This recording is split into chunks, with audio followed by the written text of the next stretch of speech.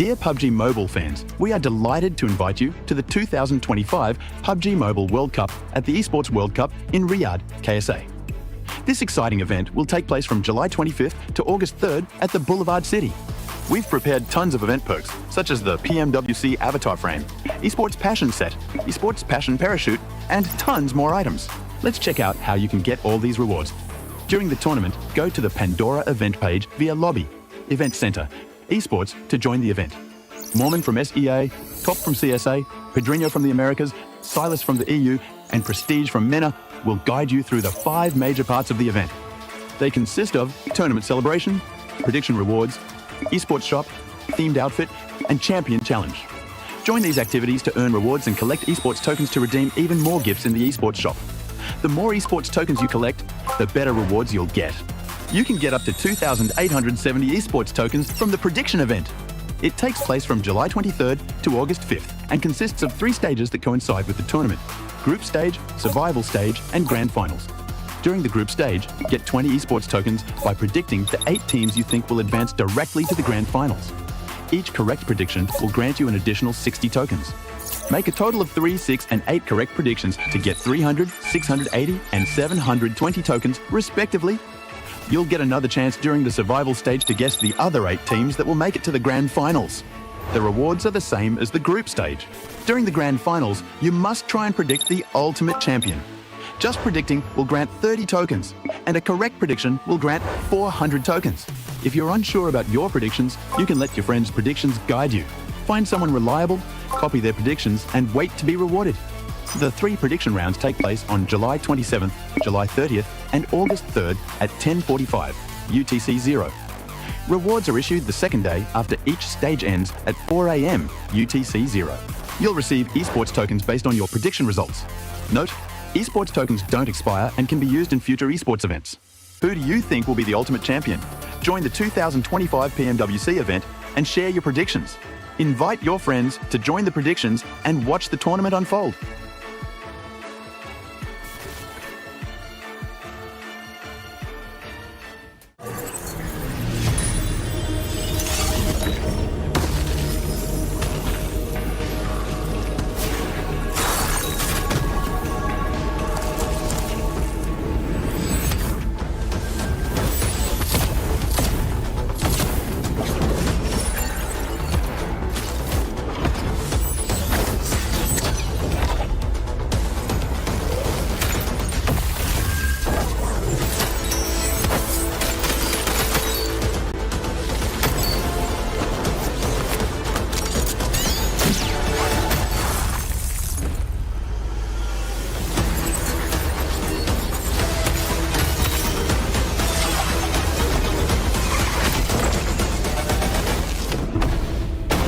The highly anticipated addition to the Mummy series outfits is here. Paired with the new Ice Tube Glider, the Polar Spectrophage set is just what you need to freeze your enemies. Or send them ablaze with the Inferno Feed set's new upgradable Chain Inferno Uzi. All the Mummy outfits are back. Get them all. Join now and collect the whole series to turn all eyes on the battleground. Event period, July 10th, 2025 through September 2nd, 2025.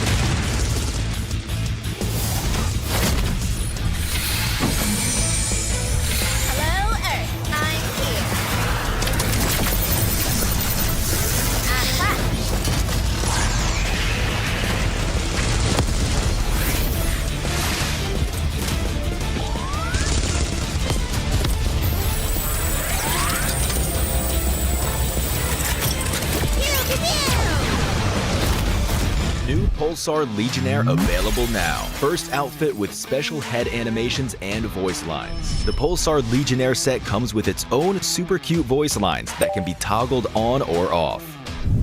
What happened? Bye, friend. Hello, Earth. I'm here.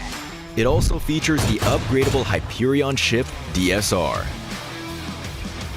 and Jet Reaver glider with special animations. Experience parachuting like never before. That's not all. Even more rewards await.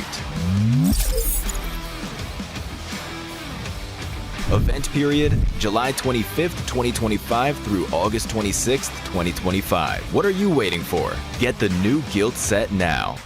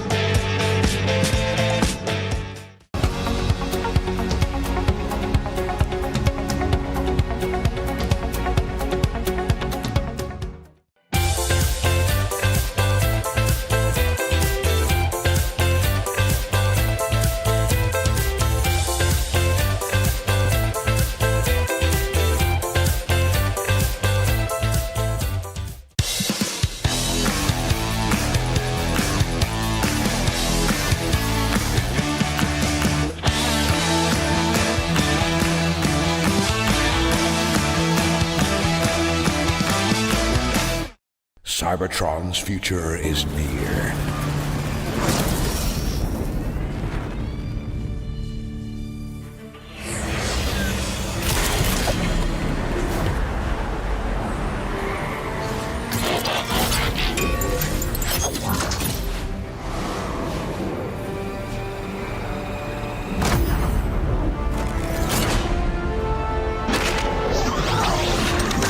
Autobots, roll out!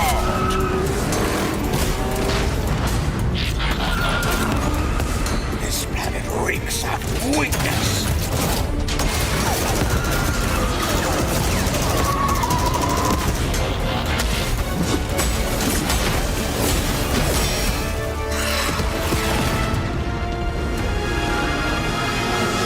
Your courage reignites my spark. We'll crowd a new load of Cybertron.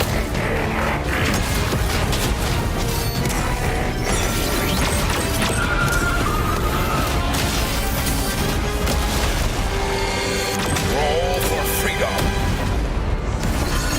A victory for all sentient beings.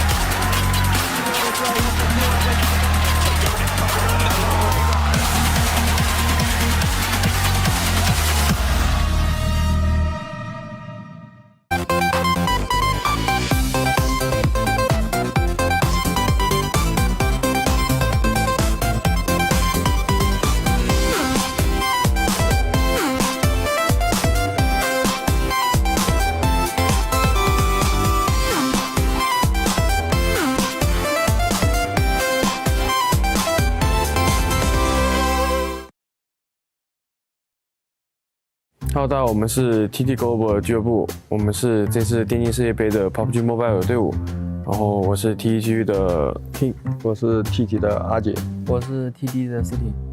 我是 TT 的泰안녕하세요, TRX입니다. 안녕하세요, TRX 현빈입니다. 안녕하세요, TRX 소이지입니다. 안녕하세요, TRX QX입니다. 안녕하세요, TRX CJ입니다. 然后现在我们是来玩一个小小的游戏，叫做选手是谁。 나만 하네. 개그맨입니다. 개그맨 지망했던 친구랑. 小丑，这是小丑。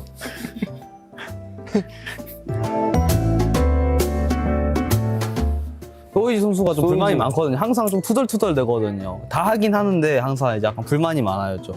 하긴 하는데 투덜대면서 하는 스타일 약간. 나이스.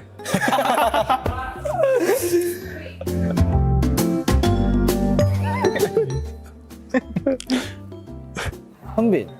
근데 호진이긴 해 이거. 호진이 좀 많이 해요. 맨날 맵 본다고 그냥 차 어디다 끼고 바로 핑계 대잖아.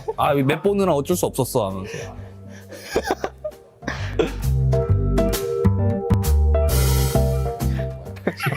这个，他喜欢在厕所里面做草莓蛋糕。这个。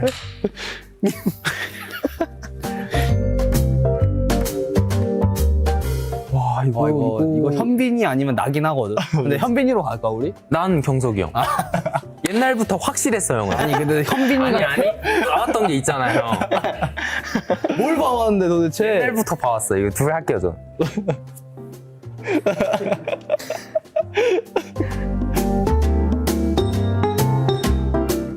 谁睡得最多？睡觉睡得最长，最可是我每天5、6个小时，我还睡得长呢。 여기. 어디 총소리 들렸다 하면 그냥 가고 본 친구거든요. CJ 선수. 感谢大家观看这次的小节目，我们赛场上见。 시청해주셔서 감사하고 많은 응원 부탁드립니다. 拜拜。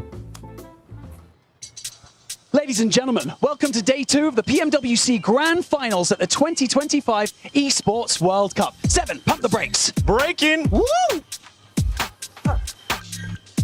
Let's open things up today by talking about day 1, namely the teams that were actually struggling a bit straight off the bat. 7. That's right, one of the favorite teams to win on Championship Sunday. Sport Drives and Horror Esports not having their optimal performance in day 1. That's right, but I tell you who was in prime position, Yangon Galacticos and DRX. What's up, bro?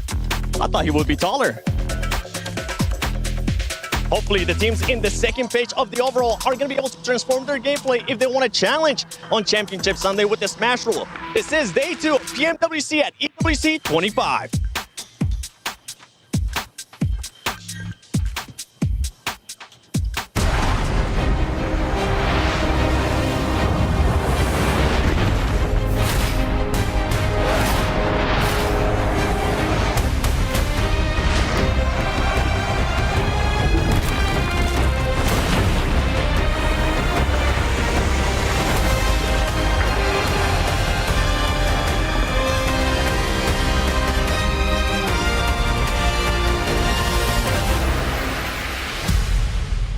All right, guys, it's day number 2 of the grand final. In fact, I'm here with Max Man. All right, Max, come close. Whoa. Steady on. Okay, sorry. All right, we're going to talk about some of the stuff that's gone on, obviously. Yangon, #1 right now in the tournament, looking but Yangon. I want the hot takes. Coming into day number 2, Max, what have you got? Actually, day 1 was such a weird day, Kalaris, that actually I think that the champion of PMWC 2025 is currently standing in the bottom 8 of the leaderboard, so they'll initiate a big comeback entering the second day. Could. It's very close. That's fair. All right, I'll give you my first hot take. Yes. All right? I think Yangon, despite being #1, will not win the tournament. I think that the other guys are going to catch up and do something spectacular for day 2. What do you think? Yeah, I feel like they've got like a similar hot take here. Going into this, but actually I have another hot take. Are you ready for another one? I think that if you blame me for cursing your team and they don't win, maybe your team's not that good in the first place. That's not bad. I don't mind that. That's a hot take. Yeah. I'm still going to blame you, but that's... Everyone's going to keep blaming me. Still a thing, yeah? All right, okay, a second one. I think China has to step up on the international stage. I think they've not been able to really hit it home for a while. Never mind Hong Kong. Stop looking back there. But I think they've got to really kind of kick back into gear somehow, some way, because here at PMWC, it's not hit home for me. They've got to do something better. What do you think about that? I mean, I agree. We're both currently in 5th position, but we want to see a little bit more. Hopefully they can climb up into 1st place. But as of right now, they're pretty passive. I want to see Suk get more eliminations with the explosive bow. All right, well, thank you very much, Max. I appreciate that. It's time to check in with 4 Thrives and see what they're up to.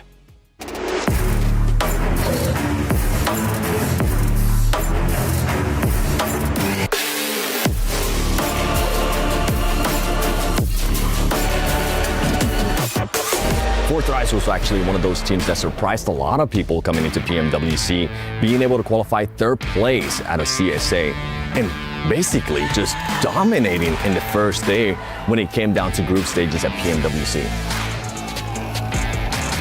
What can I say? We are getting ready for the final. The top, and it's unbelievably placed.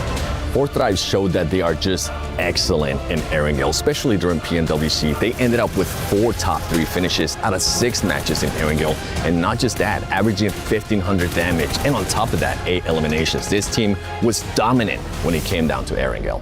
Our Erangel is very strong, but we have worked on our other maps too. Inshallah, you will see the results in grand final.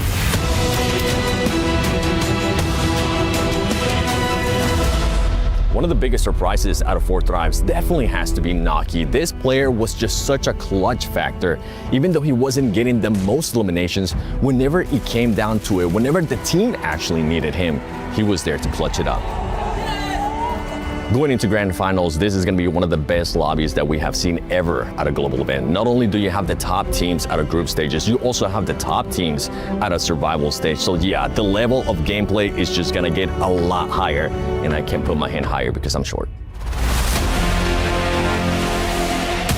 Going into the grand finals, I'm just hoping 4Thrives doesn't crumble under the pressure. This is the first time ever a Pakistani team is in the grand finals of a global event for PUBG Mobile Esports. Not only just that, they could make history by winning that championship and not only becoming the first team from Pakistan in the grand finals, but becoming the first team from Pakistan to be champions of a global event. It would be an honor to be the first Pakistani team to win a world championship for our country, and we will go 100%.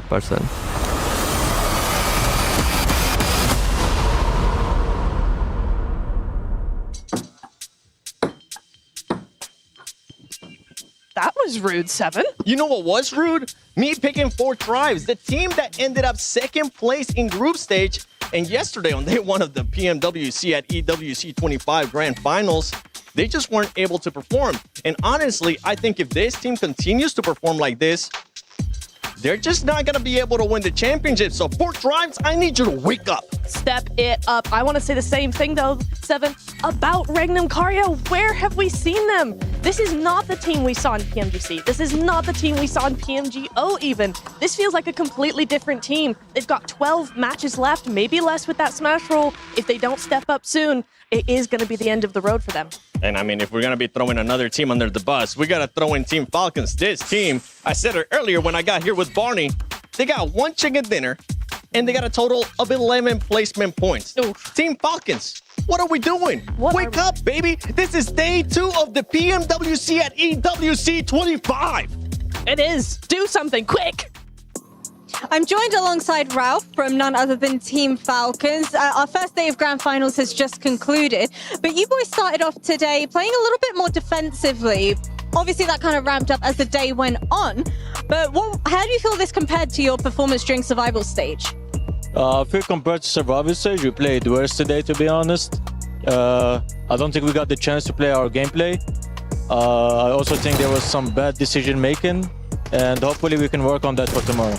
Well, all is not lost because you boys walked away with a winner-winner chicken dinner in the 4th match of the day. Obviously, the circle favored you just a little bit, but what did you kind of change in your approach in order to end on 12 eliminations?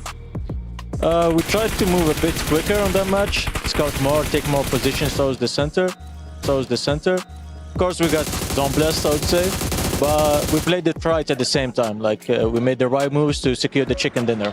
Well, in match 5, you had that a bit of a tense situation where Narvalo was up against none other than Alter Ego. Do you feel like it was maybe not the best approach for him to overextend to try and secure that elimination? I think at that situation he had no other options but to go for the elimination, because if he continued the rotation he would die. It was my call for him to go get the turret, get at least one more point, because his car was already almost blown up, you know. Damn, they're out of coffee. Don't worry, I've got just the thing for this. 7YSG, get in here. Thank you so much. Now, get out of here.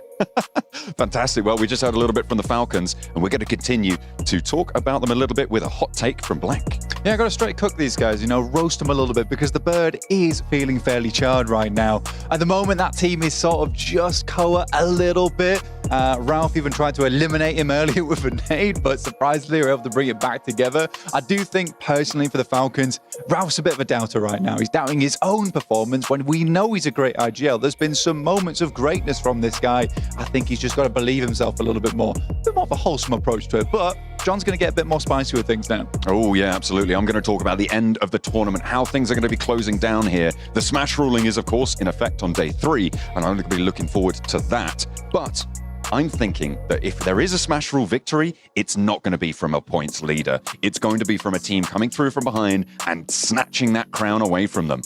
It's going to be exciting towards the end, but we're going to have to find out how things will unfold as we head over to the Battlegrounds. But first, we tuned in with Alpha Gaming.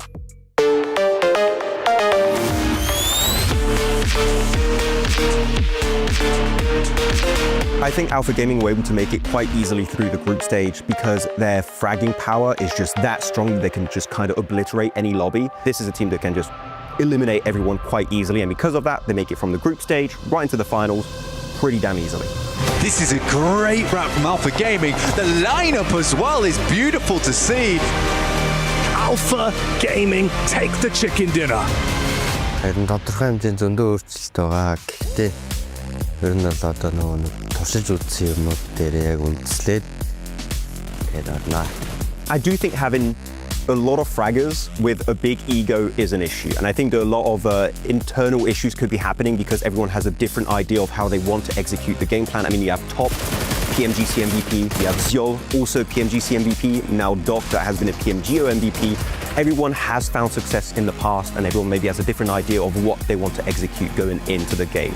So internally, I think that could cause some issues, but if they can fix it again, this team could be taking home this PMWC trophy. За одоо энэ тоглогчдоо одоо ер нь IGL-ихэд ер нь ямар ч асуудалгүй байгаа. Яагаад гэвэл одоо бүгд туршлагатай тоглогчд учраас ер нь ямар нэг асуудал гарахгүй төвхтэй зүйл ч юм уу ер нь нэг тоглолтод ерөөсөө нөлөөлөхгүй байгаа. I do think Doc could take home the best IGL award. There's going to be a lot of competition for that role though, because you're looking at players like maybe IQ from 4 Thrives who could be taking it home.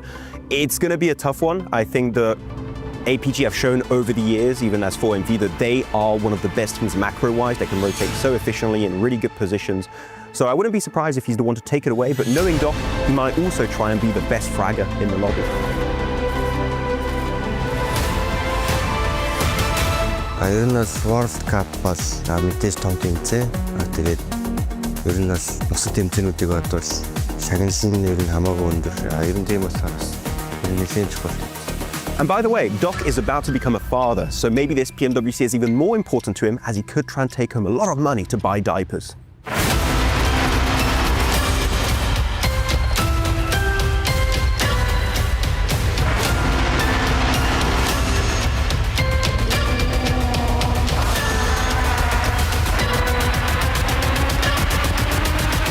Тэгээс алдсан ч онсон ч дэмжээрэй л гэж хэлээ да. A lot of money on the line, a lot of diapers on the line. Day 2 of the grand final here for PMWC at the ESPORTS World Cup 25. And we have got ourselves another 6 games to determine who is going to be able to ascend the mountain and get themselves a position of power. Joining me to start things off, we have ourselves 7 Worlds Gaming, we have Neptura, we have Max Man. Max Man, do you think that we are going to see Yangon stay at #1 for today, for the rest of the day? Oh, no.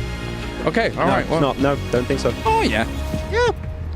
That's it. That's all I have on that. Yesterday was such a weird day. I think we're going to have the leaderboards all over the place. And I think, as I said earlier, my hot take is our champion is currently standing in the bottom 8. So there's going to be a big comeback today. That's an exciting prospect because, of course, if they can fight back, obviously yesterday was a very close day, 7, but now if they do fight back, which they very reasonably could, we could go into the last day with an insane leaderboard. I mean, for this team, one thing I really enjoyed was how adaptable they were. Not only did we see them being able to adapt whenever they ended up going to Nova, but we also saw the landing spot being able to adapt. They ended up going to Grades, south of George. That was quite a pleasant surprise for me.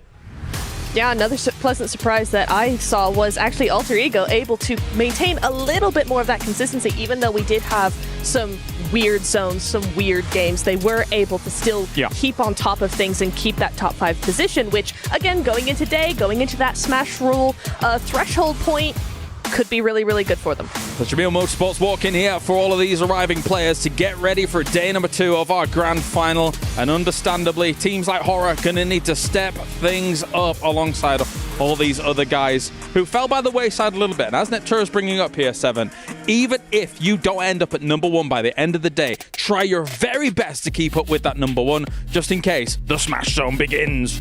That's going to be right. I mean, especially going into tomorrow, you don't want to have a team that's in first place with a 30-point lead, because now you're going to have to catch up to them. And if that team comes off hot, Max, they're going to be able to get into that Smash Zone and possibly win via Smash Rule. A big point lead after day 2 is just going to be horrendous for all of the lobby right now. You want to make sure that gap is just as small as possible, which it is currently small, but is that going to remain the case if they get, like, let's say 2 wins in a row or something like that we have witnessed here at PMWC on this stage? It's going to be a scary one, but keep in mind here that the teams at the top, everyone's going to try and create that lead, so it's going to be very competitive here for day 2. Let's check in with the Gideon top players here from our finals so far and see how all of these teams are shaped up and looking good to go. As we take a look back at what was going on, we started off with Sandhawk, which for quite a few of us, 7, was kind of the most exciting match of the day. And then everything else went weird from there. That's my favorite map. All right, and I was happy to see it. And I was super happy to see him actually being able to perform. And I'm talking about Alter Ego. You were talking about them earlier. I enjoyed how much control of Trifecta that team was able to show. It seemed like we were actually watching that game. We're like, okay, if this team is going to be playing like this the whole day, they're more than likely going to become the champion. Luckily for everybody else, that didn't happen. No, it didn't happen. Those circles just were not going in their favor. Even when they did, they just were unable to actually get that control back on the board like we saw on Sandhawk. So maybe if they have a few extra games today, they start off on the Sandhawk doing well and keep that rolling a couple more games, they should be really good to go. Sure, you're wearing kind of Alter Ego colors today, actually. I kind of am, actually. Are you up for some Alter Ego gameplay? Is that what I'm thinking? Yes. Yeah. I'm supporting via fashion. Is she jumping the boat? You're not a Team Falcon supporter anymore? No, I'm always team. Where's the green and white? That is crazy. I know. Well, where's my jersey? If you give me the jersey, then I'll wear it. That is the second time she has pitched to get a jersey. No, only because I was told I was going to get one. Only because I was told I was going to get one. No. I like this better than the jersey. This is looking fantastic. But Maxman, as things do break down here, Alter Ego, of course, I do think are one of the bigger favorites to try and do something, especially from what I saw in the group stage. Yeah. Well, how are you seeing a prospect here for them? So for Alter Ego, I have one thing that I would like to see them adjust. We saw on Sanok, their split was very controlling. I really enjoyed that. When you look at Miramar, they were overly eager to split again. They just want to split in every single map, but there are times where splits are not the answer. Sometimes you just got to bunker down, regroup, hold a position very defensively, and that's how you can also try and be consistent on other maps. So if Alter Ego adjust their splits to sometimes just stick together, maybe they can just be a little bit more consistent on your Wrangles and Miramars. Well, for all the weebs out there like Maxman, we got the Crunchyroll reactions coming in from everything. What's wrong? I love it. You love anime, and you can check it all out at Crunchyroll and check out all of these reactions coming in as well, Neptura, because all of these players playing for glory. It looked like our South Korean overlords had some good times yesterday as well. Yeah, they actually had some really good games. I mean, again, not the most dominant games that we wanted to see from them, but certainly, you know, DRX were able to take what was given to them and multiply it a little bit. Not the biggest elimination win we've seen from them, but still really, really nice. They are up in the top spots. They can contend for that smash point. Yes. And so that is exactly where they need to be at end of day 1. We've got weeaboos like Maxman. We've got Korea boos like me and Neptura 7. We like Korea. How about you? Do you like Korea? I like their food. I don't like how Korea has been playing. What about the team? I mean, if we're gonna be talking about the team, I didn't want to be this negative right away. But Nongshim Red Force, I mean, this team, I want to see a little bit more reaction out of this team because yesterday they ended up giving a win. The only win that Regnum Karya got, it was gifted by Nongshim Red Force. Nongshim Red Force, I want to see them being a little bit more proactive early on. Don't wait until the end like you guys were able to do yesterday, where you pretty much stayed in the compound the whole match and then decided to move at the wrong time. But I'm looking to see a bit of an improvement out of them, Max. Take a look at that overall here, Max, and see how they've all shaped on up. And so what do you think, Max? I mean, looking at Korea, DRX, of course, second place, a really good day. They've been hyper consistent yesterday. Looking back at their results, they got themselves a 4th place, 10th place, that was their worst result, then a 2nd, a 3rd, a 1st, and a 4th place. So always reaching that late game, always getting a lot of placement points. But when we look at, again, the fact that we have Smash rules in here, PMWC, it does scare me that how quickly could they get into that Smash zone, get the extra 10 points if they are, let's say, leading the pack at the end of day 2.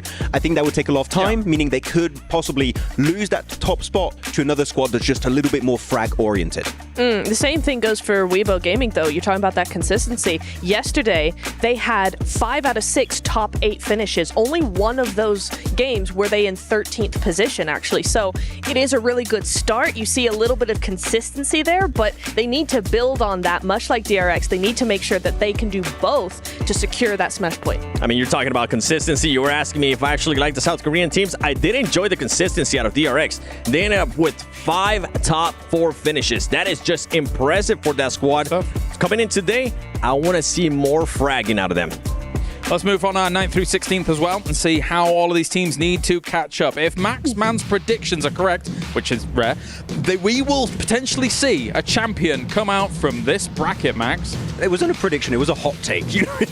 Oh, that's not a prediction? Okay, yeah. Maybe. I mean, if I'm correct, yes. If it's not, it's just a hot take. We'll see how it goes for the rest of the day. But no, 2 teams, I mean, one in particular after the group stage, here 7, 4 thrives.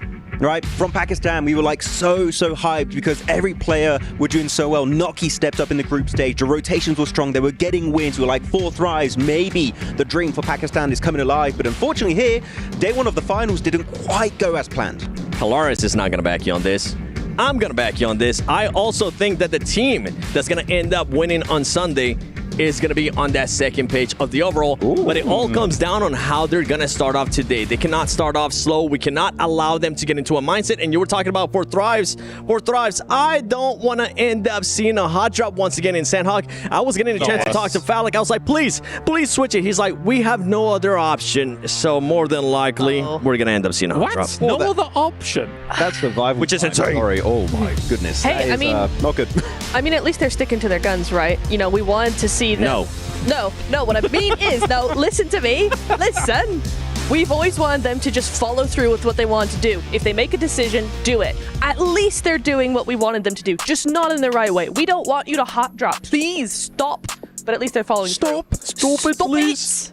I mean, even trash dropping, I feel like, and just going for some compounds here and there. You look at teams like, actually, now that I think about it, Yangon, who actually moved away from Paradise in some of these games, trash looted, and look where they are, Max. There is options. There are other ways. Not even just that. Yangon also changed from Nova over to Crates into George Ball. Like, they are actively changing their drop locations. You can do the same. I think Power have done it multiple times, where you go for the compounds south of Hartin, and you don't have to fight Power anymore. That would be something I would like to see, but known 4 thrives, they might be a little bit overcommitted to Hartin. Well, of course, some of our top performers as well as some people's expectations for teams like Falcons. And I guess I'll just come to Neptura for that, since 7 is now looking her directly in the face about Falcons. Hi. Talk to us about Falcons, please. Yeah, what's up with that? I'll talk about Falcons. I like Falcons. Listen, they have a good foundation. They're obviously a good team. They have a good strategy. My problem is that they don't seem to believe that they have a good strategy. When you talk about mindset, when you think about the mentality of these players, they are kind of an emotional team. Their results heavily weigh on their mind.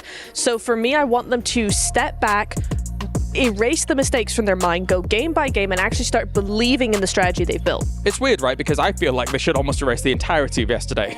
Because if you look at that graph, where did it peak? The one time the circle comes towards Museum and they're able to get what effectively should have been their win to begin with. Everything else didn't materialize, so wipe the slate clean, bring something new to today and represent Falcons proud? I do think they're going to bring something new on the board today because I talked to Narvalo. He's not feeling great today. He had a little bit of a disappointment. So if we do see Snowix playing, maybe he's going to replace him. But Narvalo was one of the top performers too for the team. So if he's not feeling it today, that could really hurt their performances even more today. Well, let's take a look at the power ranking then and see where you guys have placed some of these teams 7.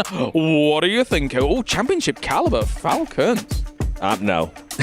Well, that wasn't me. I'll talk about APG because that team was one team that was actually able to impress me with the way that they were able to play yesterday. We saw them playing a bit more compact. We saw Doc staying within the team. And at one point, Max, actually, it was Doc being the last player alive for this team, which I had to double check. I even put on my glasses. Yeah. No, but I have to echo your point. The rotates were good from them, but they're always in these strong positions and they just don't have the full team. If they play the same way, and they just have 3, maybe even 4 players, I think they can actually convert wins here, but they just keep losing players upon rotation, and that just really hurts their opportunities to get these chicken dinners. I'm sure it seems like you guys have put in the bye-bye category both 7 and Max's predictions, but mine and yours predictions aren't in the bye-bye category. I think we're doing well. I think we're doing very well. I think these two don't know what they're talking are in the bin. You supported Falcons and now you're going for Alter Ego. I will not take your criticism. I said Falcons. Okay, Max, king of the bins. Thank you for using my entire title there. I appreciate it. Yeah, I do. We're okay. We're having too much fun here. We're having too much fun.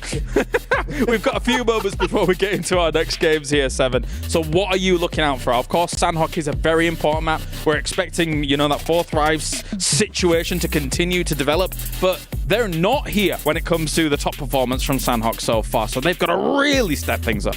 For 4 thrives, we know that hot drop is going to happen. I'm going to be looking at them, hopefully winning the hot drop. If that doesn't happen, if they end up losing a player, try to find a way to just back out of it. It's an option. You can back out of a hot drop. You don't have to fully commit to it, especially if you get some loot and they give you a chance to back out of it. Max? Looking at this one, I'm looking at Ida in particular, one of the top performers on Sandhawk. They're currently standing in 8th position, tied with Regnum. They're about 30 points away from first place. You want to stay close to that first place position at the end of today. If they can start hot with the Sandhawk, they could be in contention until the end of the second day. Mr.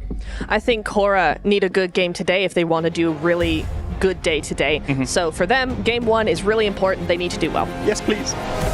Please. Today. You're keen for that, huh, Max? I would like that very much, yes. Sky almost beat him up earlier. Yeah. He did not like me. He was pulling some faces at you. Wait, I saw that. All right, well, thank you very much. We've had a lot of fun here at the desk, apparently, and now we're about to have a lot of fun for day number 2 of the grand final here for PMWC.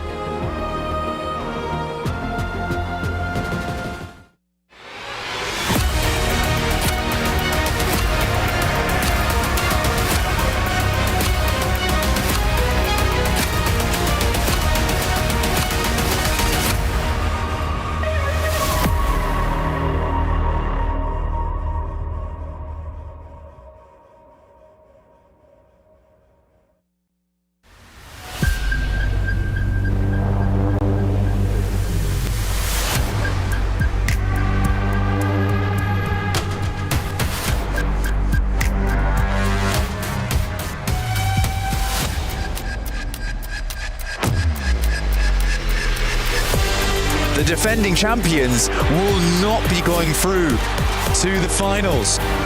Absolutely insanity. This is a sad sight for Alpha 7.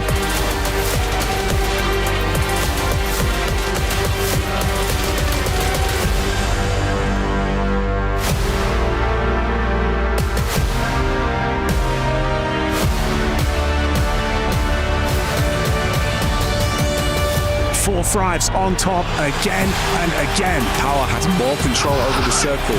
Alter Egos are looking like the top dogs here.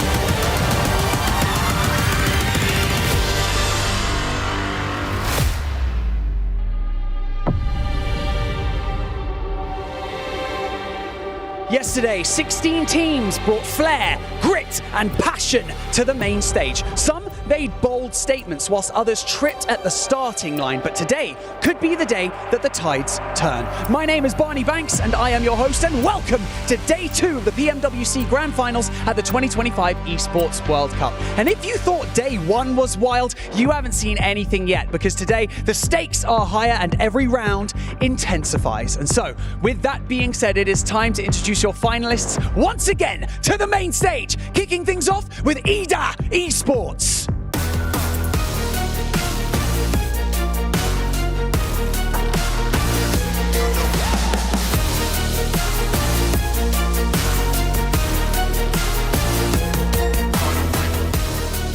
Yangon Galacticos.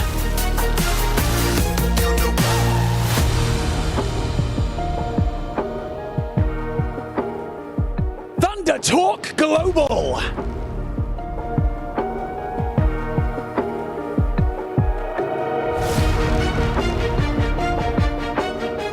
Team Falcons.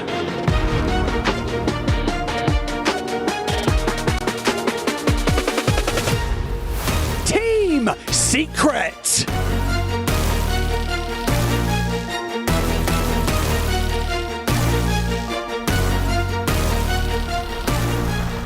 Nongshim Red Force.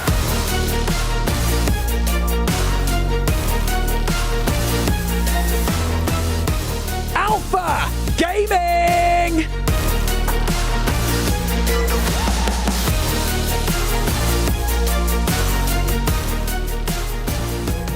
E Arena.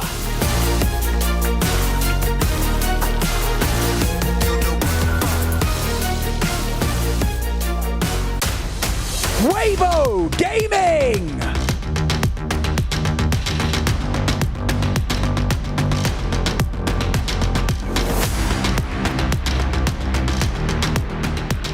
Regnum Carrier Esports.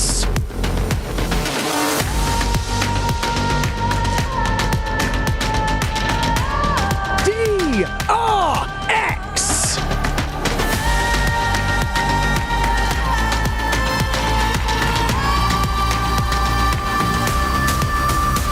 Power Esports.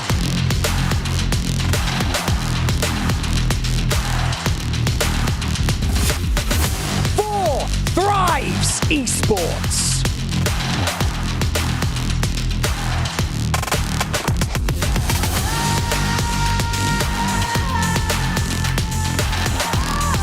Flux Esports.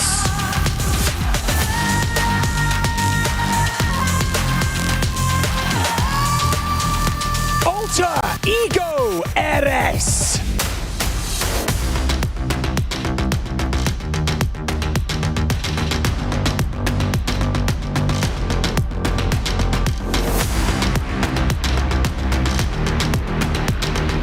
Horror Esports.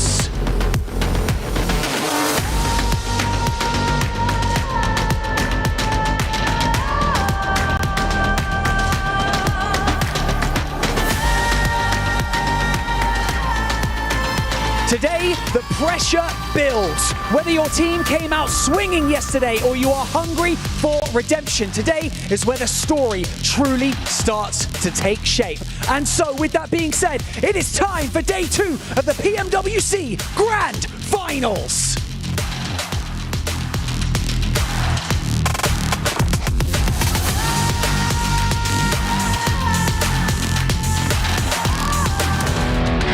Made for this. Tell them I was made for this. I was made for this.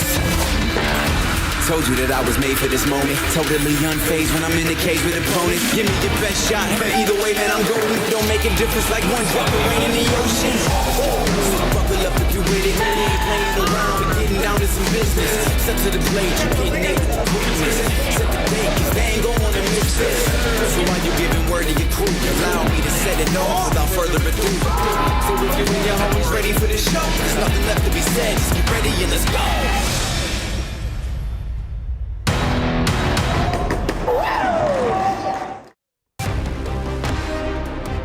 Yangon Galacticos was able to set the tone in day number 1. Now, can everyone else keep up? They're in number 1 right now here. They are staring down the potential of winning PMWC, and everybody else is going to have to try and move forwards. Even Optimus Prime is hoping for them to be able to do something against Yangon Galacticos at number 1. No. Optimum Prime. Optimum Prime. I was almost taller than him. What is that? Oh, he ate the logo of Weibo? That's terrifying. Oh, what is that? That's an abomination. Okay, actually, talking about Weibo, I'll just move on to them, I guess.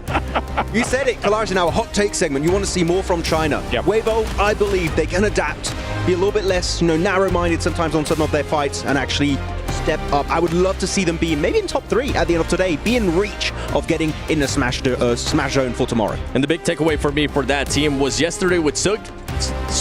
I love the explosive bow, but please don't just get too tunnel vision with it. Make sure you keep an eye on what's happening around you as well. Maybe play DPS sometimes. It's what it's good. Yeah, that's also doable, right? You can still do that. Yes, we want to see the explosive bow a little bit, but you're right. Both of you are right. The tunnel vision thing is the major issue with them. They have done really well so far to be up at that top spot, but they need to do more. They need to do more, yes. Seven, your thoughts coming into Sandhawk? Thoughts coming into Sandhawk, it's a lot of teams kind of sometimes just disregard Sandhawk, but if we actually take a look at what happened yesterday with Alter Ego, if it wasn't up to Alter Ego being able to get that win and being able to back it up with the eliminations, they will be nowhere near the top 4. So for all of those other teams, and this is kind of why we're stealing 4 thrives, you know what, don't hot drop. You need to make sure you get enough points here in Sandhawk to set the momentum for the day. It truly sets the pace, and it is a brutal one to do it on. Right, thank you very much, guys. Time to head on to our first game of day 2 here for PMWC Grand Finals.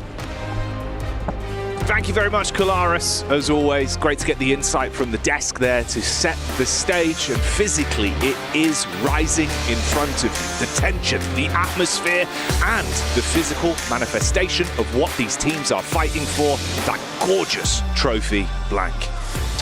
On the plinth at the top of the pyramid, which all the players are currently climbing, clambering, trying to get towards the zenith and take that trophy home with them. It will be concluded in just 2 days. One of those days. Big today. Right now, yeah. In fact. As we come over from the top side of Sandhawk down towards the south side. Regnum Kai out nice and early around Cow at the moment. And it will be the second to last time we see Sandhawk here over at the playoffs for PMWC at EWC.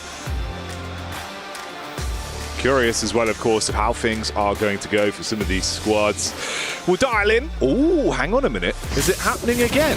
Power Gaming on the drop blank, the back-to-back versus 4 Thrives. Yesterday it went very badly for 4 Thrives, almost immediately going down with Power coming out on top there. Let's see if 4 Thrives can get anything done, because right now they're in 13th place.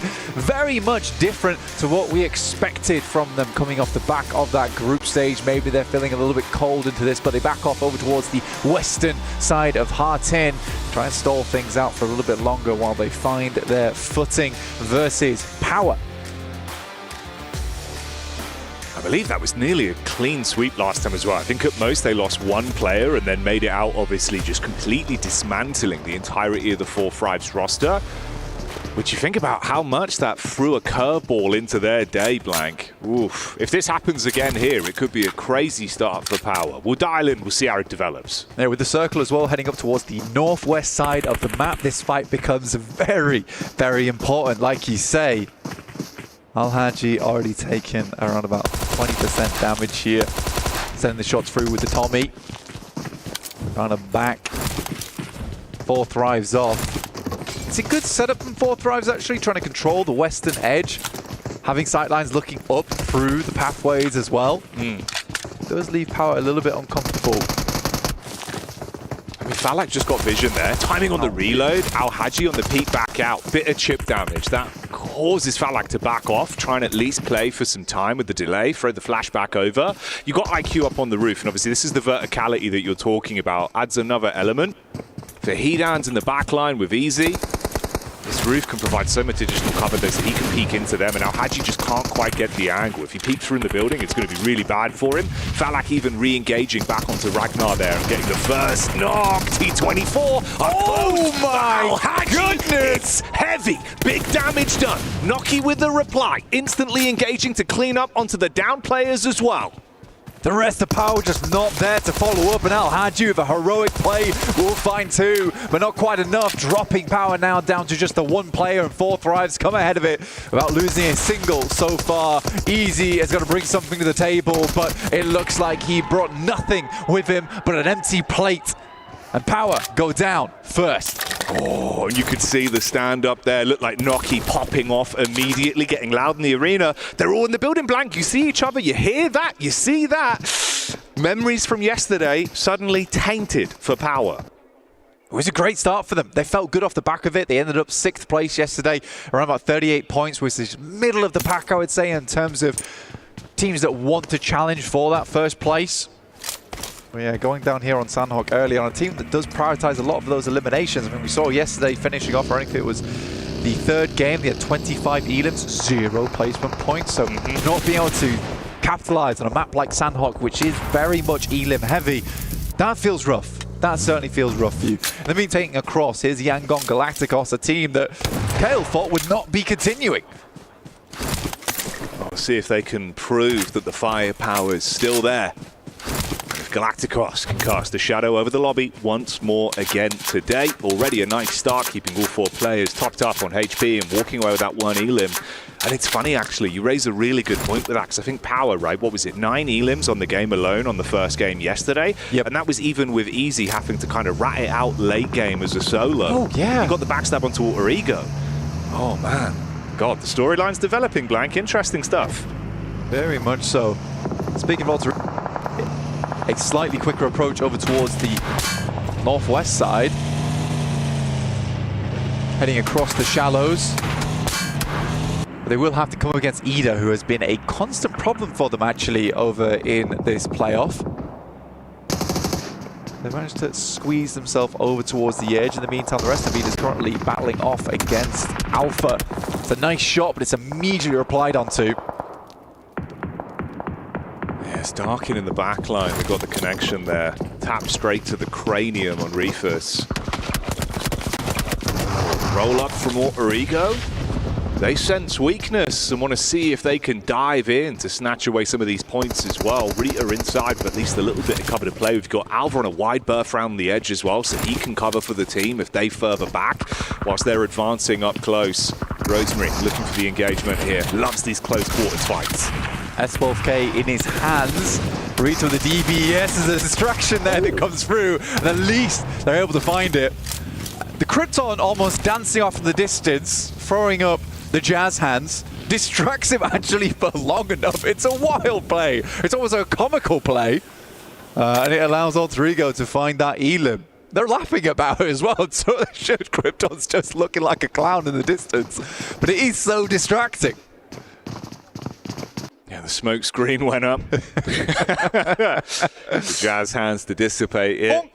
Check this out. It's a little water on your face. Oh, got you.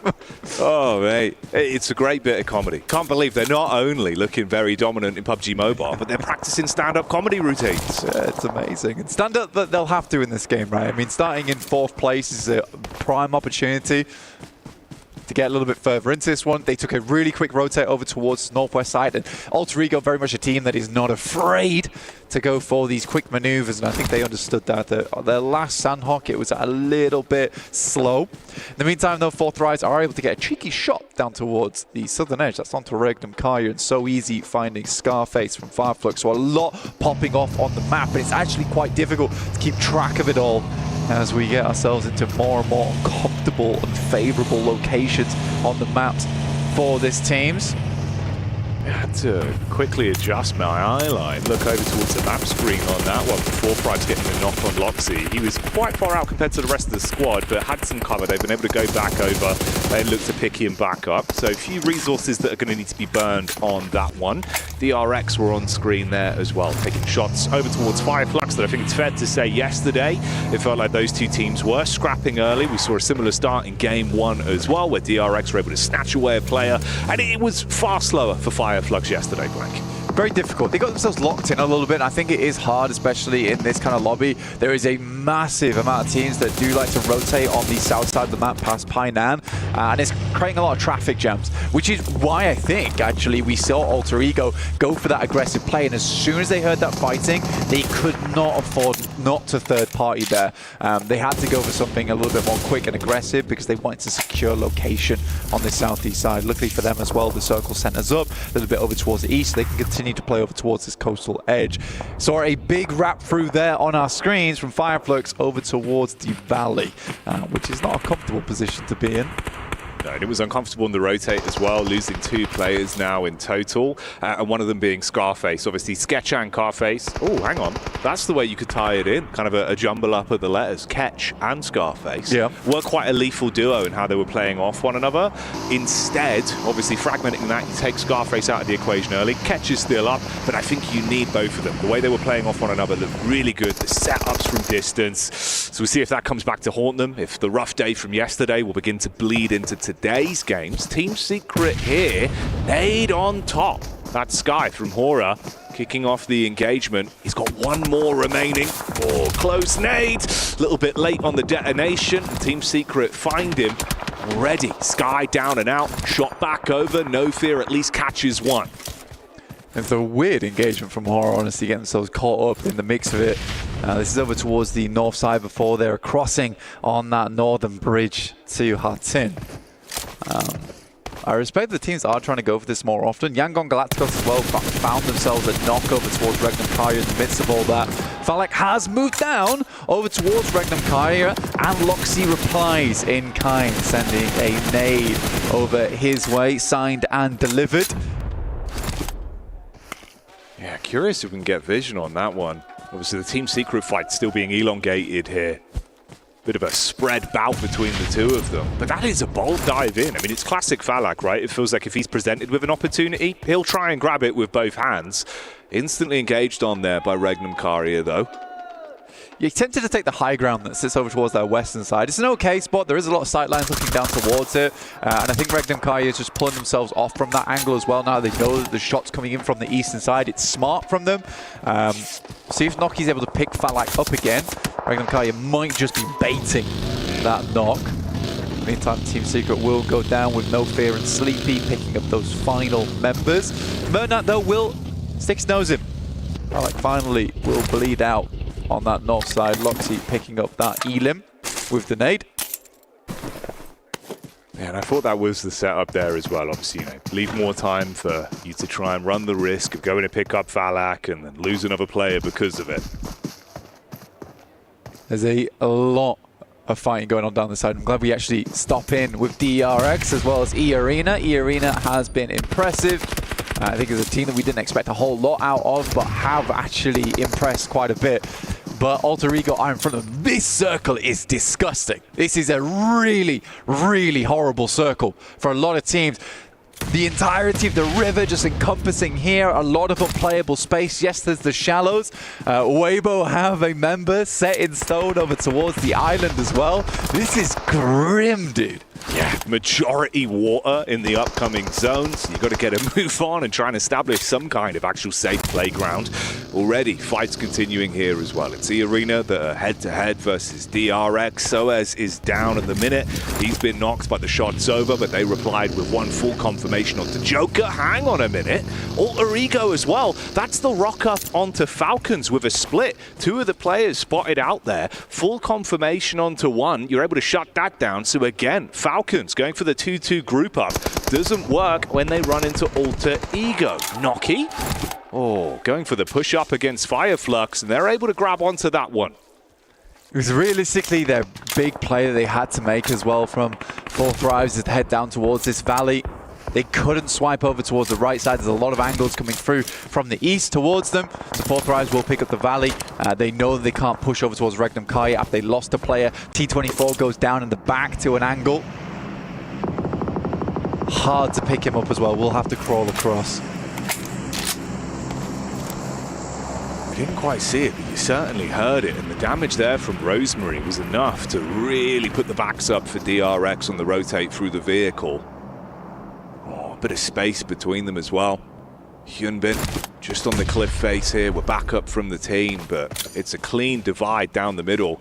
Alter Ego just trying to test the waters, throwing out those nades, seeing if they can get the chip damage in to have a better read on where they've gone.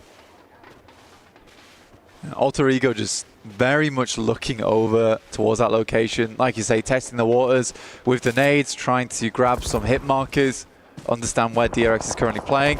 Regnum Kaya takes down another, and they were certainly baiting out that pick as well. I think that's now Four Thrives down to just the singular over in Noki, who has been fairly clutch in the past as just a solo. It starts to get very heated down towards the southwest side with Falcons moving through, Koa gliding up the hill right now. Yeah, showing off his former professional ice skating skills there. But Krypton, he's ready for it. Open ground, no cover, no trees to provide any semblance of protection, so it's an easy burst. And suddenly it goes down to one, just Koa. Obviously Falcons have preferred to play these fast, slower games on Sandhawk. Ever since they went into that survival stage, something changed. Still though, you've got teams just throwing you into the carnage in these lobbies. They just don't get to play the way they want to. Nonshin Red Force even making an appearance over in the Elim feed versus E-Arena, whilst Koa just has to sit and hope. Yeah, Koa is going to get hard. And again, this is the big difference between Falcons and a team like Alter Ego, where the Falcons just took too long to make this cross. Yeah. Alter Ego was much more prepared to take the risk. And I think in the playoffs, especially with Smash ruling, you have to take risks on day one and day two if you want to make it through to the end. This circle actually pushes over towards Bootcamp, actually giving Nongshim Red Force an area to play on the coastal edge of Bootcamp. I think that is one player going down from Horror, actually. Weibo Gaming with he actually holding his own. Does have a teammate in Suk over towards the western side, so big split coming through from Weibo. It really is only a matter of time until Koa goes down, but you could see the backstab there, at least onto Alter Ego, resulting in one player being knocked. So a bit of a stab up close and personal with a cook on the nade as well. Horror looking to get revenge against Weibo as they push their way up. Cheeky nade could be enough. It's a molly through the window. Set fire to the cover that he's got to work with. Shots in the back line. That's Yangon that are coming in from the side as well. They actually get that full confirmation onto he as he peeks and know about Sleepy. Yangon gets very lucky. Right, up towards the top side. They have had some good elims so far. They've been controlling the zone. That's Four Thrives now out.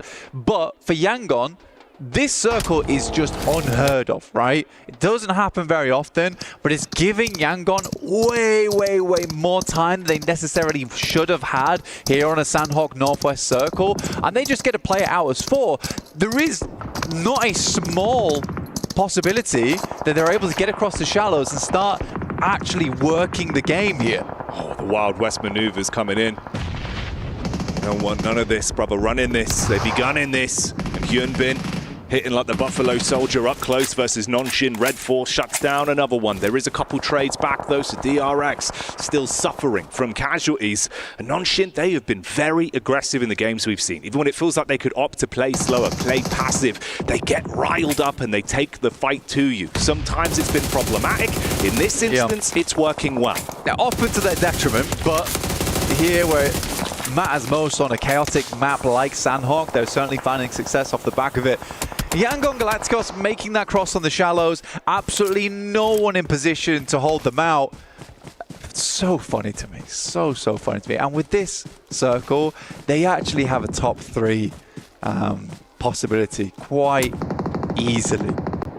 With the four players they're still running with. An awful lot of water in this one. Players are going to start to get those soggy socks. We'll see if they can beat the heat here on Sandhawk just to get dry. Yeah. To be honest. They'll need it. Couple hair dryers, sort themselves out. Like a day at the theme park, Blank. Quick reset after a splish splash on a water ride.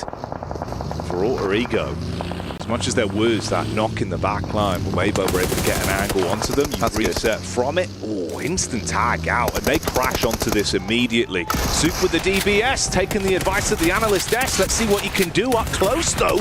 Good with the first. The Kryptonite against Krypton. Read on the angle. Alpha, see you later. But the backstab is good to save it. This is the problem, though. We currently have Alpha Gaming coming in from that western side, and this is a bad fight for Alter Ego versus Solo. This could be easily third-partied onto. Teams can start to move up.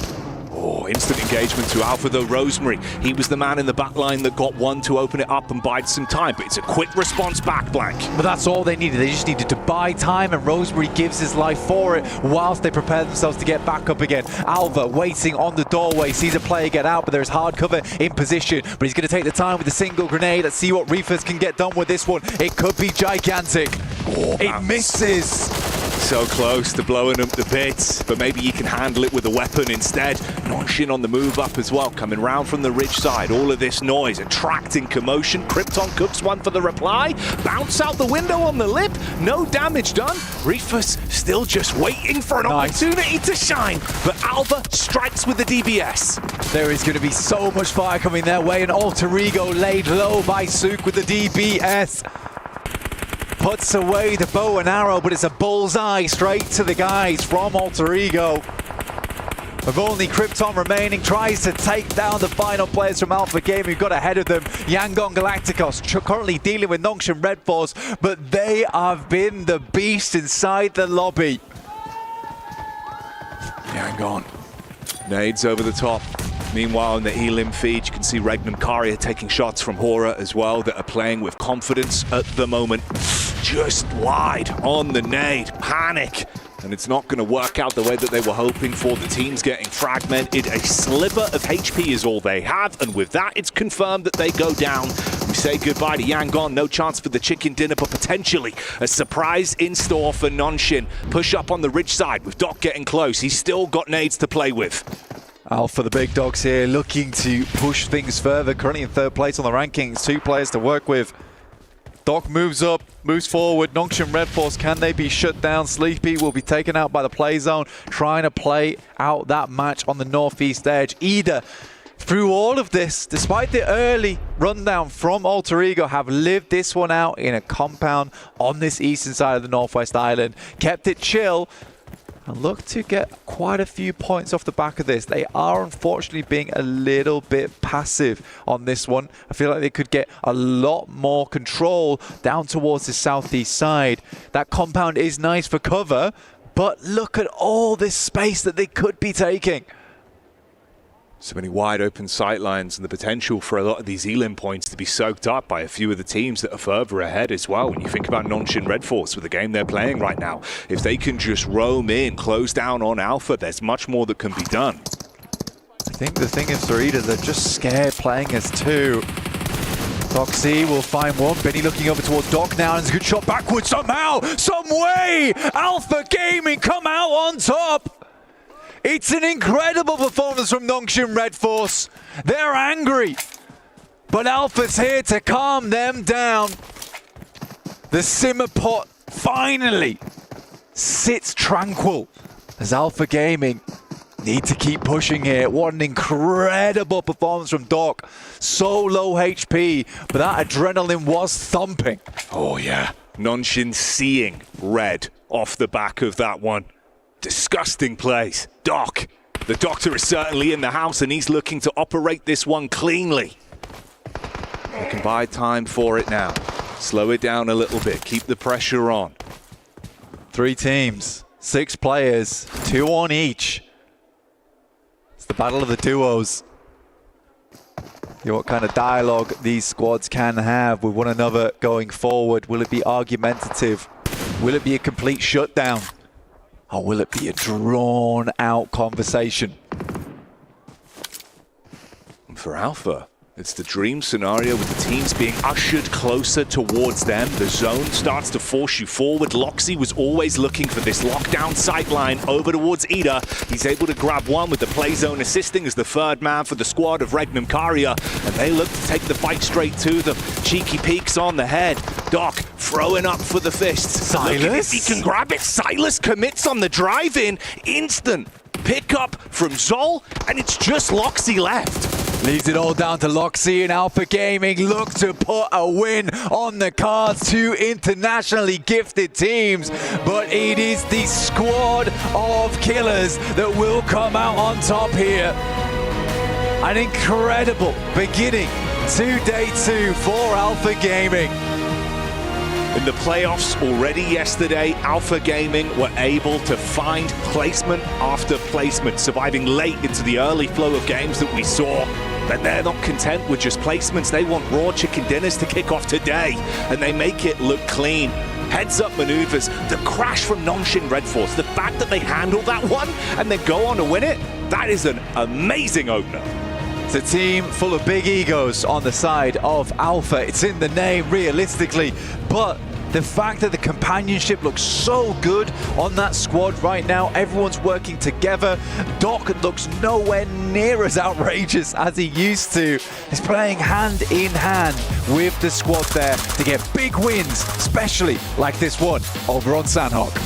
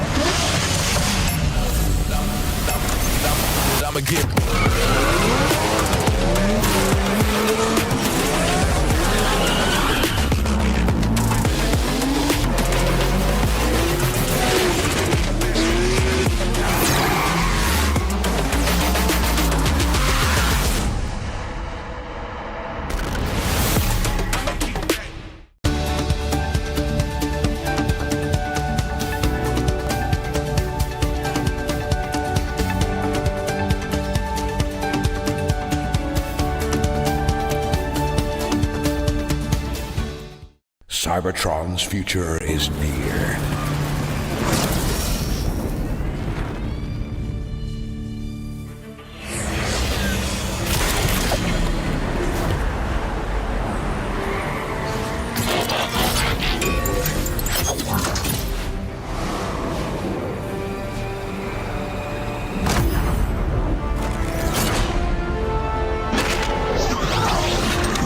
Autobots, roll out!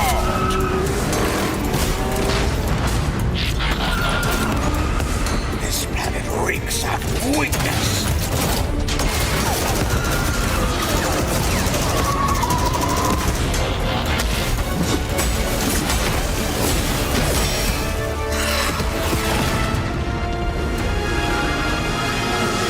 Your courage reignites my spark. We'll crown a new lord of Cybertron.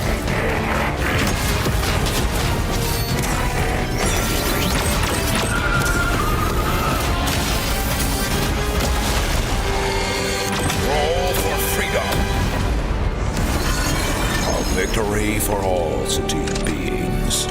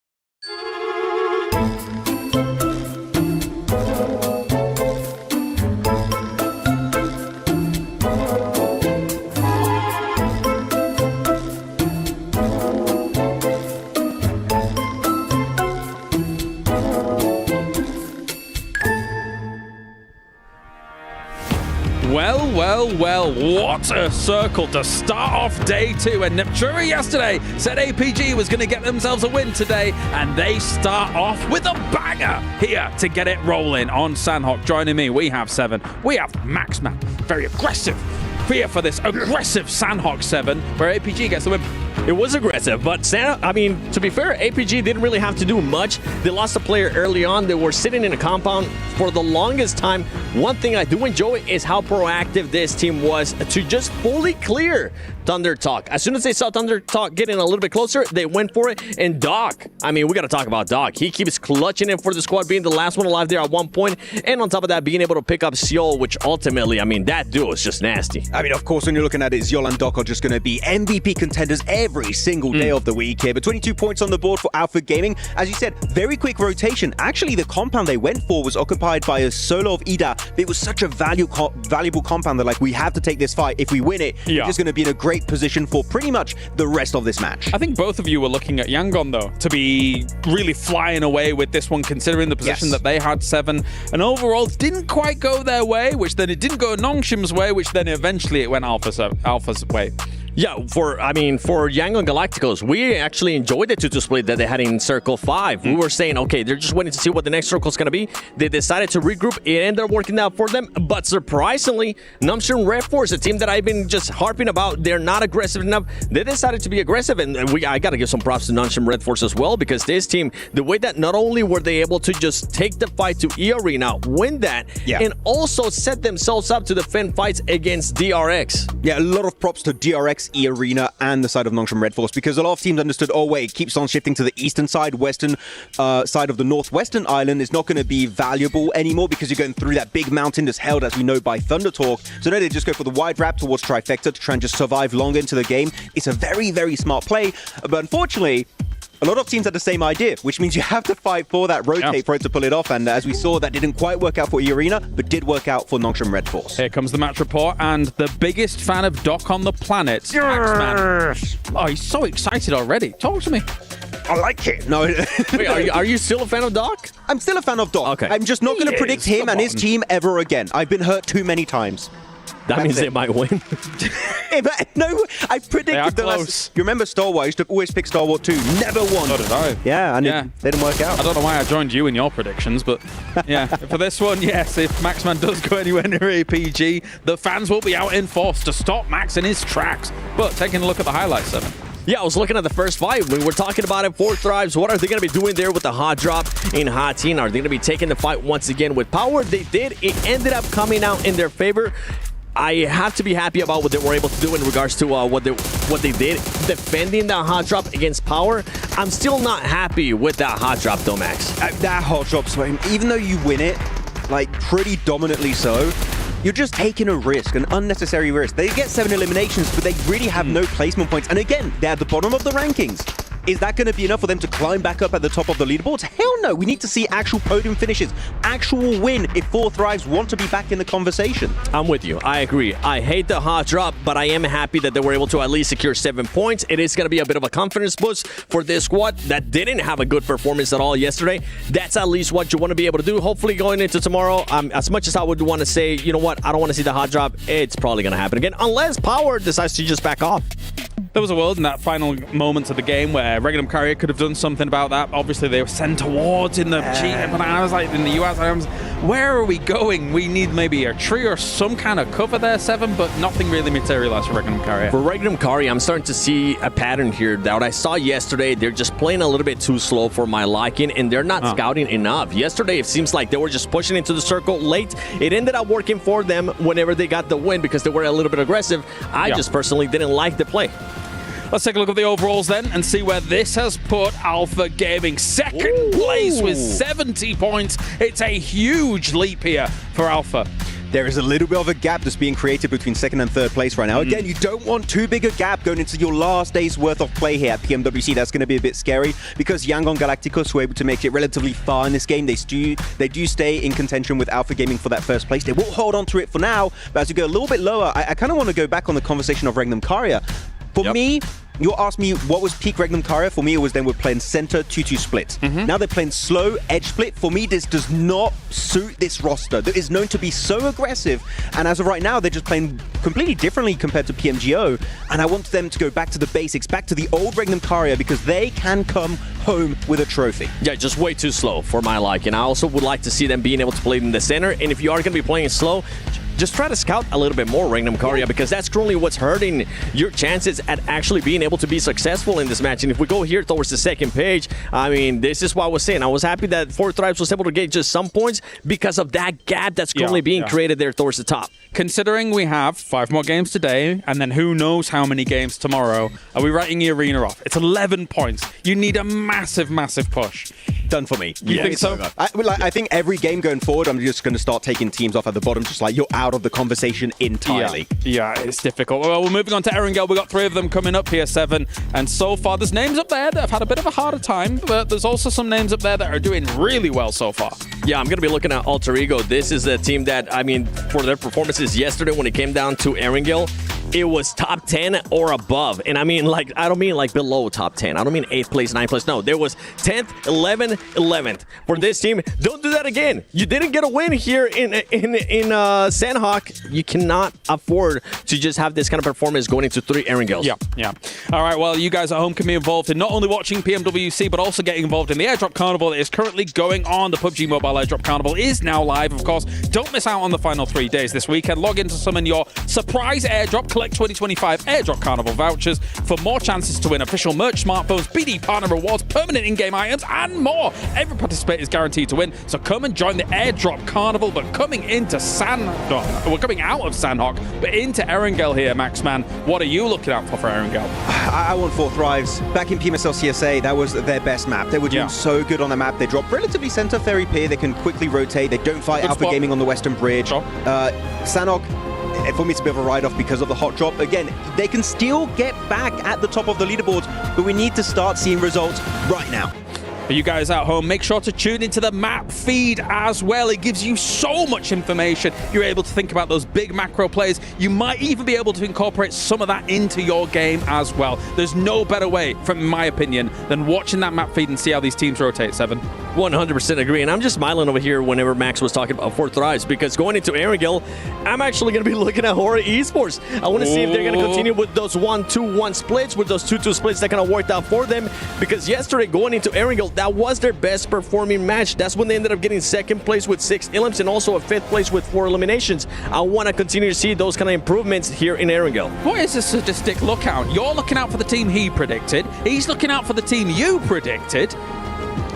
I just don't want to talk about the team from Nepal again. I'm playing it. You're trying to curse my team now? Wait a second. This is all kind of twisted. That's ridiculous.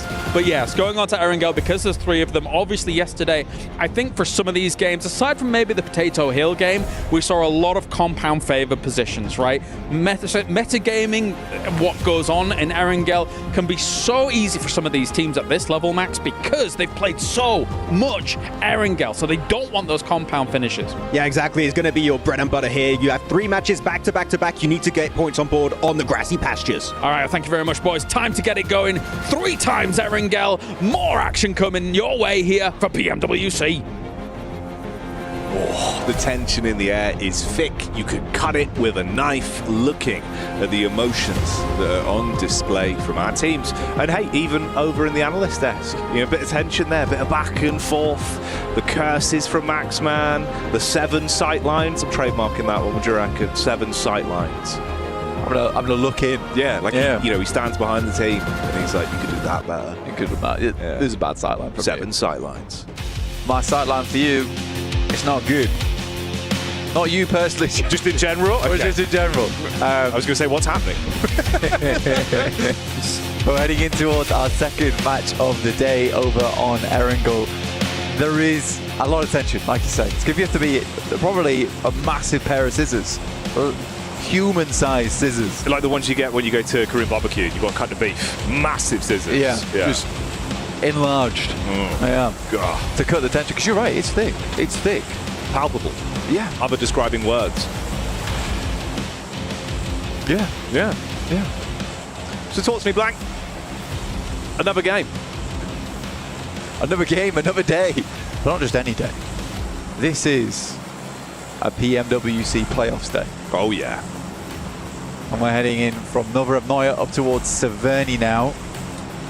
74 points for Yangon Galacticos, but look at that. That last game, Alpha Gaming puts themselves in a very good position to challenge in second place with 70 points, an exact 10-point average for them. Alpha Gaming looking very, very good. Obviously, there has been some amazing plays yesterday just in terms of survival, in terms of grit, making their way through it, continuing to put that damage out. It's nice to see Doc performing at such a level, but not necessarily just on his own. I think that Alpha Gaming has come into their own with these 4 players on side of top, Doc, Zyol and Reefers, all incredibly well-known players representing their region. Down towards Sosnovka to start, but they have a long way to go up towards Severny, where the circle resides. And I think it's nice for Doc as well, of course, because we saw in that opening VT where he was saying, you know, win or lose, we just want people to cheer for us. We want to do this for the fans, for the people that are watching at home from the region. And win or lose, they've been doing that as a team and as individuals. Like you said, so many of the statistical highlights there representing not one, but a couple of the players from the roster. They've been playing off each other very nicely, even in situations, Bank, where it feels like you should be at a disadvantage.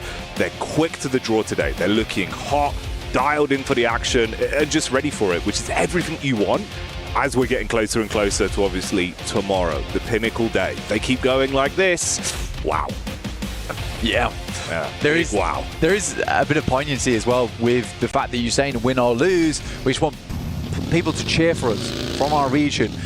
And I do think it's super important to bring that up, because in the past there has been moments where they have won, yet there's not been a whole amount of cheering. Because it's a case of a lot of times, you know, Doc will go off on his own, or we'll make weird plays, we'll go for strange splits, and yeah, the game will be won, but was it won in a way that felt good? Probably not a couple of times for them over the years. And I think that here it really does feel like when they lose together, and I think you can cheer for that, knowing that they've done their best, that they went for rotates that made sense, they were aggressive when it was needed, and you can cheer for them all together. You're not cheering for one singular player at a time. This is a team that has developed nicely as this tournament has gone on. Throwing out some other squads though right now, Alter Ego quite far behind with 4th place at 49 points. It's a big drop off, Jackie, between Alter Ego and Yangon Galacticos at 74 points, and then down towards 5th with 44 tied in place between Regnum and Ida, which is quite nice just in terms of storylines there for that team. But yet some teams will have to step it up, because going into our 3rd and final day, Smash rules will be in effect. Right now, you're just wanting to be as close as possible to 1st place to set yourself up nicely into day 3 on match point. I think it's an interesting one as well, because obviously you mentioned it there with Alter Ego. It's the fact that it's been their fragging power where they've been keeping themselves towards this top spot. But it's why there is such a big point differential when you think about placements. They're not getting as deep into games as we've seen before back in the group stage.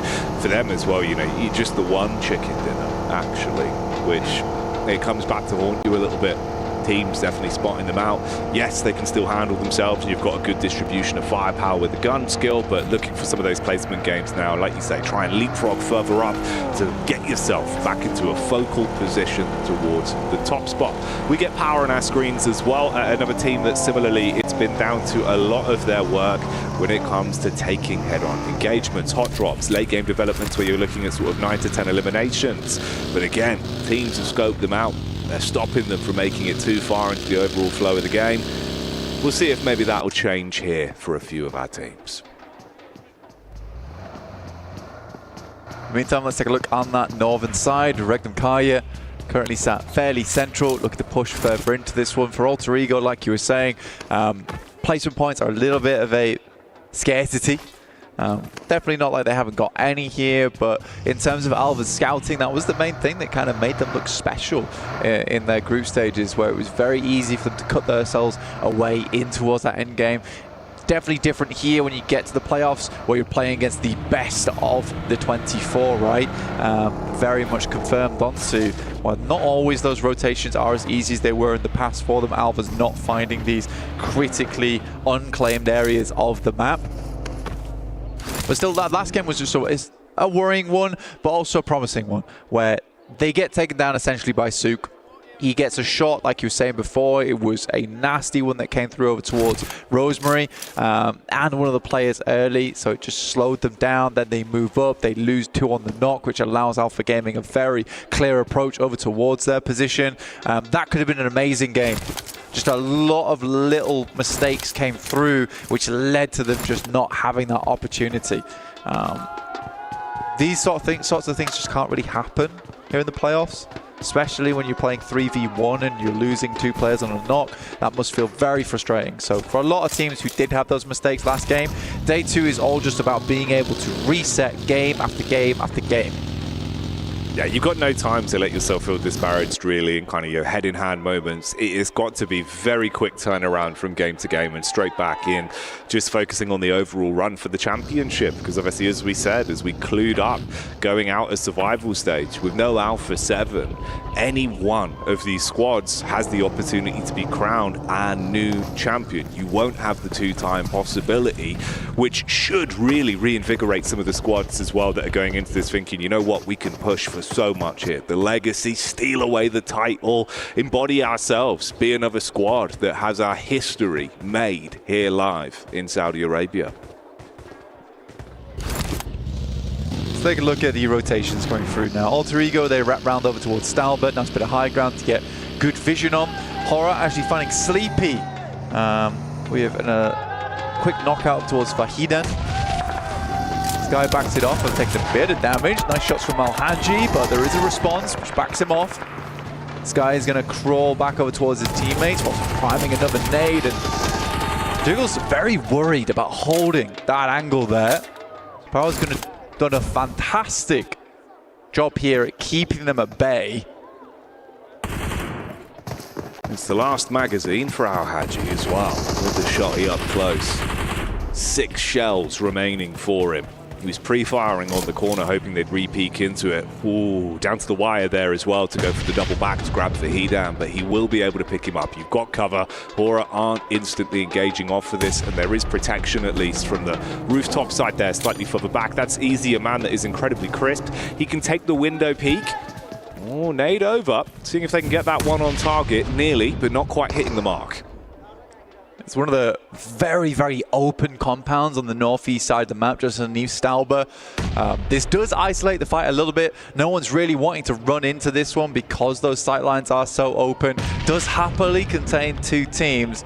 For Horror, they're figuring out whether this is worth it to them, right? Is it worth it to continue this fight? It's likely not going to end up on this side of the map, and it does not as we shove over towards the western side. The good thing for Horror is they did position Power further away to the point where they could make a getaway first. So they're absolutely going to be ahead of Power in the coming moments. Yeah, you can set up quicker, which at the end of the day will be far more worth it than running the risk of both of them scrapping it out and you limp away, even with 1 or at worst 2 knocks there if they did take down Power, or vice versa with Horror falling. So it's just not worth the risk. They call it quits, especially with the placements that they're both in 9th and 10th place at the minute. We also get vision of 4 Thrives again. Obviously, this is 4 Thrives that have really been struggling in some of these games. They took some uncomfortable early game exits back in day 1.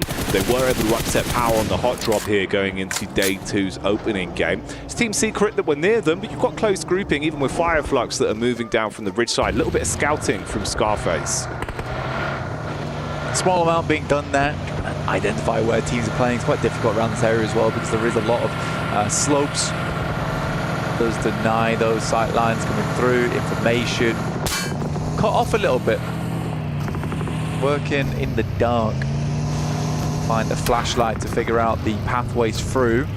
Regnum Kaya did move up from that south side slightly to the eastern edge of shooting range, which we all know is pretty horrible at times. We'll see definitely some teams get themselves lined up against that fence.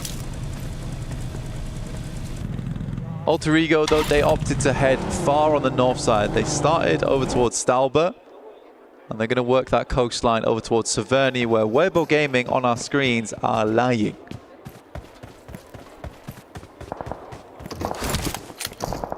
It's been nice to see, at least for Weibo as well, the way they've been able to play even when they're split. Even if it's a solo player, there's been some really good heads-up calls in terms of the impact they've been finding with the gun skill, which has been fun to watch. Obviously for them, you do need to try and push for a bit more, keep those points building. Potential to leapfrog a little bit as well with how close the grouping is there. All the way up from 8th place to just behind Alter Ego in 4th, if they could have a great day of it with some of the squads above, struggling at least into our game here. The gas on side, refueling, getting ready to go. Quite a bit of space on the northwest edge of this map, which is unclaimed right now, Jackie. Teams will probably have to move up from Rozhok soonish, and the island that sits between Yangon Galacticos on their lineup on that southwest side. It's a pretty awkward circle a lot of times for squads. There's few areas to really post up and stay for a long time, but we're centering on shooting range.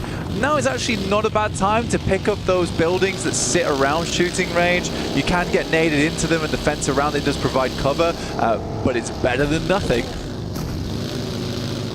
You got Ida that almost looked a little bit camouflaged there as well, and they're late roaming towards the circle with the blue matching the actual blue itself. Thunder Talks taking a bit of damage from the side as well. That's Fireflux that have been scouting out, obviously looking for an opening opportunity to get thrown into an engagement here. You got the hovercraft for the quick getaway, so they can at least keep themselves moving. All squads still currently standing. Only one player has been removed from the equation over on the side of Falcons. They're down to a trio, but we might lose some more players here. The close quarters crash comes in. They dive out of the back of the hovercraft, but straight into the forefront of Weibo. They're able to deal some damage. Oh, ring around the rosies, but they're starting to fall down from the third party of DRX. Now Power moves in as well, sweeps round, they get a lay of the land, figuring out where these players are. A second swipe comes through, and nades would be easy to send over towards that location. Power still figuring things out though, and opt to just send it slightly further back. Easy has the 2 nades to work with, but it's not to go in. So funny that AJ just kind of throws that hovercraft in, hoping to catch a few of them on the approach, just squash them all. Doesn't get any, and then proceeds to sit in the hovercraft thinking about what he's done. Yeah, time to reminisce, and probably not memories that you'll really want replaying if you have that visual memory. Not ideal whatsoever, and that is how we say goodbye to our first team, at least here as well, with Thunder Talks now going down fully off the back of it. Alpha Gaming, Nonshin, Red Force here, right near each other. Obviously Alpha Gaming, and the difference is they've been able to make some heads-up calls towards the late game, whereas Nonshin, it feels like it's very aggressive PUBG Mobile, right? As soon as they catch whiff of an opportunity, they will dogpile on you and not stop. Nonshin's scary. I think that Seven was talking about on the desk how they looked great there. And I think that it's hard with Nonshin Red Force to figure out whether what they're doing is a great play or a bad play, because when it comes to those engagements, they look really good, but how many of those engagements could they have not taken and still found a good game off the back of it without having to waste resources, find bullet holes in their vests, and just move on looking a little bit more clean. Yangon Galacticos over now towards the southwest side. They've been working the problem, working the issue, and now they're holding out Ida, who did try and cross on the island. And I think they've done enough now to slow them down, to make their approach really, really hard. Alpha caught whiff of E-Arena on that drive-by, but trying to dive out and actually be in a position to get the opening shots off before you lose a player was not worth it. So they've had to keep chicaning around and look for better cover to at least pull up for now. Obviously that's Weibo that are slightly off ever since they had that hovercraft crash that came their way. Fireflux might actually take the punch straight to E-Arena. Joker's been getting a lot of cover down for them, breaking up the sight lines with the smokes at least. Ida eliminated.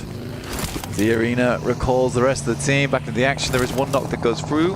Fireflux do get the center of the circle on this one, on this small plateau that they're working with. I was really hoping for a shooting range finish, honestly. It would have been very fun. Sort of like a maze in there at times. Zook finding Reefus on the knock here for Alpha Gaming, who did set up, and they've been in a world of hurt for a long, long time after Thunder Talks sent in on top of them. Try to sit that hovercraft down on Weibo. Tony K having a couple of turns of his own. Getting the 360 scope of the land. Oh, wow. Maybe he didn't read it as quite as well as I thought. Yeah, not quite the full scope of the land. Didn't spot that rock, but luckily they don't punish off the back of it. 90% efficiency. That 10% goes a long way. There's Alter Ego. This is an interesting rotate actually, and they're rotating directly over towards Nongshim Red Force, which again, they are a terrifying team. They're still a terrifying team, even though they make mistakes sometimes. You've got to admit that their prowess when it comes to engagements, horrible to run into. Krypton immediately gets knocked down by Sleepy as well. That's over towards the north side because he was slightly late on the rotate, scouting going over towards the west, desperately trying to find an area that they could play in. At least they have information over towards Horror there, and Krypton's death was for not for naught, essentially. Rosemary, shots down range. Making that one look like the Major 14. Clean connections. It's a nice way to open it up and at least get some bite back over after the damage was done onto their team. So you take Krypton, we'll keep trying to take heads off of you. Quick switch to the secondary as well. Barrage of bullets keeps on coming in, and they're relatively pinned as well. Regnum Kari is seeing the opportunity for this. Toshpik actually with the explosive bow as well. This one could have some sparks to it, Blank. It could do. I mean, able to get some damage over the top. Alter Ego, they explode a vehicle, and it ends up in misery with Sleepy hitting the deck. He's going to take a nap on this one for a short while, whilst the rest of the team desperately tries to wake him up, shaking him inside that ditch. 15 arrows left. I mean, you can kind of just zone on this and nip at both of the heels. You can keep it uncomfortable for either squad. Ooh, okay. I mean, uncomfortable being the operative word for him now. Quickly, get your head down, reset. Good shots back over towards Al-Haji, though. From Wild and Loxy. Instantaneous reaction. Horror's going to try and send some nades their way. A little bit further, probably would have found Toshpik. He's got no first aid kits. He's running on 10 bandages, which is not an ideal scenario for them. Fireflux, though, with an awesome position over towards the center. Same with E Arena. Alpha Gaming will need to circumvent shooting range. Get themselves out of there. Target practice in terms of where they'll land on the map.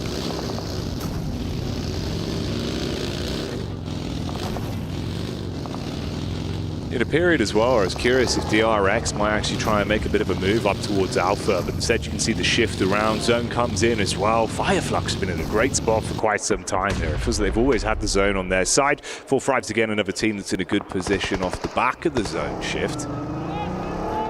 It's a nice compound to work with for 4-Thrives. It's going to be critical when it comes to holding out teams on the western edge, though, right? With that building control, you have to be proactive taking those shots. Regnum Kaya makes a dangerous maneuver because they'll have to move away. One of the teams that is the furthest away from getting in towards the circle, they are bombarding it directly over towards E Arena. Shots are being sent through as that's from Alter Ego, in fact, and Mormon will pick up the pieces. Ooh, carnage being caused. Fireflux want to hold on to their good position and deny any entrance from Regnum Karia, with Rosemary in the back confirming shots. Bahora peek back up, and it's another one from Jiggle to knock Rosemary down onto his last legs. Meanwhile, you had that head-to-head versus Power and Alpha that was going on over towards shooting range, so it's kicking off in the north. It's all happening in the center as well.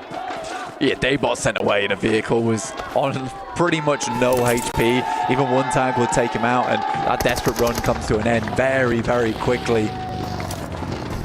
Horror will have to move, though. 4 players all still alive. It's somewhat surprising from this position, and they make it work. It was an uncomfortable spot to be in, but they laid down in the dirt and finally brushed themselves off and attempt to make it further in towards this circle. Nongshim Red Force challenged them down towards the south side of the map. rechs have made like a nice little rotate, I would say. It's been slow and steady from that western side. They've been very careful of teams around them. They do find a spot to work with. Yeah, with some of the opportunities they've been presented to potentially engage on third parties as well, I think they're just thinking about placements. They're playing a more strategic game on this one rather than being baited into anything. Power, though, have been pulling no punches. They took the crash down towards shooting range on Weibo. Now they kick off another instigation here versus E Arena, but Fireflux are right there on the precipice of being able to clean up on this one. Fireflux has always had an opportunity to take fights over towards this side. They're never committing too much into the push though, constantly just going for something a little bit crushing in terms of teams beneath them, adding a little bit of a casualty in there, and the more teams that go down around them, the more secure their position becomes. Alpha Gaming finally makes a move of their own though. They've been up towards shooting range, they work their way through, now looking over towards E Arena as Joker goes down first, Turn EK stops off, but you can't stop for long. Redox in a 1v1, I believe, with Nongshan Red Force. And it's a bit of a smorgasbord of errors as well from both the Falcons and Nongshan Red Force, with the self-knocks that have been coming through, making it a bit uncomfortable in the head-to-head there. One for either side. Koa gets gatted down as well, with Sleepy getting vision. Nongshan Red Force out in the meantime. Oh, shrapnel everywhere. He's been eating C4 for breakfast, and you're not breathing anymore. Just Redox behind the tree. All bark and probably no bite. The initial nade was very well played coming through from Horror. Still have all players up, by the way. One is knocked, but they are in the process of picking him back up again. Circle moves back down towards the southwest side. And this is definitely one of those games where if 4 Thrives cannot convert on this for a chicken dinner, you're counting them out. Like, this is a massive opportunity for them. DRX, potentially a big opportunity in this exact head-to-head versus Alpha as well. It'd be a squad you want to take down, make it more uncomfortable for them. Uh-oh, the fire and flames burning down Reefus, but top trade straight back with 2 clean tags over on the DRX, keep him pinned in position, pop up from Yunbin. This is the man that can do so much. A bit of a king in the game in PUBG Mobile, but what's he got for us here? Nice nade, bowls out. Rufus goes down off the back of it. Follow up in as well, rolling downhill, chip damage on the dock. Meanwhile, Fireflux thrown into the head-to-head versus Aura that they're going to walk away with. But we're accelerating things big time right now with the circle pushing it over towards Alpha. M79 to drop those smokes quickly and easily to create cover for DRX to reset on this one. They still have 4 players, but not for long, as Top once again re-engages the Mini 14 at distance. This guy is deadly. Fireflux, like you said, great engagement over towards Horror. Kind of sad we missed that one, as it was a clean sweep from Fireflux.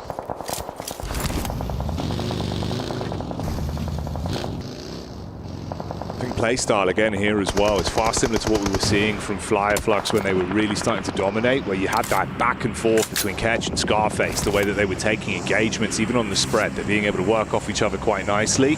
It's a good placement to be in. 7 elims, a ton of damage.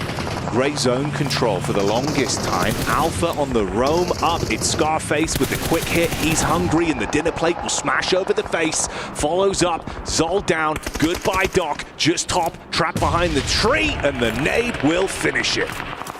What a clean fight that was. Brought out the dishcloth and mopped that team up.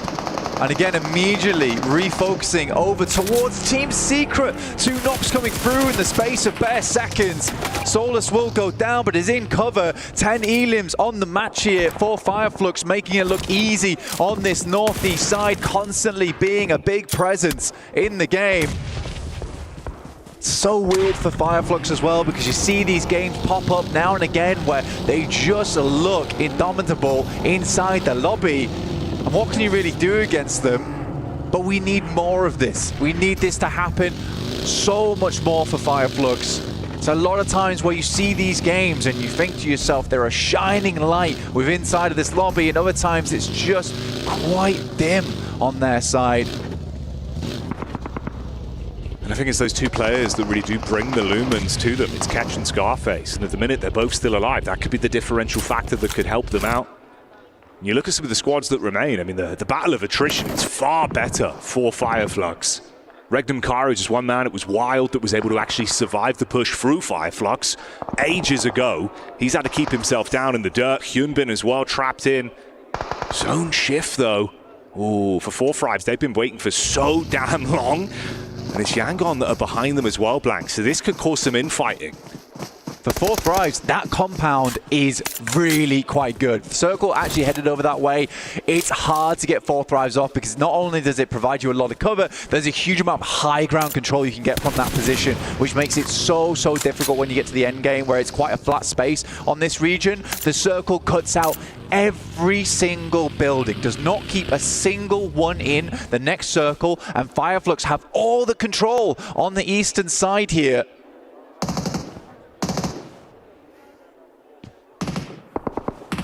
T24's POV here. There's been bullets whizzing through the windows for a while. Yangon just taking the peek over. Romeo's further out. Wild, hello. He finally makes a move with the DBS. Close quarters engagement could take Ketch out of the mix. That's going to be a bit of a sore sight for the Fireflux eyes, losing out on one of their players after what's been a blinding game for them, keeping all 4 alive for a good set of time here. Losing Ketch is a big deal. One of the prime players on that squad. Wild, though, you can't really ever count this guy out on Regnum Kaya, especially as a solo. He is hailed as one of the best solo players in the game. Mini 14 as well as a DPS. He's got long range as well as close range on lock, but it is IQ to find that shot. Hyunbin now waiting in the wings here between them and Fireflux, and they have no idea. Oh, Hyunbin. Belly down on the ground, sneaking up towards him. No one's got vision. Jumps up with the DBS. The right hook's good for one, but they reply. They turn around. But again, it's issues. That's all these teams had to do. If they wanted to cause problems for Fireflux taking the game itself, they go from 4-2 in the matter of a minute. The fire is sputtering here. They need to add more fuel to the flames of Fireflux. Losing both your top players here in the matter of minutes. Scarface as well as Ketch. The other boys now need to step up. Yangon Galacticos with 4 players playing it slow on the southwest edge for a long time. They've been quiet, but now look to be deadly. Mernat bringing the base. Bullet straight to the face. It's uncomfortable for 4 Thrives. Losing so much manpower. Balak with the peek up. Oh, target-rich environment, but the shots just don't deliver. And 4 Thrives are removed. Yangon bided their time for so long. They've engaged off the back of it and made it work. You can get the pickup as well. This has been an assassination of a gameplay coming through from Yangon Galacticos. They played it slow, they played it steady. Teams weren't really aware of their position. They've just been holding out, waiting for their time to strike, and their time is now. A long nade comes through from Fireflux, who wrap their way around over towards the western side. Team Secret still holding on desperately. White knuckle grip on that compound towards the eastern side, but finally they have to let go. And it really is no secret that this is the way they like playing these games. If you give them the stock to play passive, they will wait it out and go for the placements. Romeo, vision over, spots onto one, few bullets, witzing by. It's only 2 players there. They can trade off one another and opt to play this out just with the long con. With the fact they've got so much more stock in the bodies, it's Mernat that gets the first connection off. Romeo looking to deliver the Shakespearean poison, but there will be no resurrection on the side of Team Secret when they go down. Yangon Galacticos continue to wrap. Fireflux with Mernat, with Matcap as well as Solus. 2 players that can step up. Yangon Galacticos look to roam out. Frankie in a whole world of hurt, likely to go down soon, and Yangon Galacticos are just starting to sweep here. Fireflux have had no say in the decimation that's happened around this map. And you love to see it as well, because it's a head-up call from them. As soon as they got that first knock, they go for the controlled engagement, so not only stealing away 2 additional Elim points, but also now setting themselves up potentially for the grand prize that's just inches away from them. Coming away with this one with that first place on the chicken dinner.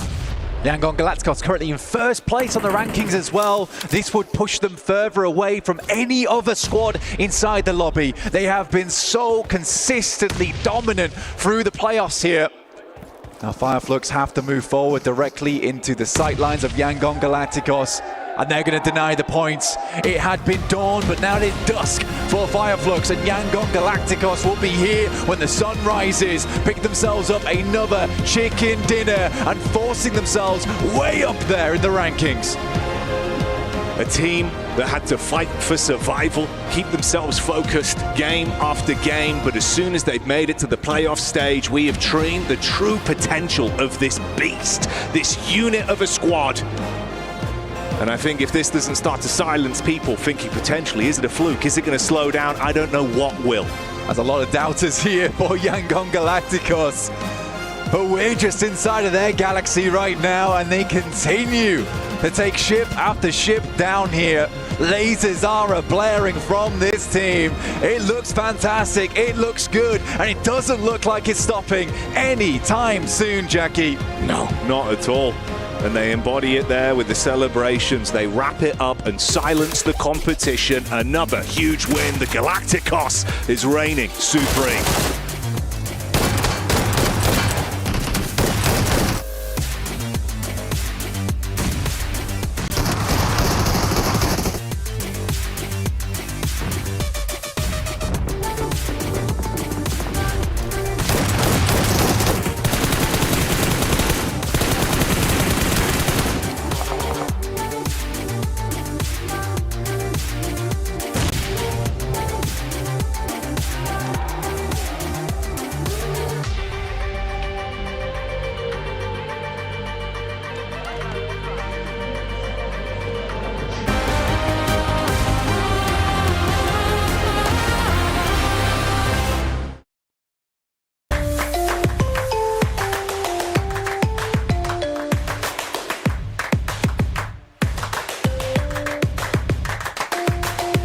Level up your gaming experience with over 8 billion playlists, only on Spotify, the official audio streaming partner for the 2025 ESPORTS World Cup.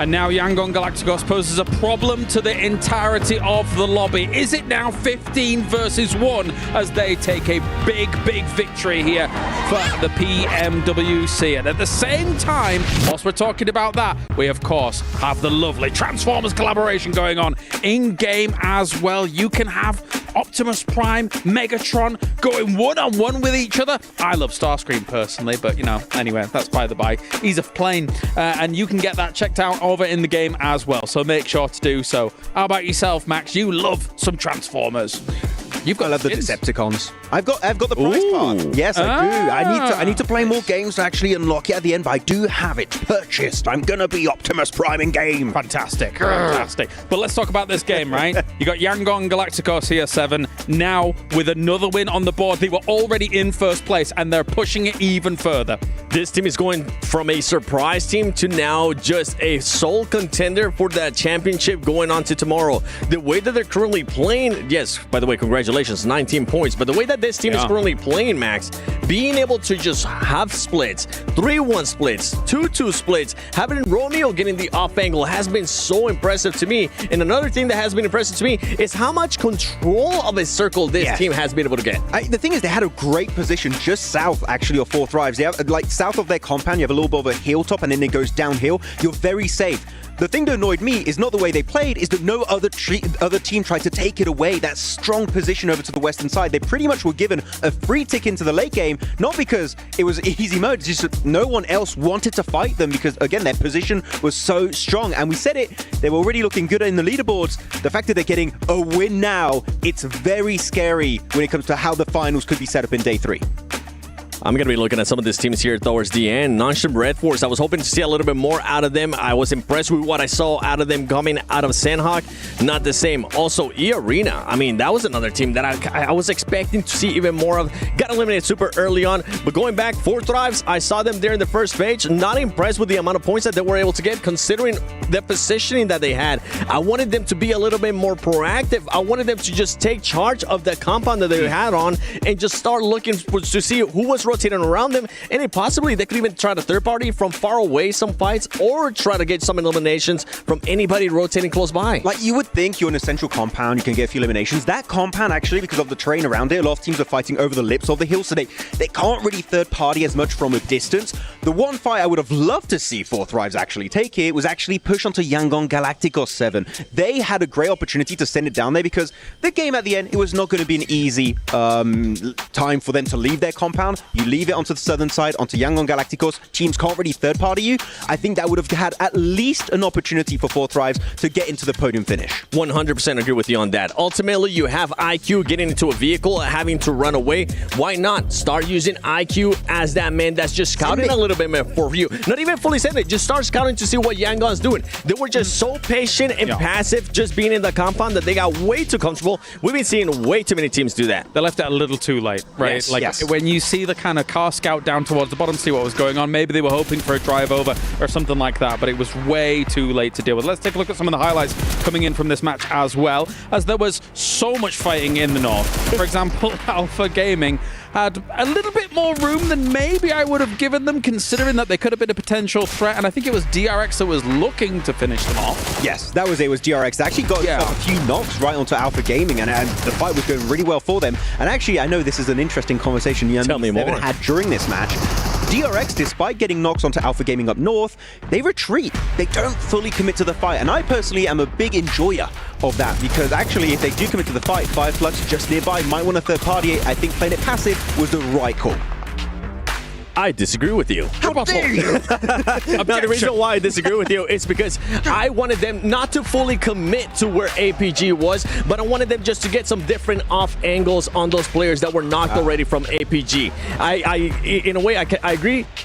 You don't want them to fully commit, but just continue to get those angles. You know that Fireflux is going to be nearby. You know that you already have them in a bad position. Try to finish those eliminations for DRX. I got to give props to DRX, though. I enjoyed the way that they were playing. I enjoyed those 2-2 splits. I enjoyed the way that they were being a little bit more aggressive and not just what we saw yesterday from them, which was just pretty much sitting in the compound, getting blessed by the circle. It's a tough slope to play, right? I think that they believed eventually it would just come to them, because APG was stuck between a rock and a hard place, right? So it's an interesting topic to definitely discuss here, but all of these teams looking to try and get themselves further in. These Erangels, Alter Ego, still looking like they're having a good time, kind of, you know, vibing, if I had to use some of your language. Sure. Don't wince in pain, you know, but you know, you need to vibe more towards the top of the leaderboards, I think, to say. Let's take a look at those leaderboards, actually, and see where they are. Stop it. Oh, that's brutal. 93 points at the top. Okay, so this is a problem now for everybody else. 93 points means that Yangon Galacticos throughout this day, 3 wins on the board as well. Everybody else has to step up, and it has to happen now, Max. Yeah, because right now, let's say we stopped right now, you add 10 points. That's 103 points to get into the Smash Zone, meaning all the teams around here would have to get about 60 to like 30 points for the teams that are on this first page, which is really hard to do that and then back it up with an actual win at the end when you do enter the Smash Zone. So Yangon Galacticos able to maintain that lead and now create an even bigger point gap. The lobby must be rinsing in fear because right now this is not a good prospect for day 3. And the crazy part, you can see Yangon Galacticos, those 93 points, goes down all the way to 5th place with Rangnam Karya 40. That is a 46-point difference that they have been able to create. Remember what we were talking about at the beginning of the day? We don't want that first place team to get too far away because they're going to be able to get within the Smash Zone. And with the way Yangon Galacticos is playing and with the way that they have been playing throughout this whole tournament, they could end up winning via Smash Rule even though they're in first place. They might be wiping away tears of joy with money right now because they're thinking to themselves, we're probably going to be top 3 guaranteed just off the back of what is not even technically half of the max games that we could end up going to. It is wild to see Yangon Galacticos position themselves like this. It is such a scary setup for your last day into this one. I don't know how the rest of the lobby is going to react to this because the thing is that the teams are just struggling to make it to the late game and Yangon are just there pretty much for every time. They're looking good and that is going to be a bad time for the other squads. Definitely, but not a bad time for everybody watching PMWC right now because starting from August the 1st, which technically was yesterday, that's actually factually yesterday, the PDP Global Fashion Icon Contest is officially kicked off. This competition accepts both in-game outfit design submissions and participating by showcasing real-life outfits for you to wear. So use your sense of fashion to influence the world. The top prize pool can reach up to $120,000, which is exciting. That's a lot of money. To participate on view details, please visit the PDP section on the official PUBG Mobile website or follow official social media accounts. Well, thank you, boys. We're going back into the grassy pastures. Can anyone stop Yangon Galacticos? No. PDP, very, very fun there in my opinion, honestly. Always one of my favorite parts of the year, seeing all the fashions and designs being on show. But I'll tell you a team that's looking good right now. It is Yangon Galacticos. There were some non-believers, but I think we've been swayed at this point, honestly. We do have teams chasing them, battling for the top, looking consistent also. Alpha Gaming looking fairly nice right now. Fireflux is a team that concerns me though, Jackie. They have these moments of pop-offs and then it just slowly goes awry in their other games. They need more consistency and I think that is the thing that's hurting them. No, I agree. I agree. You know, it feels like that team genuinely has so much firepower, a great dynamic, but the problem is there's 2 big heads on that 4-headed beast. And when you lop them off, it feels like the stock, the communication, the power level very quickly begins to scale down.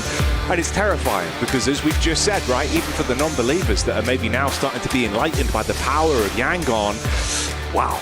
With them playing like that and some of the other teams that are bubbling to a brim blank, looking like, you know, they've got the boxing down. They're able to hit you with a... You've got to be scared. You've got to be worried. You can't be on the back foot because they're going to knock you over and KO you.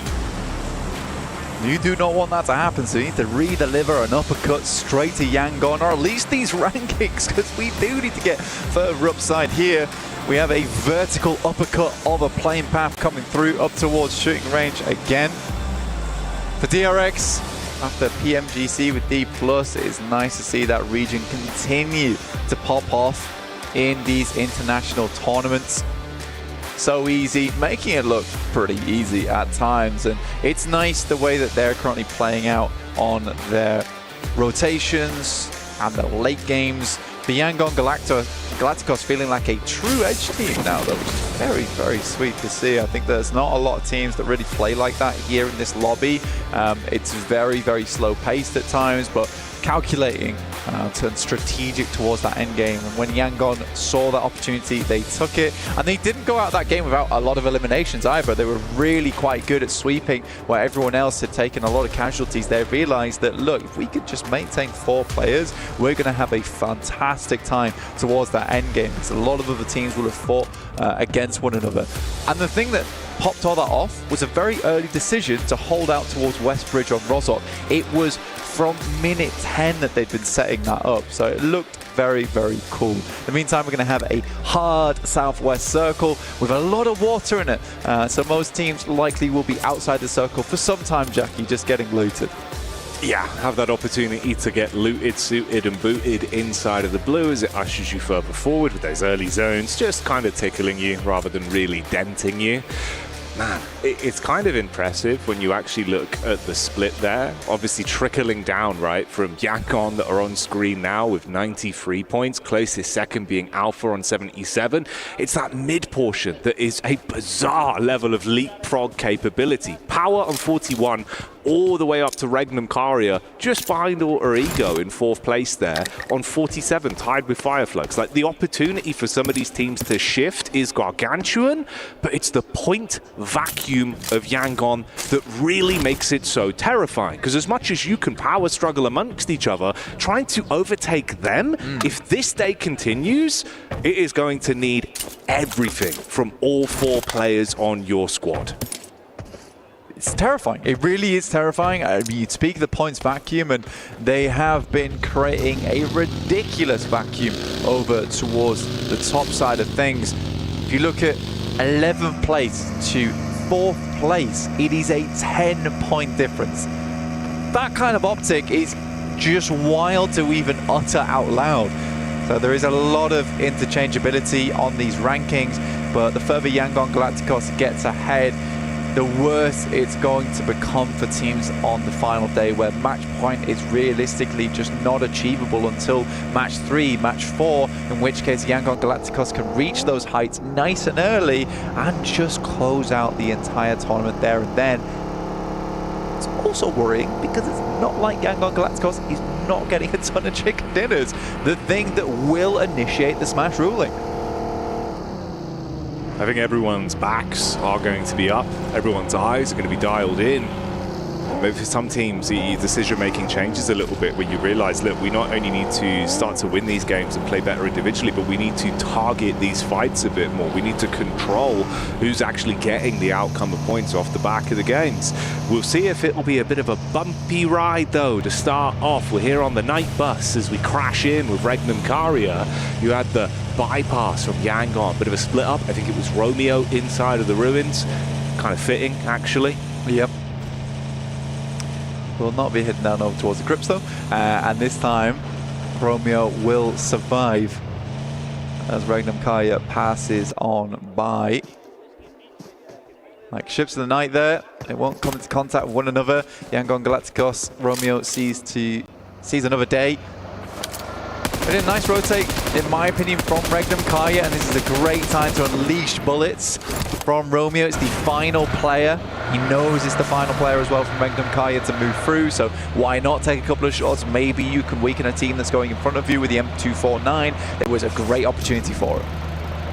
Yeah, it was a good engage. I mean, the thing is, you know, you'd be singing his praises if he was able to isolate just Loxy there.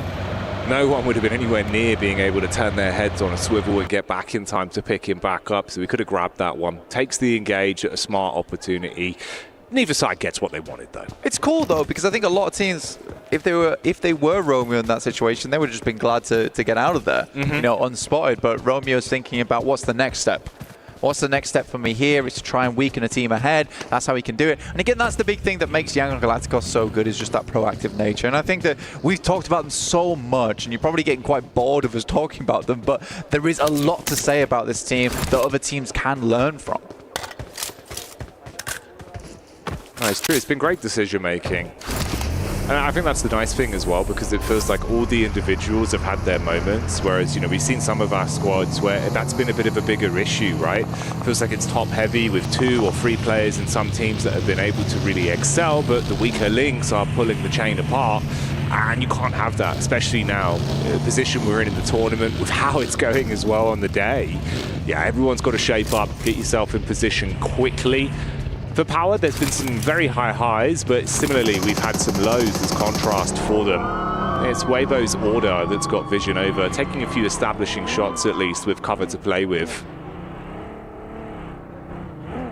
Weibo did start down towards Primorsk. It's a good spot, at least on this circle as well, I'd say, where it's probably going to set up around this region of the map unless we get some very, very difficult circles into the future. But a lot of teams making these quick rotates. Regnum Karya being one of them. We saw them earlier, but they have tucked in very quickly down towards this south side. And it is a huge clump, huge mass of teams all trying to play around these swamps, pick up some of the high ground, some of the more critical compounds in that area, because there's only a few. There is only a few. Ooh, Koa. Okay, that's the Falcons that get first contact over onto Team Secret. Fragment them a little bit. 3 vehicles to play with so they can put up a bit of temporary cover. It's actually the additional Jeep as well. So 4 of them in cars here, looking for the rotate back over, taking the fight to where the shots have come from. But it's Regnum Karya that are there. So it's a little bit messy. Squads all around. Wild. Quick taps up. Gets a bit of chip damage off, but no overcommit. The RX just hearing all of this. Staying quiet with it though, don't want to really get too involved in the commotion, especially when you're one of the more central teams. You are very, very set up for third parties to come your way, who want to remove you from that location, have it as their own. So you do have to be careful which fights you're picking to take and which you're just letting go by. We're getting through towards our second circle of the game soon. Alpha Gaming moved up from Sosnovka. They're on the eastern side of Ferry Pier, one of the last teams that will be heading over towards the center of the circle. But again, this next circle could change a lot in terms of positioning. You can see a lot of this eastern area is completely void of players other than the ones coming in late, just because it's a lot of fielded area. You don't really want to position yourself early, and most teams did make the correct decision over towards this northern side of Primorsk. I was curious on the rotate if we'd see Hora run into Alter Ego as well. They caught whiff of one another and immediately bailed on it, so instead go for a bit of a wider wrap on that. Could get funneled slightly further down towards Fire Flux though. It's Yangon that are just ahead of Alter Ego there. A little bit of damage that's coming through as well. We cut back over to the Alpha action. See what they're up to. Bit of a rotate. Thunder Talk's not far off. They got a bit of a free roam into the zone. Yeah, the big thing for Yangon Galacticos, and it's something that Alter Ego has to be massively aware of, especially on our next match over on Erangel, if they make this similar rotate. Oh, for Hedon, that's not a bad park actually. It's not a bad, I think it is just tucked in, but it's Falcons up against Power. We'll talk about Yangon Galacticos and Alter Ego in just a second. This is good damage coming through from the Falcons overall over towards Power. Lots of damage sent in, and the first knock is found over towards Al Hadji. Yeah, better than good, it's great. Falcons making the plays and trying to put Power on the dinner plate for this one. Koa up top, casting nades in, trying to keep a little bit of high ground overwatch for the team that are close, with Redox and Ralph in position. Rest and relaxation for Power. Don't really want to over-egg it though. You've got that chip damage in, you forced them to burn some of their resources, and you want it to be a clean fight in the head-to-head.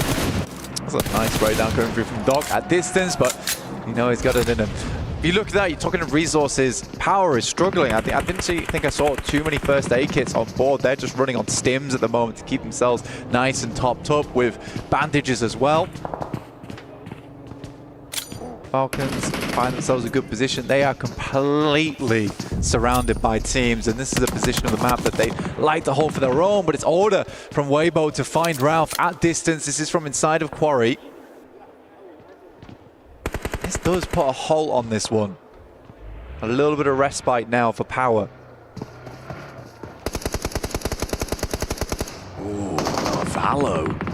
Incredibly low on the drive around. He gets himself into cover at least, so he can't be shot in the backline from Weibo, like you were saying. Obviously, they had the full lay of the land on this. Order got the read on Power when they pushed up, so they know what's happening here. In this downtime, even though it's been limited resources for Power, they've been able to reset themselves from the initial chip damage that was cast out. So they're not in a horrific spot. It just depends who's able to land the first punch. Difficult for Falcons. I wonder how many nades they have remaining, and like you said, it's very hard for them to even step out and get those nades in because Weibo's watching. Weibo is watching. Loot crate being dropped off as we head over towards the next circle, which will confirm over towards Quarry. Very interesting ending on the circle here. DRX is going to look for the high ground compound that's down towards the south of them, which is a very nice spot to play around, but we'll wait and see of where those next circles go. A lot of prime position to be taken. And this is one that doesn't really benefit Yangon on their very much edge playstyle. It is hard to come in from those edges a lot of time, but E-Arena's just not moving at all. They're just happy to sit out on the beachhead. And this is really movement for absolutely everyone. Obviously, Power and Falcons that have been trapped in position for so long. You get the move up from DRX, Fireflux that were there at the spot. It all Regnum Karia hustling and bustling as they try and bypass all the commotion that's being caused. So it's all getting quite intense. A bit of a hell in the cell matchup on this one. Scarface up close, trying to get the bullets on target as they chicane in the vehicles and keep them guessing with the crosshair placement. Meanwhile, it's he that gets the shot back over onto Toshbik. Yeah, Regnum, this is a bold push from Regnum Karia. We have to say, I mean, I know where they're coming from because what they have been angling towards every single game so far is just aggressive pushes, take center. We know we play center very well. Personally, in my opinion, trying to just brute force it over towards the center of Quarry, it's not a great idea, okay? It's just not the best of ideas. Yes, you might have found a small opening here, but you know there's going to be so many more teams nice and central earlier than you. Okay, so this fight that's been going on for so long finally kicks back off, and it's Power that literally handle it with ease. I mean, sideline shot from Regnum Karia is really the only beneficial thing that comes in to slow them down. But Falcons, you run into a brick wall of Power on that, just shot after shot. Power just kind of wandered in. With the rest of the Falcons sent out and two players left alone on the backside there. And for Power, they were a beast cornered. They saw that slight opening and they quickly shimmied through. And they know they've got the firepower to make it happen as well. Fireflux still roaming in vehicles. There's a position to play for them as they come further down from that north side. Yangon Galacticos as well as Alter Ego playing it safe and slow on the north.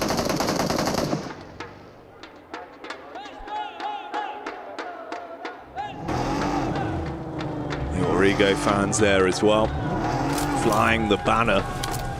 Currently in 4th place, all 4 players alive, 51 points to their name. Nearly 50 points ahead for Yangon. That's just a disparity that we're working with inside of this lobby. Nonshin just playing on the ridge here, upwards hill fight for them towards Horror that have just been scouting, looking on the periphery to see if there is an opportunity to actually take a clean fight to this. Cover to work with Doc C at least having a bit of protection from the hovercraft. Circle shifts out over towards that western side. Eda's got a great position, by the way. A lovely spot to work around with. It does cut you off slightly in terms of sightlines over the ridge there, but in terms of safety, very, very nice. The only problem will come into effect when they let teams get too close because suddenly you become very nadeable, and that is a possibility over the fields, but not until much later in the game where we start cutting out a lot more teams. So right now, Eda's got a very, very strong position to play from, which is promising for their late game. Not so promising for a lot of teams over on the edge. They feel like they've been lied to on this circle. Will have to slowly force their way through pretty rough terrain through Quarry to get over towards this western side, and even then you're heading over towards the swamps, over towards fields. E-Arena, in fact, gets themselves a very nice position on this beachhead. They can play over towards the plateaus to sit on that western side and drag this game out.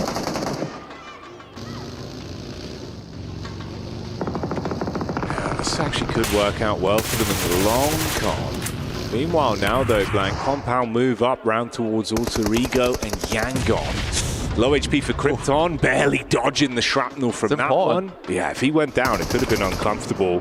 Protection from Moana at least as well. You could actually backstab up on towards Smile, and E-Arena are getting a little bit of a look in towards this one. In the meantime, Horror as well. We lose out on Sleepy as Fireflux take the engagement there, and this is what I was saying. I mean, E-Arena, you get Joker, instant tag there from the side. He's able to punish onto one of the players, break up the fight a little bit. Yeah, this is a pretty wild fight though happening on our screens. Is Alter Ego in 4th place challenging against our current 1st placers in Yangon Galacticos, and Alter Ego take over the buildings just in miraculous fashion, and Yangon Galacticos really had nothing to say back to them. Now they're starting to work the problem. 2 players off towards the side of Rosemary, and Nate goes in, does a fair bit of damage, but no, not quite found yet. I think Murnat went down but was quickly brought back up into the fray. Rosemary's low, forced to top himself back up with a temporary HP to play with on this one. Meanwhile as well, Team Secret up against 4 Thrives, and they're handling that one with ease, it seems. It's a bit of damage even further gets thrown on top from Alpha Gaming. The Krypton finally takes the peak up towards the rooftop. That was the isolated player in SayCloud who gets removed from the equation. They've got cover to work with to grab some of the additional resources as well. Meanwhile, down in the close quarters combat, Moana, not really with a weapon of choice. You might want heads up call to instead try and dip out through the window. He's caught because of it. I think he should have just held his own. He's got the M249. He has ammo advantage there. I know he wants to get back to the rest of the team. Maybe a bit of a miscomm request, and he returns back over towards this building because they have the high ground advantage there. Oh, that is rough. That is very, very rough. Alter Ego going down to 3. And Arena waiting in the wings. Nongshim Red Force also taking heavy hits time and time again. Scarier now for Alter Ego. Throwing out the smokes, they know they're going to have to usher themselves a little bit further forward here eventually as well, with the zone starting to come in and cut off some of the play space inside of the compounds they've got. Next circle gets a little bit swampish over towards the north side. Actually a horrible circle. There's fields down towards the southwest. There's this one compound that Ida's currently holding. There's the disgusting terrain of Quarry that so many teams need to brave their way through. And on the north side, it's just the swamps that you are going to have to wade into no matter who wins on this north side between Yangon, Alter Ego, as well as E-Arena. Alter Ego fans still trying to hype them up, hope that they'll walk away with their heads held high on this one. Like you said, the longer it goes on, the more uncomfortable it feels, with E-Arena just sort of perched up, looking for an opportunity to play. Romeo with the spray on the dive over. That's a bit of a chip back onto Rosemary. Actually, Joker as well, getting the spot in again. Same player, same play. Murnat goes down because of it this time. Fireflux fighting out versus Power. Rosemary re-engages back onto them. They lose Krypton. It'll be hard to get him back up from the position he's playing in, and Romeo will just take him out. So it's Alva and Rosemary, 2 players that we have touted a lot so far, but E-Arena is making this so uncomfortable. It's a heads-up call to move up towards this north side. They know there's going to be barely any teams around this area, so they can just continue to put the hurt on both Alter Ego as well as Yangon Galacticos. Here's Team Secret up against Nongshim Red Force, and the aftermath that came through. It's 3 separate teams put the hurt on over towards Nongshim. Rosemary with a quick stutter step on the peak with the DBS, hoping that he'd be blessed on that one, but it's not going to work from distance. Quick barrage of bullets straight to the face, so low on health. Single tap's all they need to at least convert that one and guarantee the Eagle point off the back of Rosemary. E-Arena just edging further closer towards this, feeling more and more comfortable that now's the time to just go for it. E-Arena very much emboldened by these plays. A good name from Turney K, who now looks to send the shots through the building. Romeo goes down, leaving only Alva now for Alter Ego, and he should not be up too much longer. Doesn't really have the close range potential. It's the SMG instead. Good for 1, but he's left out in the cold. They trade back onto that and can get the pick-me-up play on Joker as well, so they'll still remain as a 4-player squad. And we are cutting teams out left, right, and center down to 9, but only 28 players at the 20-minute mark here. Ida has just been laughing their heads off. This has been such a comfy game for them to play through. Super relaxed, taking a spa day right now. But Weibo has been dominant over towards the south side. From their cutout from Primorsk over towards Quarry, they have slowly backed things up, just the 9 teams out towards the eastern side of the map. That is not what you want to see. I think this is a nice call from Ida, but it's slightly messy, put it that way. I thought this is an incredible call from Ida. I like the fact that they're pushing out here. I mean, it's the time to go for it realistically. With Sakura in this position, if they could at least build off the back of it, a bit uncomfortable with the vehicles, but hey-ho, let's see how it goes. That's not what you want for Emre. Nate straight round on the side. They're not tagging him from HP. You're right, man. They're just not getting enough to engage from this.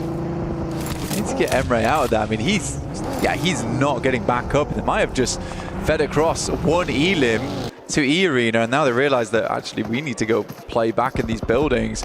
They do slow E-Arena down at least, and they're hoping that the remnants of whatever comes out from Quarry, it is going to be a case of those are 3-man, 2-man squads, but with how dominant Weibo's being, it's likely they'll be leaving with not only a lot of eliminations, but also quite a few players still on side.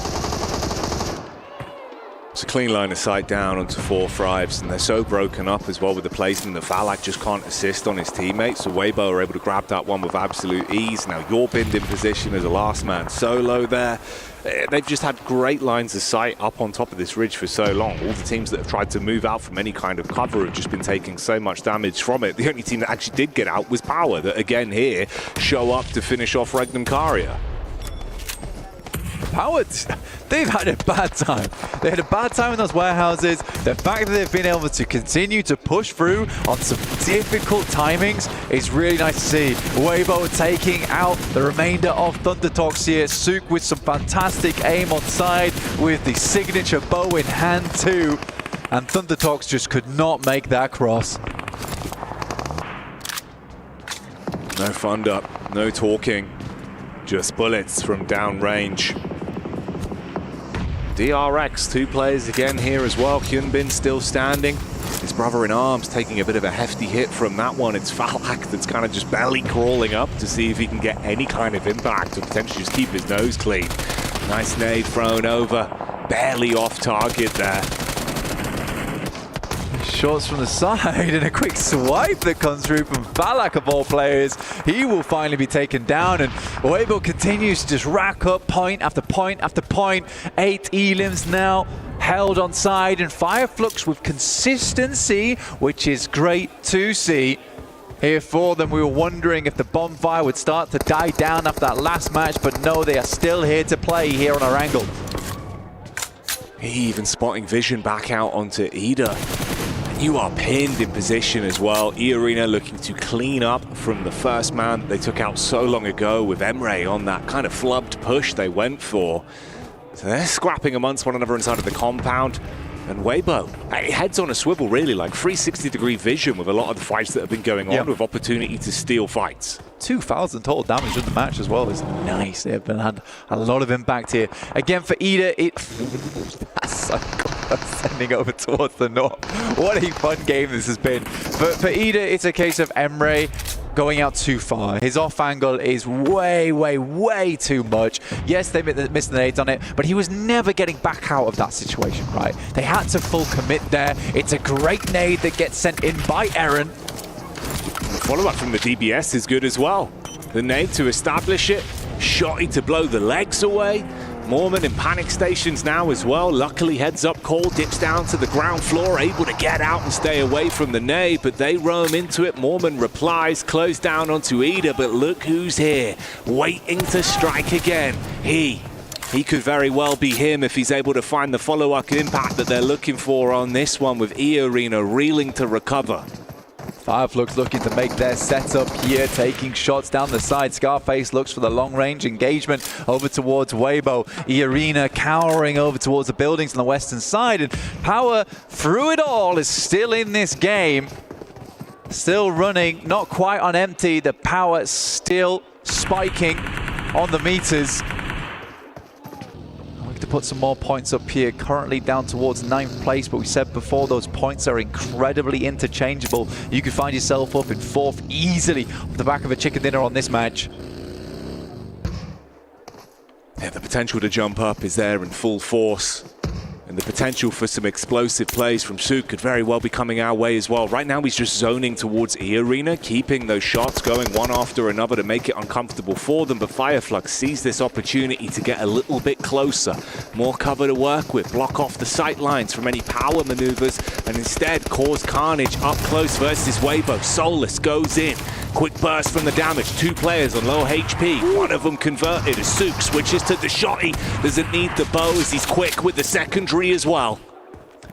Down towards the basement right now. Quick heads-up maneuver coming through from Fireflux to just send down, but Suk's already done quite a bit here. Really has ruined the health bars of Fireflux. He immediately drops to the deck, and this might be a power game. Going uncontested for them. There's no need to fight. They can just wait. Everyone else has been scrapping amongst one another, so they're just sitting pretty for the opportunity to even play the game. And after the back of that commotion inside of the basement, it's just E Arena and Power that are left.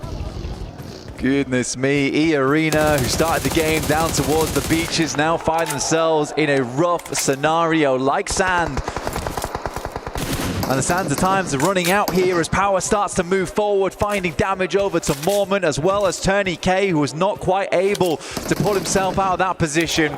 They have angles on them. Vahiden starts off with one over towards Turney K, and it's just Mormon as Power starts to descend. And we would need to see more man from this man, as right now he's trying to get bullets down Rage, but Vahiden's got him spotted, and Power bring the punishment. A game where they were allowed to play slow. You forgot about Power, but they live up to their name and take the chicken dinner on that one. It's a great performance as well because it shows that they can play slow, they can play it passive, they can play it patient. Power isn't all just about those big elims, those big plays. And again, they got caught very early with little to no resources. They see an opportunity that's given to them by the Falcons, and they jump on top of it over towards those 2 players. It is very, very nice maneuvers coming through from Power, and set themselves up on that northeast side as well, understanding that most teams probably will be looking for that compound. Everyone kind of misinterpreted the power of the swamp. Yeah, they were confident enough to play with the open sight lines and just grind it down. And the teams did that work for them. They take the chicken dinner though, and another game closes as we get closer and closer to our final matchup of the day. Join us for more action as we carry on here.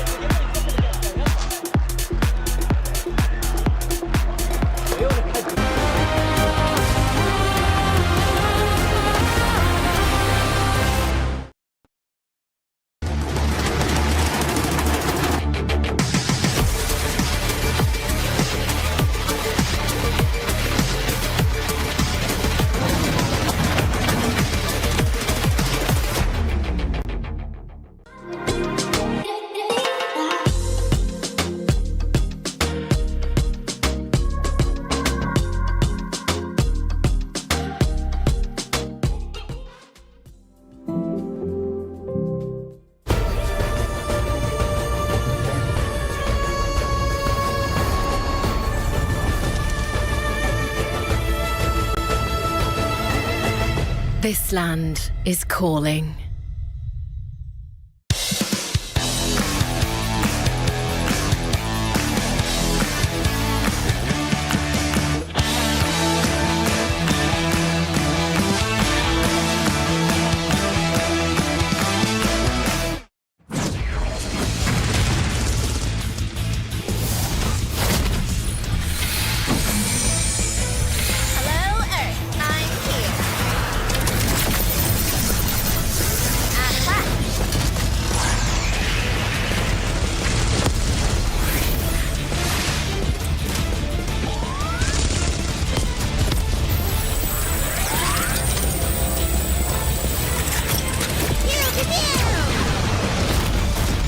Pulsar Legionnaire available now. First outfit with special head animations and voice lines. The Pulsar Legionnaire set comes with its own super cute voice lines that can be toggled on or off. What happened? Bye, friend. Hello, Earth. I'm here. It also features the upgradable Hyperion ship DSR and Jet Reaver glider with special animations. Experience parachuting like never before. That's not all. Even more rewards await. Event period, July 25th, 2025 through August 26th, 2025. What are you waiting for? Get the new Guild set now.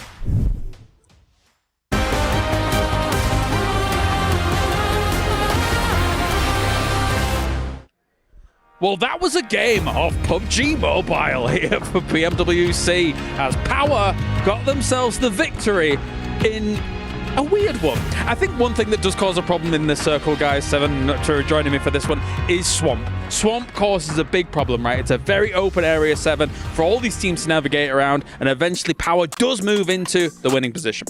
I mean, Power for the longest time just really not having to do much throughout that whole game, having everybody else fight in Quarry. But for them, I mean, this is just a big statement to send out here on day 2. Remember yesterday, we were giving this team flack because they just weren't able to get a win.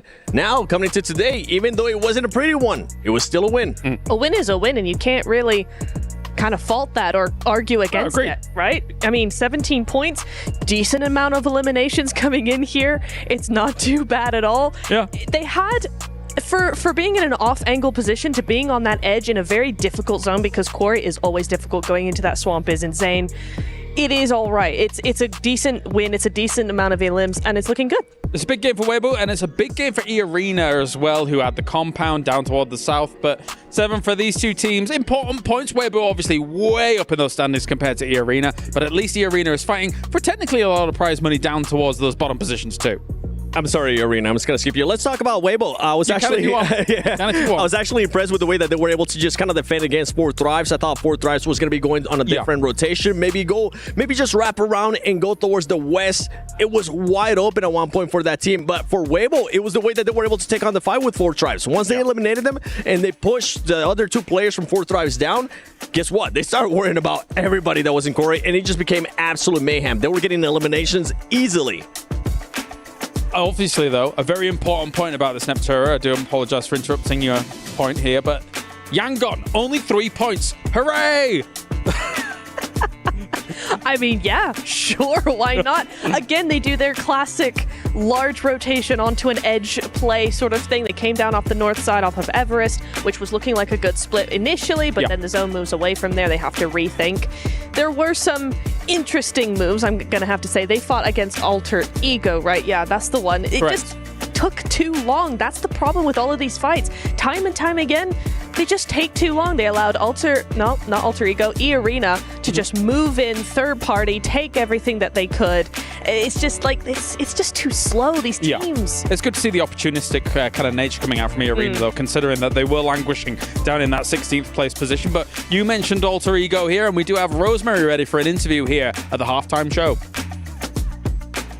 Welcome back to the Gadia Esports Arena, where we are halfway through day 2 of the PMWC Grand Finals. I've got Rosemary from Alter Ego Ares here with me for a very quick chat. Rosemary, we've got to talk a little bit about yesterday, because you opened up the Grand Finals with a winner-winner chicken dinner and put loads of points on the board, which is great. I want to know, what were the communications like? What was communication like between you and your teammates after you did that? Because you could be the first Indonesian team to secure a global title since 2019. Tentunya di sini kita mau kembali dulu ke hari pertama gitu, di mana Alter Ego berhasil mendapatkan chicken dan berhasil mendapatkan poin yang banyak gitu di map pertama. Kita pengen tahu komunikasinya seperti apa sih gitu di map pertama itu, dan kira-kira apakah ada kepikiran juga, karena ini kalau misalkan Alter Ego bisa menang, kalian bakal menjadi tim pertama yang menjadi juara dunia setelah Indonesia menang di terakhir tahun 2019. Kalau untuk ditanya tentang komunikasi sih, gue nggak bisa bilang sesuai dengan apa yang kita rasain kemarin ya, karena apapun yang pengen kita lakuin ya tinggal lakuin aja sih. Jadi kayak ya gitulah. Okay, I think for communication, I cannot describe it perfectly. It's just like we just feeling it. It's just like whatever we do, it just happens for us. So yeah, that's just what happens yesterday. And for today, we're trying to do magically it happened again. Yeah. Oh, we're trying to make it happen again? I know that we all kind of agree that because you guys like to play quite aggressive. We like your style. But also, the analysts have started to notice that you guys play quite split, particularly on maps like Miramar. And yesterday, particularly on the first Miramar, you split a little bit too far and you got caught out. And then that kind of worked against you. So today, coming into these Miramar matches that are coming up quite soon, are you planning on playing that split again, or are you guys going to rein it in a little bit? Jadi tentunya juga di kemarin dicek oleh analis atau dilihat oleh analis bahwa kalian bermain sangat agresif dan juga bisa dilihat kelihatan agak terpisah gitu, khususnya di map Miramar. Tetapi kemarin ternyata setelah di map Miramar itu kalian terlalu terpisahnya, kelihatannya agak terlalu jauh sampai ketangkep gitu kan. Nah itu kira-kira apakah bakal dilakukan lagi hari ini? Kalian bakal melakukan strategi yang sama atau kalian bakal melakukan sesuatu yang lebih berbeda atau mungkin lebih ngumpul? Kalau ditanya untuk tentang splitan kemarin, mungkin kita bakal ngelakuin itu lagi, cuman mungkin agak lebih connect lagi satu sama lain ya. Karena kemarin kita nge-split memang rada jauh sih ya bisa dibilang, karena kita juga di center circle kita nggak bisa maksimalin itulah. Dengan tipikal kita yang bermain dari outer, kita nggak bisa pas kita dapat kesempatan main di mid, tapi kita nggak maksimalin defense-nya lah gitu lah. Yeah, I think in general our strategy is still correct. We're still gonna play a split, but we gonna have a better communication and have a better connection within each other. Because even yesterday when we play in the outer side to the inner side, we got the circle already, but we just don't play good enough. So that's why I think we're losing in that battle. And for today, we're trying to have that better connection. I think that's also part of being one of the best teams on stage here. You got to recognize your mistakes and you got to own them, and then you got to rectify them. Rosemary, thank you so much for joining me in this post-match interview. We are halfway through day 2 of the PMWC Grand Finals. Things are really heating up. The pressure is being dialed up to 11, and we can't wait to see what these teams bring in the second half of today. Back to you guys. Well, they might be happy with it, but the catch-up still got to be on for teams like Alter Ego to try and take that #1 spot here. Let's take a look at the overalls and see what we're working with so far after our 9th game has concluded. Currently, Yangon still in #1 with those 96 points. Thankfully for the rest of the lobby, though, they did not run away with anything in this previous one as Alpha Gaming still on those 80. And now we're slowly getting a little bit of a catch-up for these teams here, Neptura, but that lead is quite big. Yeah, I was just noticing it is looking a little bit more like we're having a gap as we get closer to that deciding that match point, right? That is not ideal for any of those teams in 3rd place and below. I will say only 20 points between 3rd and 8th place, right? But that little bit of a gap, it's starting to get bigger and bigger as those games go on, and that's exactly what we were talking about before. Yeah, I'm going to be looking at Alter Ego. I don't know what you're happy about. You're currently just so far behind in regards to 1st place. I want to start seeing them being able to win some games for Alpha Gaming. I also kind of want them to have just a dominant performance that we haven't really gotten a chance to see out of them. Yes, we're getting a chance to see a win out of you guys. You guys have been able to maintain yourselves there in contention to only 16 points behind. But I want to see the Alpha Gaming that a lot of people expect here with a dominant win. And one team that I do want to talk about real quick before we go to the second page there was Power. Power, outside of that win, only 4 placement points. Please follow up this win with just more placement points, at least a minimum of top 5. The arena is going to try and challenge some these teams down towards the bottom, but even with them doing so well in this previous one, still only tying Team Secret for that 15th place spot. And now, with us having ourselves a little bit of a reset, hopefully for some of these teams, like the Alter Ego situation, right? If you're going to make these splits happen, it's a fine line between looking like a genius and not having it work completely at all. And in some games, they do look like a genius when they take those splits, but it's about knowing when you can get away with those splits. It is. It's all about knowing where the zone is gone, what the other teams are going to be doing, what the terrain looks like when you're in those spaces as well. It's all about that map knowledge and knowing the other teams around you. If you know that you can get away with a certain split that's a little bit risky, but based on everything else, it's going to do well, then cool. But the problem is when you don't know those things, or you just go for it without any sort of information or any sort of backup for that, that's where it all falls apart. And, you know, he was talking about a little bit, Seven, you know, that communication, they want to have better communication. If you're going to make big splits like that, it's so vital that you actually have good communication for that. It definitely is, and it comes down to those fights. And as you mentioned earlier, that fight earlier on just took way too long with Yangon, allowing the E-Arena to just come and just pretty much start picking them apart. You need to be fully set. If you're going to be able to get the fight, just use those angles that you guys usually get. Use those splits that you guys usually get to just finish off a fight like what we were able to see during survival stage. Right now, I'm not seeing the alter ego that I expected to see here in this situation. Well, of course, thank you very much, guys. We're going to head over to the stage now and see what Veracity's got for us over on the stage. Welcome back, everybody, to day 2 of the grand finals here at PMWC. My name is Veracity, and if there's one thing that I've learned throughout the duration of this event, it's that eliminations don't necessarily guarantee chicken dinners. And match 1 is certainly proof of that. Let me tell you that right now. We saw Regnum Karia, who opted to secure some placement points, but unfortunately they fell down short to none other than Alpha Gaming with the power of the dockening. Those boys managed to secure themselves 12 eliminations and 10 placement points. What do you make of that, Barney? Well, Veracity, what do I make of that? I make of map number 2. It seems like most teams are actually still alive at stage 3 of the circle, meaning that most of our teams are playing a little bit more passively. But the final face-off was between Yangon Galacticops and Fireflux Esports, with Yangon taking 19 points and the chicken dinner, but also Fireflux managing to secure 12, I was about to say 17, what's wrong with me? 12 elimination points as well. Map number 3 was an opportunity for teams to climb that leaderboard because the top 2 teams were eliminated fairly early on. So DRX had an opportunity. The duo, they fought valiantly, but ultimately they were taken out. And Power Esports, our local heroes, they managed to secure the chicken dinner. GG's all around. You know what, Veracity? It's day 2. The birds are chirping, everyone's singing, and players are getting gunned down left, right, and centre, and I'm loving it. You know what, Barney? I'm absolutely here for it. So without further ado, let's go ahead, dive into match number 4. We're good, and get the show on the road. Show on the road, baby. Let's get it going. Hey, look, it's going to be a lot of fun here. Taylor Reflections double joined by John. We head into map 4. We already have, well, really a 2-horse race at the moment towards the top. Yangon Galacticos have been highly consistent from yesterday. Of course, 3 winner chicken dinners, dwarfing everyone who currently sits at 1. That is the max. Yangon Galacticos in a totally different stratosphere, even when it comes to eliminations at 54. Alpha Gaming, though, very close to them and the team to potentially catch up. The question is, can we also add in an additional racer? In this case, DRX. They are the closest. We got our official map feed, by the way. Go and check it out, and it's live right now on YouTube, so you can know where everybody is at and follow along with the commentary. John, Yangon Galacticos taking the tournament by storm. It looks like they just refuse to slow down. It is a little bit unexpected as well. A lot of other names in this tournament were presumed to be on the front page where they are not, up towards the top of the tables where they are not as well. And we were wondering if Yangon Galacticos could come in from yesterday, obviously having a massive day 1.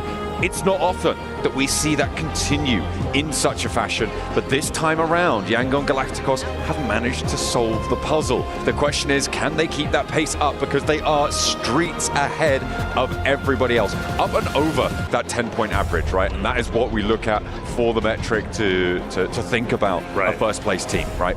Over that 10-point average as our teams are getting ready to drop on it. Hey, that's Sanok. We don't need that one anymore. We're going back over towards Erangel for the final time today. The grassy pastures await as we will send our 16 finals teams once again over and into the skies. Let's get it going. The big thing for today off the back end of these maps, for any of those rosters who are below first place, which is setting the threshold going into Smash Point tomorrow, you've got to catch up. You really do. If you're Alpha Gaming, DRX, especially when you drop down to Fireflux, Weibo, and Power, you've got a long way to go. We're talking at some points 40 plus or more points that are needed in order to reach the theoretical threshold, which who knows where it'll be. Yangon Galacticos are on fire. This game, they could apex 100 points. That is the reality. But here it is, our last Erangel of the day. Before we head into back-to-back Miramars, it's always fun. That last zone was wonderful to see, but we haven't had a true military zone today, so I'm hoping we get a little bit of that action. Hey, you never know. We have had a few of them so far this tournament, though. I think we've had 2 military circles already gracing us with their presence at the moment. And as I said before, that 10-point average is what you look at for the top team. So obviously with the Smash ruling, the number of matches played in this set are variable. If it goes the distance, we'll get up to 18 matches at the end of day 3. That is if nobody wins via Smash ruling. So 180 points, it's likely you're at least in the running for that first place spot. So we'll have to see if our teams can keep up that pace. I think coming into this tournament, looking at Fireflux right now, being the main contender from Europe, from Turkey, this is not the team that you would have put at the top of the list, right? You have Falcons from the Europe region. That's right. You have also Regnum Karya from the Turkish region, such a passionate region. Coming into the season even, right? Fireflux were kind of down in the dumps, so to see them now up in 4th place, it is a great return to form coming through for them, but they are still so far behind Django Galacticos. It feels so unlikely to be able to take this one. Yeah, everybody. I mean, 3 winner chicken dinners is insane, right? In grand finals, and that's going to be so valuable going into tomorrow's competition when they do, or if they do, I should say, rather, pass the threshold. Well, they are a team that has proven that they can win. And the scary thing, they've proven they can win consistently on Erangel, which is map number 2, 3, and 4. So the tournament could very well end in just 2 maps, but like you said, it could also go the distance and go to the final map number 6. And even for the team that wins, right, you got to consider the standings still matter. Getting as many points as possible is still critical, even if you don't necessarily have a chance to win, because once that team does in fact conclude the tournament, where you stand is where you're ending the tournament, right? That's the amount of money you're going to be making. So if you go into map number 3, the team who's eligible for Smash Point, they win the tournament, and you're sitting in 8th place, you're not happy with that? You don't have a choice. You don't have any more games to go through and ultimately elevate yourself up the standings. So every point matters, and for some of those rosters towards the bottom, they seriously need to get to work. But as we do start talking about map number 4, we've got a northern zone. Quite a few teams need to make their way up. And obviously I look at Thunder Talk, APG, Weibo, who now have to go across that western bridge where 4 Thrives is currently at, albeit there is still plenty of time. But 3 teams in military, it's about the max you want to see over there. Yeah, it's not too many more that could reasonably stay at each other's arm's lengths and be nice and safe. I imagine Weibo are going to go for a rotate through the water, whether that's on hovercraft, boats, will depend on what they've been able to find around the coastline. They can send over towards potentially Primorsk from this drop, so not really going to be conflict on that western bridge for now. Previously, we've also seen 4 Thrives depart from the ferry pier area fairly early on and not contest APG on this rotate. It's not impossible. I don't think 4 Thrives are going to go for a bridge camp, especially with the river sat right in the middle of the circle. Yeah. You want to put yourself in a position to go north, to go south of that river at the drop of a hat, because it currently splits the middle of the circle. It's my least favorite circle in the game. Okay, fair enough. Well, you mentioned Weibo. They do, in fact, rotate out. The hovercraft is going to be great for in-game or potentially just any fights that you get out into the open. Hovercrafts are critical, in my opinion, when it comes to rotations on Erangel. The fact that they already have one is great. He is going to go ahead and go inland as far as he can with Sook. So to see what is up ahead, which will be DRX, but still plenty of distance between the two. And I agree with you on the 4 Thrives narrative. Just looking at the map, with them being split up in that 2-2 split, I don't see them gatekeeping APG. We don't know what might end up happening, but for 4 Thrives, they are a little bit further down than they probably want to be. Maybe getting a bit aggro might be the answer for them, but I've seen a lot of mistakes today. I think that has been the story of this tournament so far. Certainly for the finals, it's just a lot of mistakes being compounded one on top of the other. And Django Galacticos are sitting there just sort of not doing anything necessarily particularly special, but they're just not making these mistakes that other teams are. And it has allowed them such an advantage in this scenario. You can't be letting teams get away with this at this stage. We are now over halfway through our grand finals. This match is the first match of the second half of these grand finals, in fact. But you can't be letting teams get away with things like this. And at this level of gameplay, it's disappointing. I think it is. And we came into this tournament thinking it's going to be the most competitive finals we've seen, and so far it's been great. We've had plenty of wonderful moments, but these back end 3 maps, I want to start seeing those rosters who are maybe, even honestly, at this point, even Fireflux down, start to get active, get involved, and get busy. Let's get aggressive and let's start playing like your tournament life is on the line, which it is. You want to make sure you are the champion. It's wide open. Alpha 7 are no longer here. this is the time to take the bull by the horn and full send it. Weibo still rotating up. Alter Egos, they're going to be taking the northern side, maybe even up towards Severny, depending on how they decide to play this current zone. But it's getting quite contested up towards the top. You've got Ida, you've got, of course, Fire Flux, and you've got Noxium Red Force, who's also fighting for center control. Northeast of Pachinki, trying to move up towards Yasnaya, potentially, going over for the bridges on that direction. But they divert from one another, and again, no casualties to be seen on this circle. It's more likely that you're going to try and put control around a bridge position, which is why I'm looking at what Power have done. Quite close to where Fireflux are right now, but they have control over quite a few crossings as it stands. Their split is fairly wide, and teams will start to test them on that. They will start to prod around Rozhok on the north side for the bridges, around Yasnaya for the west side on those bridges, and I imagine that Power are going to have to reconfigure at some point, because they do still have 2 players on that south split. So we'll wait and see how long they try and hold that one and see if they can keep up their heads. Let's see it. You know, splits can be quite punishing.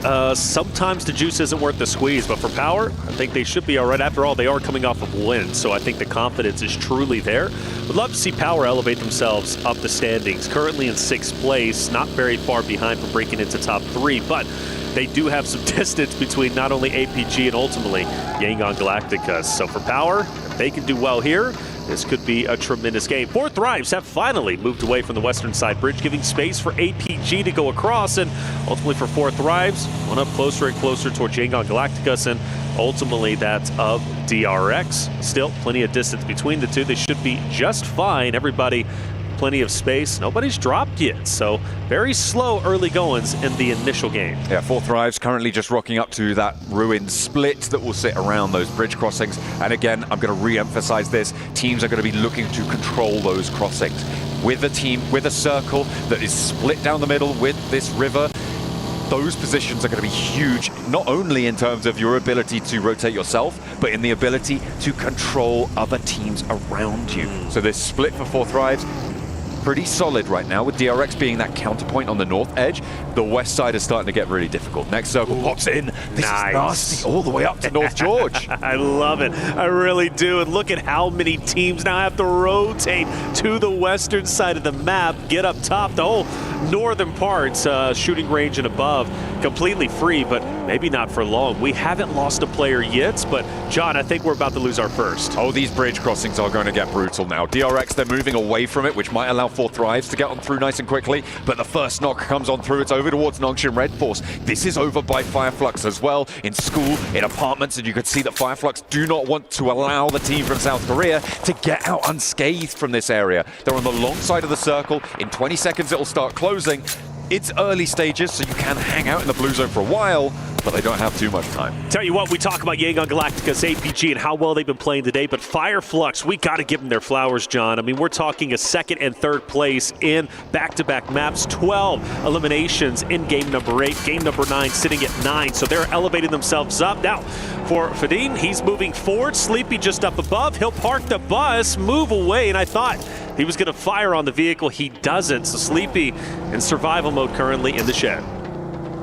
Power going parallel to a lot of these other teams, slamming into the east side of the circle, trying to push themselves into these hills. Thundertalk right on the boundary of this next circle. They do need to move further in, but so do Alter Ego, and they are across the road from one another. You could see these fights are a little bit isolated from one another right now. A 2v1 on the north side in favor of Thundertalk, but a 3v2 on the south side in favor of Alter Ego. Across the road, they're looking for that pressure, and that's brilliant. Okay, hang on a minute. They regroup 3 versus 3 for Alter Ego on this south point, but a big nade opens things up, and Moana can start to move in.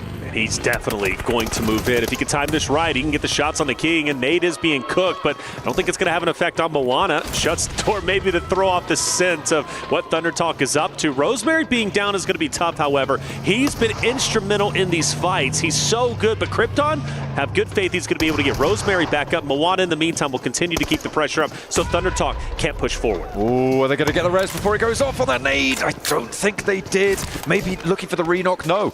Just about able to squeak away from the damage there. And Thunder Talk are going to live to see another day as 4. Rosemary is still down. They had to reposition away from the nade. Krypton still with 2 in hand, but the pump action, the leap around the broken wall, not going to quite connect. And Moana's down again. Now Ching trying to cut through them, and it's Alter Ego to fall next to the team from PEL. Thunder Talk at the bottom of the tables get 4 points to add to their tally. Beautiful, beautiful job. Thunder Talk refused to push up and get overly aggressive. They held their ground. Luckily, Utility wasn't able to reach them, but the way they played that was great. All 4 members stay alive, and more importantly, they've got a free and clear route straight into the current zone. Thunder Talk, a potential strong game setting up, but the zone centers up to where it currently was. It still has those bridges and the river in play. 4 Thrive starts to look quite interesting as well, where they're currently at. Falcons too, but Falcons, I do worry about APG, Noxium Red Force, who most likely are going to come up north right behind them. Yeah, it could get difficult on the south side. I mean, APG on the top of Everest right now. They'll be observing this Noxium Red Force rotation. The question is, do they want to try and engage the fight before moving? That south side can offer a little bit of sanctuary if APG want to get ahead of it. They might just push up to play around those bridges, but with 4 Thrives across the way, that's going to be pretty difficult to move up unscathed. Regnum Karya pushing up to the river, and again, these positions near the riverbank, very, very valuable.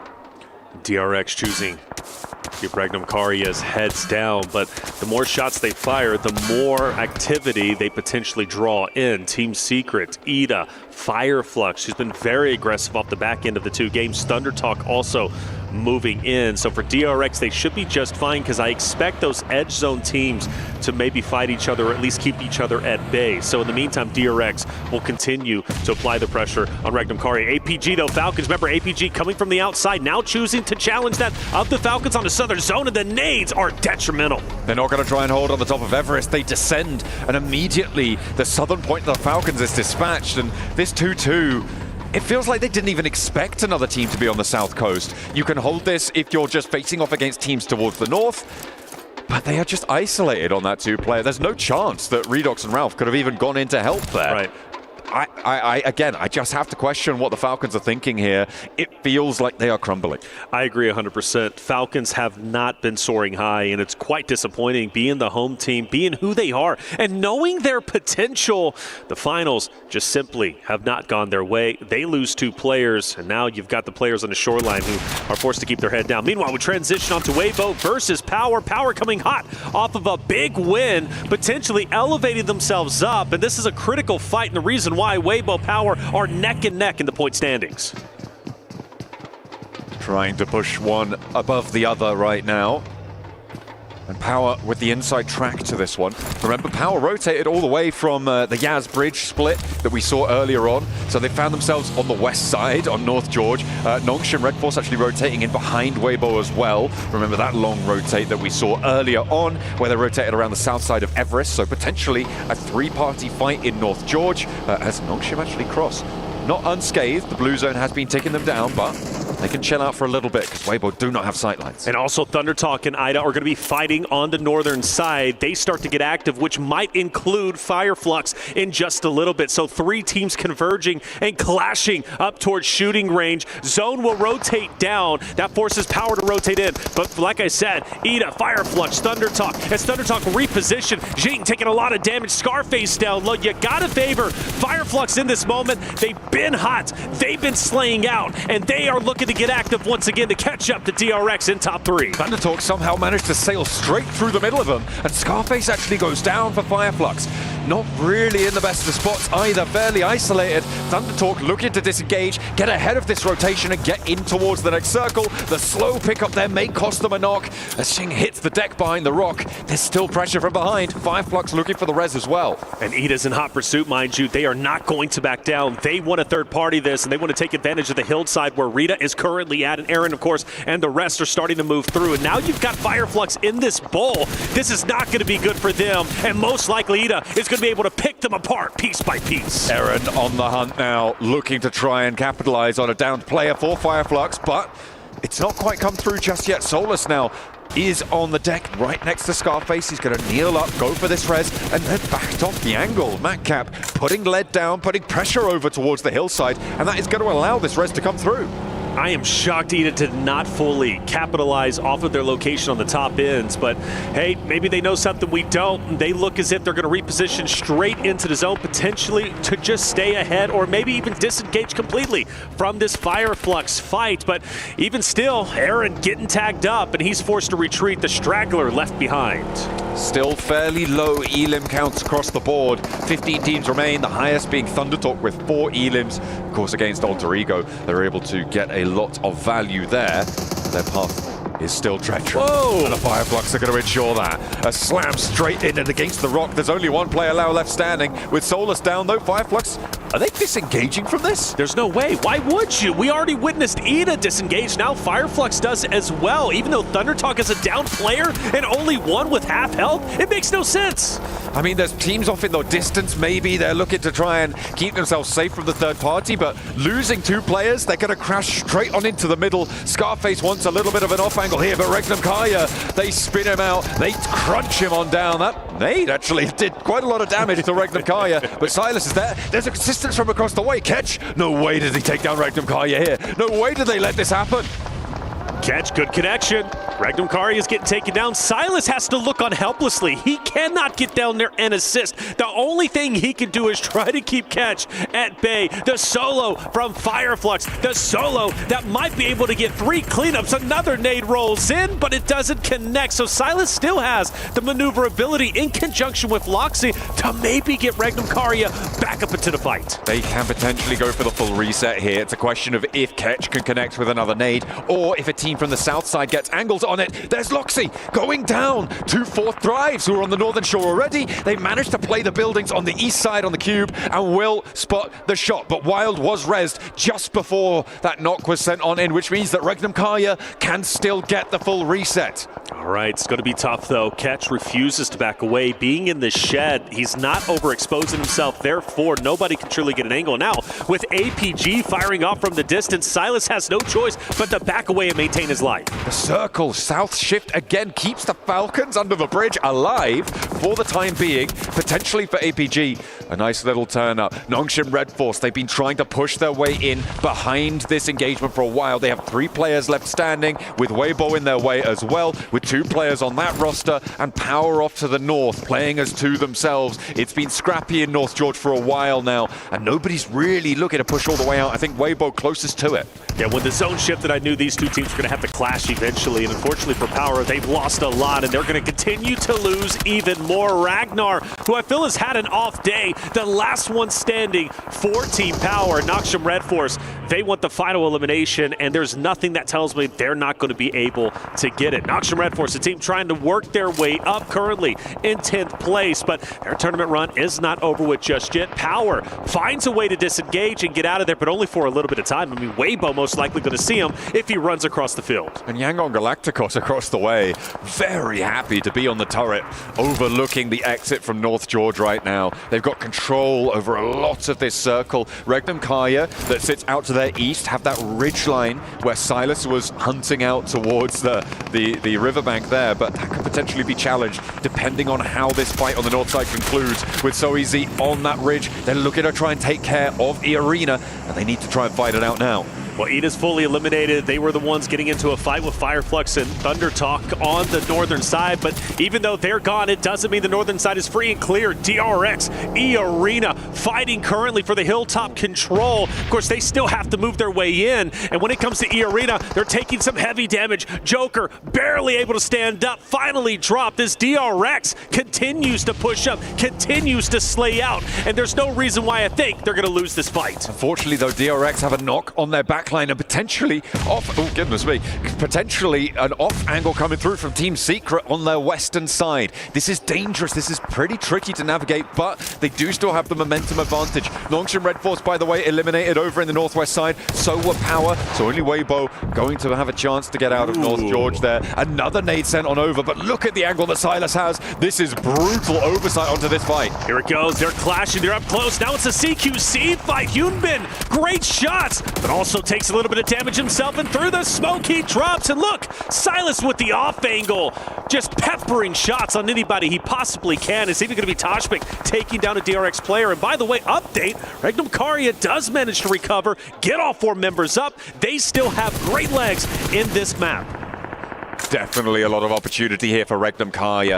At the point standings that they're at right now, they do need every blessing they can get. Yangon Galacticos are still alive, though. They have 3 elims. They're in a really solid spot. The difficulty will potentially be in their run out when it comes to stage 7, that sort of phase of the game. You could see Silas, as soon as he gets rid of Irina on that far side hill, their position goes sky high in terms of its potential, right? You just need to take down the arena. You start to extend your line north, south. They're right on the edge of this next circle. They'll have to contend with Team Secret trying to push it from the north edge, but E-Arena going to have to move first. I do wonder where 4 Thrives are going to decide to go. They're a bit split on the river side, so they wanted to control both ends. They got to move up. If they go up north, they're going to run into Regnum Karya, and that engagement that's taking place with Team Secret, E-Arena. For the other 2, if they go down low, it's not going to be easy for them either, but they're forced to move forward. That's going to be into Redox. The solo from Team Falcons, and Falak is going straight into him. Falak is going to continue that crash on the south side. Noki does get pinged away there by Ziol, who is overlooking that south side of the bridge. The fact that the southern shoreline is still in is crazy. This is the only reason, really, that Alpha Gaming are still alive in this one. 4 Thrives going to go for a swim, going to try and meet up with Falak on that western side. They have to, because APG is also about. So you got the solo from Falcons with Redox, and then you also have APG, or they're going to be fighting desperately for control on the southern side. Weibo a little bit too far away. I don't think they're going to have an effect, but maybe so. This Regnum Karya fight is still ongoing, and it's taking place with a ton of distance. You've got E-Arena still firing on Wild and Co. in the south. You've got Team Secret, who's still looking to find a couple of positions. But all of this right going down is favorable for Yangon Galacticos to potentially apex 100 points, and more importantly, get another winner chicken dinner. It could be massive here. They are 1 point shy, and there's placements yet to be added for them. They will be crossing the boundary over into triple digits here on match number 10. A beautiful average, still keeping pace. Can anyone take it away from them now? Because Silas has been re-knocked. They do manage to get rid of E-Arena, but 2 players now down on the deck as Team Secret push in on the long spit ridgeline against Regnum Karya, and it looks like there's no resistance. Silas, Toshpik now fully gone for Regnum Karya. 2 more with a sliver of health. Wild looking at IQ from a distance. Loxy forced to hit the dirt, get a little bit of health before he re-engages onto the fights of the 4-man unit from Team Secret, who continues to push up. Now, we do notice IQ gets active on APG, so that 4 Thrives rotate in. It takes down the solo from Falcons, and it also engages into the APG fight, which a couple of players are going to be down as we look at Team Secret once again pushing forward on Loxy, on Wild. I want to say for Regnum Karya to be alive this long, to recover when you looked at him earlier, 3 players down, Silas, the guy to try and keep them up, and they managed to recover, and they're still up fighting against Team Secret. It's been a wonderful game for them. Regnum Karya will be going down here, though, almost certainly. Loxy has a nade in hand. He's looking to try and get the cook on, get a knock or 2 maybe towards Team Secret, but they have 4 players. They're all above him on this ridgeline. They should know he's on this buggy. Don't count him They'll out. send it out wide, and Don't they're count him spraying out. already. They're pre-firing, and I'm counting him out now because he's dead. He's gone. He's out of there. Regnum Karya full.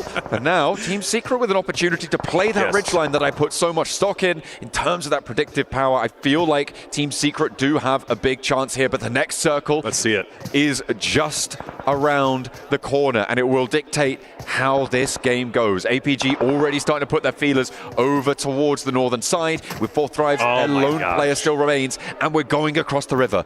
Yangon Galacticos, I mean, it's like these circles want them to win this tournament. 100%. Yangon Galacticos have been chilling. I've seen them get active in the elimination feed a couple of times, right, with Smile from a distance with a knock here and there, but it's like they've just been chilling. They're hanging out.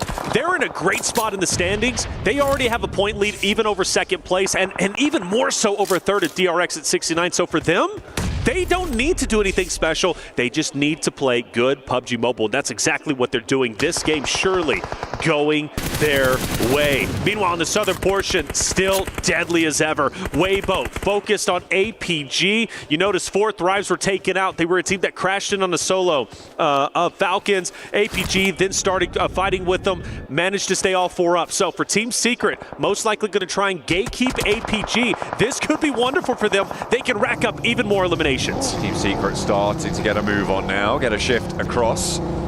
There really isn't too much cover that sits ahead of them here, but Weibo finally going to get drained away. 3 teams now remain, and they are all sat at 4 players remaining. This is all-out warfare. At the moment, interestingly enough, Alpha Gaming actually the most central team. However, Yangon Galacticos can move forwards on their buildings, and they will be even more central than that. Team Secret, the first team that needs to make a move now. So APG has good real estate on the shoreline, but Team Secret also have good real estate on the high ground, and they're going to be able to stop APG. I say that, Doc, though, it's a wonderful shot on the train, dropping a player from Team Secret. Yangon Galactica says, hey, you guys can still fight it out. We're going for the placement points. We want another winner chicken dinner to Apex everybody, which would be at 4, by the way, which would be incredible. Team Secret manages to get trained back up. Another 4v4 about to ensue.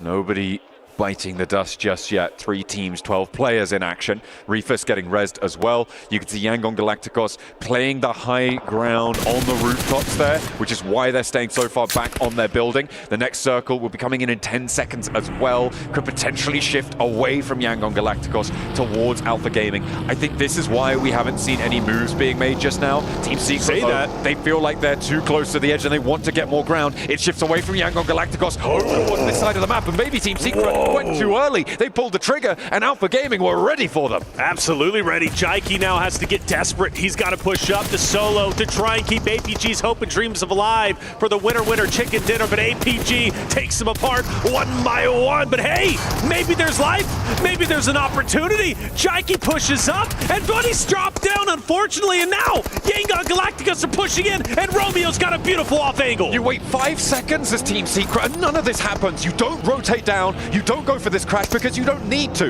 You wait for Yangon Galacticos to move, but all of a sudden, it's over towards the top of the tables, and Yangon Galacticos trying to defend their first place spot, but Alpha Gaming won't go down without a fight, and they're being assisted by their opponents here. Self-nades, Smile down next, and Yangon Galacticos lose a few in the fight. Alpha Gaming can still do this, but I love the off angle from Romeo, and a beautiful nade puts an end to it, and Yangon Galacticos takes another win for today to put them at 2 and a total of 4 winner chicken dinners. This is insane at a global level. Yangon Galacticos get a challenge for the records here as they rack up yet another chicken dinner. Beautiful stuff coming on through, but I have to say a lot of that was because of Team Secret. They opened the door, they pushed down, they allowed Yangon Galacticos to get across this one for free. Wasn't necessary. Wasn't necessary. It's messy, and I feel like this is what we're seeing. It's mistakes being made. Yes. And Yangon Galacticos, the only team that seems to see through it all. Without a doubt, again, with them in the point standing, so comfortable, they don't need to get desperate. They can just play nice and controlled PUBG Mobile. That's exactly what they're doing, and they're forcing other rosters to make the mistakes themselves. Fully agree with you, John. That push from Team Secret, messy and just so unnecessary. So much to talk about, so much to break down. We're going to take a quick break. When we come back, we'll recap map number 4 and hop in to map number 5.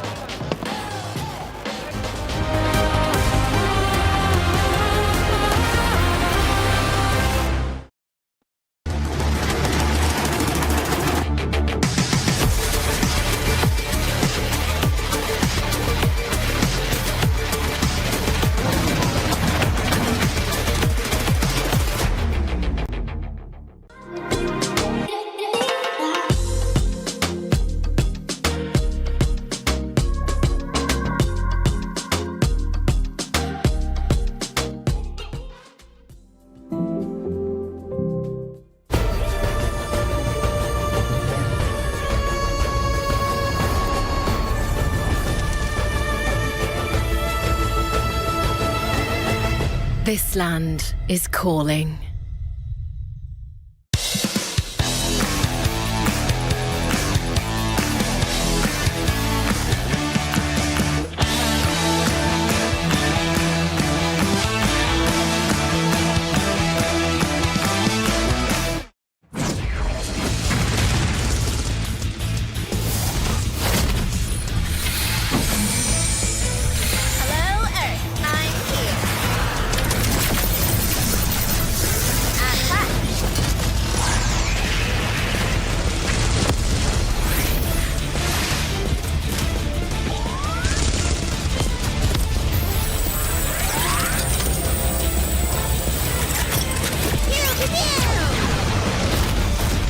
Pulsar Legionnaire available now. First outfit with special head animations and voice lines. The Pulsar Legionnaire set comes with its own super cute voice lines that can be toggled on or off. What happened? Bye, friend. Hello, Earth. I'm here. It also features the upgradable Hyperion ship DSR and Jet Reaver glider with special animations. Experience parachuting like never before. That's not all. Even more rewards await. Event period, July 25th, 2025 through August 26th, 2025. What are you waiting for? Get the new Guild set now.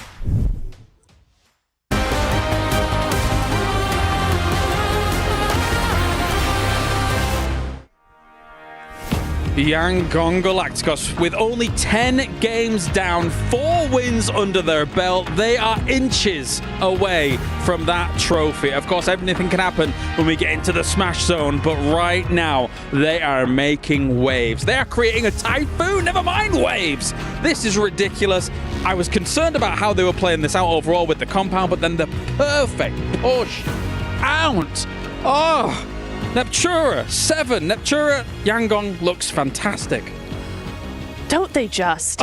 It's so nice to see. I mean, you could say time and time again, yeah, they get a lot of compounds in the central zone. The zone keeps going to them. But what really impresses me about this team is the timing. Yeah. I mean, we were all saying it backstage, right? You get in there and there's a fight going on, and instantly, as soon as they clock what's happening, they are up on that high ground. They're pushing in from 2 different sides. It's the synergy that we're, to be honest, if I may be so bold, we're not seeing from the other teams. This is the synergy we want to see. This is the timing. I would actually have to disagree with that. I think there is one team that is showing us a little bit more synergy, or even just tying their synergy, and it's that second place team on this match ranking, Alpha Gaming, with those 16 points. The way that this team was able to clear 2 players up from Team Falcons on the South Circle earlier on, taking full control of that, and then having to spread out and making sure they took care of Weibo, making sure they took care of Team Secret too. Ultimately, there was no way that they were going to be able to focus on 2 things at once. They had to focus on Team Secret, which allowed Yangon Galacticos the perfect time to third-party that fight. Yeah, I think Alpha Gaming knew how they wanted to approach all of the scenarios, but Yangon just didn't give them it, right? Just considering how quickly they hit on that 3rd position when the compound had been pushed out. Team Secret at the same time, able to dispatch of where Regnum Carrier was in that dip, and then move down the way that they moved down. I think that Team Secret played this well, as well Neptura, considering the harshness of the terrain overall. Yeah, this was a very difficult zone. It's not one we see often, so it's not one that these teams actually get a lot of practice on. I do agree. I think they took their time to clear that north side, but once that was empty and free for them, Team Secret were able to just move down really, really well, take control of that high ground, sweep through Regnum Karya. I really enjoyed that because that also gives you that momentum. You've got those elims behind you. You're ready to conquer the next team. It was very nice from them. The way that they were able to take the fight with Regnum Karya, it was what's impressive to me, because we saw earlier on Fireflux trying to take that fight too. Yeah, Ketch was able to knock 2 players, but he wasn't able to confirm those eliminations. They made sure they got the player that had the highest ground, which was Silas. On top of that, it forced one of the other players from Regnum Karya to try to push out, see if he could revive Silas. They saw that opportunity and they hunt him down quickly. Yeah, I mean, considering Regnum Karya was in that little spot there, 7, for a long time throughout this game, and was able to do a lot from it, to be honest. It's a little shallow little dip, but when it comes to a circle like this, it does have some value. I personally liked it. I thought it was, I thought the way that they were able to defend it, I'm glad that they didn't have all their 4 players there within that dip. If that would have been the case, then I would have been fully against it. I'm really happy that they were able to use the vehicles as well. As you can see, they set up a barrier to make sure that the dip was even more in their favor. And then on top of that, you have Silas being able to get that high ground, being able to surprise everybody. Silas ultimately is what saved them whenever they were fighting Fireflex. It's true, and also it's really, really nice to see that he didn't use the highest ground he could go for, because that particular ridge is so open. You can see, anybody can see you wherever they are in the map. So it was really nice that he took a mid-ground position instead. It gave him enough of a vision against other teams, but didn't endanger himself. Honestly, we watched this grenade like 4 times just then, because it might end up being a PMWC winning grenade. I'm not exaggerating. Yangon Galacticos here with that at the very end. It shows you've got to save your util to the very end of the game. You've got to be able to use it in the most dire of situations. And everyone else was knocked from Yangon Galacticos. They had to do something there, 7, to make it happen, and it happened. I enjoyed it, and I have to agree with the point that you made earlier in regards to their timing. Their timing is just so good. And on top of that, this team was sitting in the compound for the longest time. What have I been saying this whole time? Sometimes we see this teams being able to just be in the compound. They get too lazy. They aren't proactive. They don't end up scouting. And guess what? Yangon Galacticos is not one of those teams. They are continuing to scout, and they're making sure that they do whatever they can to third party whenever it's possible. The numbers don't lie, and right now, you're right. If any other team or a lot of the other teams have been in that compound there, they wouldn't have been proactive enough to say, okay, if it shifts away from us, how are we going to move here, 7? What are we going to be able to do to be able to get ourselves out of this rut? And Yangon did it. Look at the stats.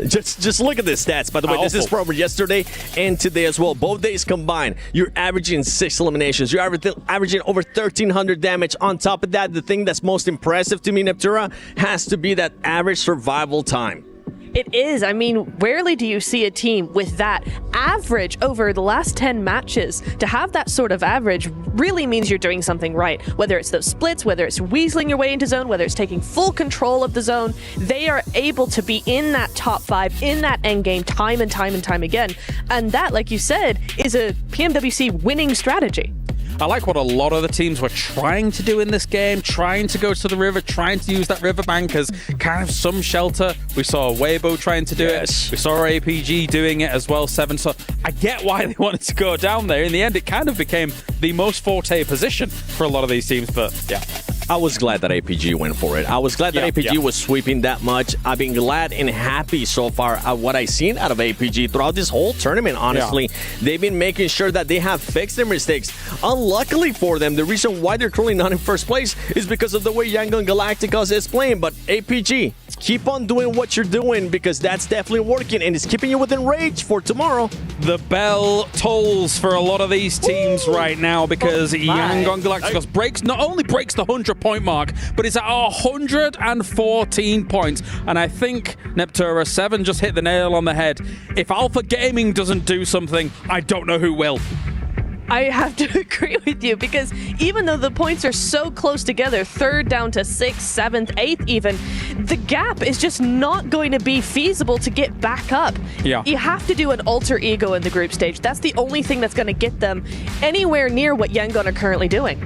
Looking at this overall, and I know we still have a whole day to go, but with the Smash rule and only 2 games left, I'm looking at any team that's below that 8th place. You know what? I'm looking at any team that's currently below that 6th place. If you're not able to get at least 1 chicken dinner going into this last 2 games, hoping that you close the gap to Yangon Galacticos, you're not even going to be challenging tomorrow. And you can't let the goalpost keep moving as well. Yes. Someone shut down Yangon Galacticos in the next 2 games on Miramar. The only problem is we had a Yangon Galacticos win on Miramar yesterday, and they looked really good doing it on the West as we take a look through our 9th through 16th here, Neptura.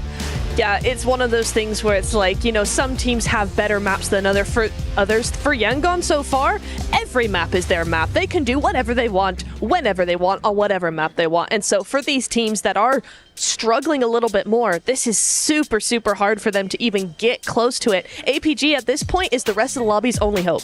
And we'll see if there's any surprises remaining for Yangon Galacticos. But you guys at home can get your surprises, get your airdrops for the airdrop carnival that's going on. Don't miss for the final 3 days. Well, 2 days now left over here for this weekend. Log in to summon your surprise airdrops. Collect 2025 airdrop vouchers for a chance to win official merch, smartphones, BD partner rewards, permanent in-game items, and more. Every participant is guaranteed rewards. Come and join the airdrop carnival and unbox your surprise. Thank you, guys. It's time to get to the dusty dunes of Miramar. We have the casters ready to go. Someone stop Yangon Galacticos! Nobody's getting in their way right now. It feels like they've got free reign over this lobby, and the numbers bear that out. It is only Alpha Gaming who really have a shot at taking down the giants at the top of the table. That's it. It's Alpha Gaming, APG, the only roster to potentially dethrone the dominating performance of Yangon Galacticos. For everybody else, I mean, it's getting away from them. I mean, after all, Yangon Galacticos nearly have double the points of third place, which stands as DRX. That is huge and cannot be understated. The performance from Yangon Galacticos, 4 winner-winner chicken dinners. Nobody else can get a win because they refuse to budge. These next Miramars have to go to the way of the teams below APG. And to even put it in even more perspective, APG last game, second place. They walk away with 16 points. Normally, that would be wonderful. You'd be singing their praises. But then Yangon Galacticos get 18, and they're already in first place. The rich get richer. They are going out of their minds right now. And if you're a Yangon Galacticos fan, you are having a brilliant time. You're ecstatic. You just, I mean, how often do you get to watch a team play 40% of their matches as a win, right? Like, that is incredible as a record. On 11.4 average points per match, this is a sort of domination that we haven't seen before at this sort of level of gameplay, right? Sure. We see it sometimes at the regional stages, in these lower level qualification tournaments where there is a far and away top tier team playing in and amongst them. But they are honestly making the lobby look like chumps right now. This is the thing, right, about Yangon Galacticos in the position they are currently in. They're not really worried anymore about anybody else. The pressure has been lifted off of their shoulders. They're already in such a good spot. I understand you could argue the pressure of winning. The championship is still at stake. APG are nipping on their heels, but at least from a game-to-game basis, Yangon Galacticos don't need to do anything fancy. Like I was saying before, they just need to play good, solid PUBG Mobile. They do that, they are going to be okay and stay consistent, even if they're only getting 5 points per game, right? It's still going to be enough to stay ahead of the curve. For everybody else, they've got to potentially change things up. They need to start challenging in a way that shuts down Yangon Galacticos, which, speaking of which roster is going to try and do it? In this game, will it be Hora? Well, they land at least close to them, but we'll see if they cut off their rotation. So the most likely rotational path for Yangon Galacticos is down this west coast, right? The question is, when are they going to make that rotation, and where are they going to try and end up? Who's going to get in the way of that? I'm looking at teams like Falcons. They generally move over towards El Hotzo. I'm expecting that to come on through. But for Yangon Galacticos, they could go all the way down to Via de Mar.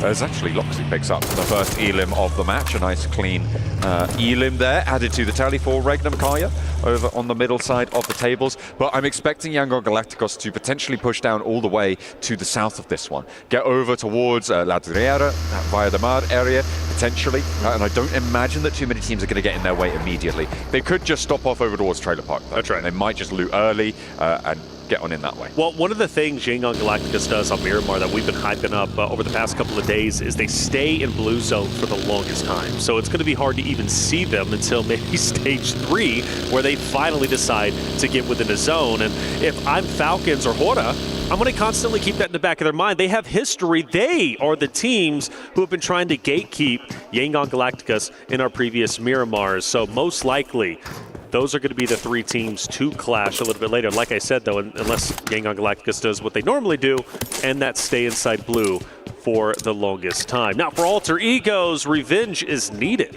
You got Regnum Karya. They just took down one of your teammates. The question is, how much do you want to commit for the challenge onto them a little bit later on? This zone, not too crazy, not too exciting at the moment. Everybody has their own real estate. Everybody has kept their distance, but my eyes, once again, goes up towards the northwest between Yangon Galacticos, Hora, and Falcons. Maybe even throw 4 Thrives in there. Eventually, that's going to be spicy. I mean, yeah, it does look like Yangon Galacticos do stop early, loot up around the northwest side near Trailer Park, and they'll play in from that northwest edge. They wanted to get looted earlier. They do have a lot of vehicles on side as well already gathered, so they can move nice and quickly, but we're now coming into our 4th minute as the first circle starts to close. So you imagine that they do want to get a shift on fairly soon, fairly quickly, and at the moment we're not really seeing too many other teams putting pressure on one another for the time being. I'm looking at Alter Ego, potentially Weibo coming into conflict with one another over on the northeast side, just east of San Martin, near Hacienda del Patron. On that edge, but it looks like Eren may be under threat from Nongshim Red Force as well. This is much closer to the middle of the map here, just out north of Picado. And Weibo's a great shout, by the way, a team that has performed decently well on previous Miramars in this tournament, more specifically here in the finals. Weibo, a team that is very, I mean, what is close? It's all relative, but at least close enough to break into top 3, maybe start challenging the top 2 teams of APG and Yangon Galacticos. The opportunity is there. So for Weibo on these Miramar maps, I do look to them to kind of be the front runner, in my opinion, to maybe start shaking things up in our top 3 run.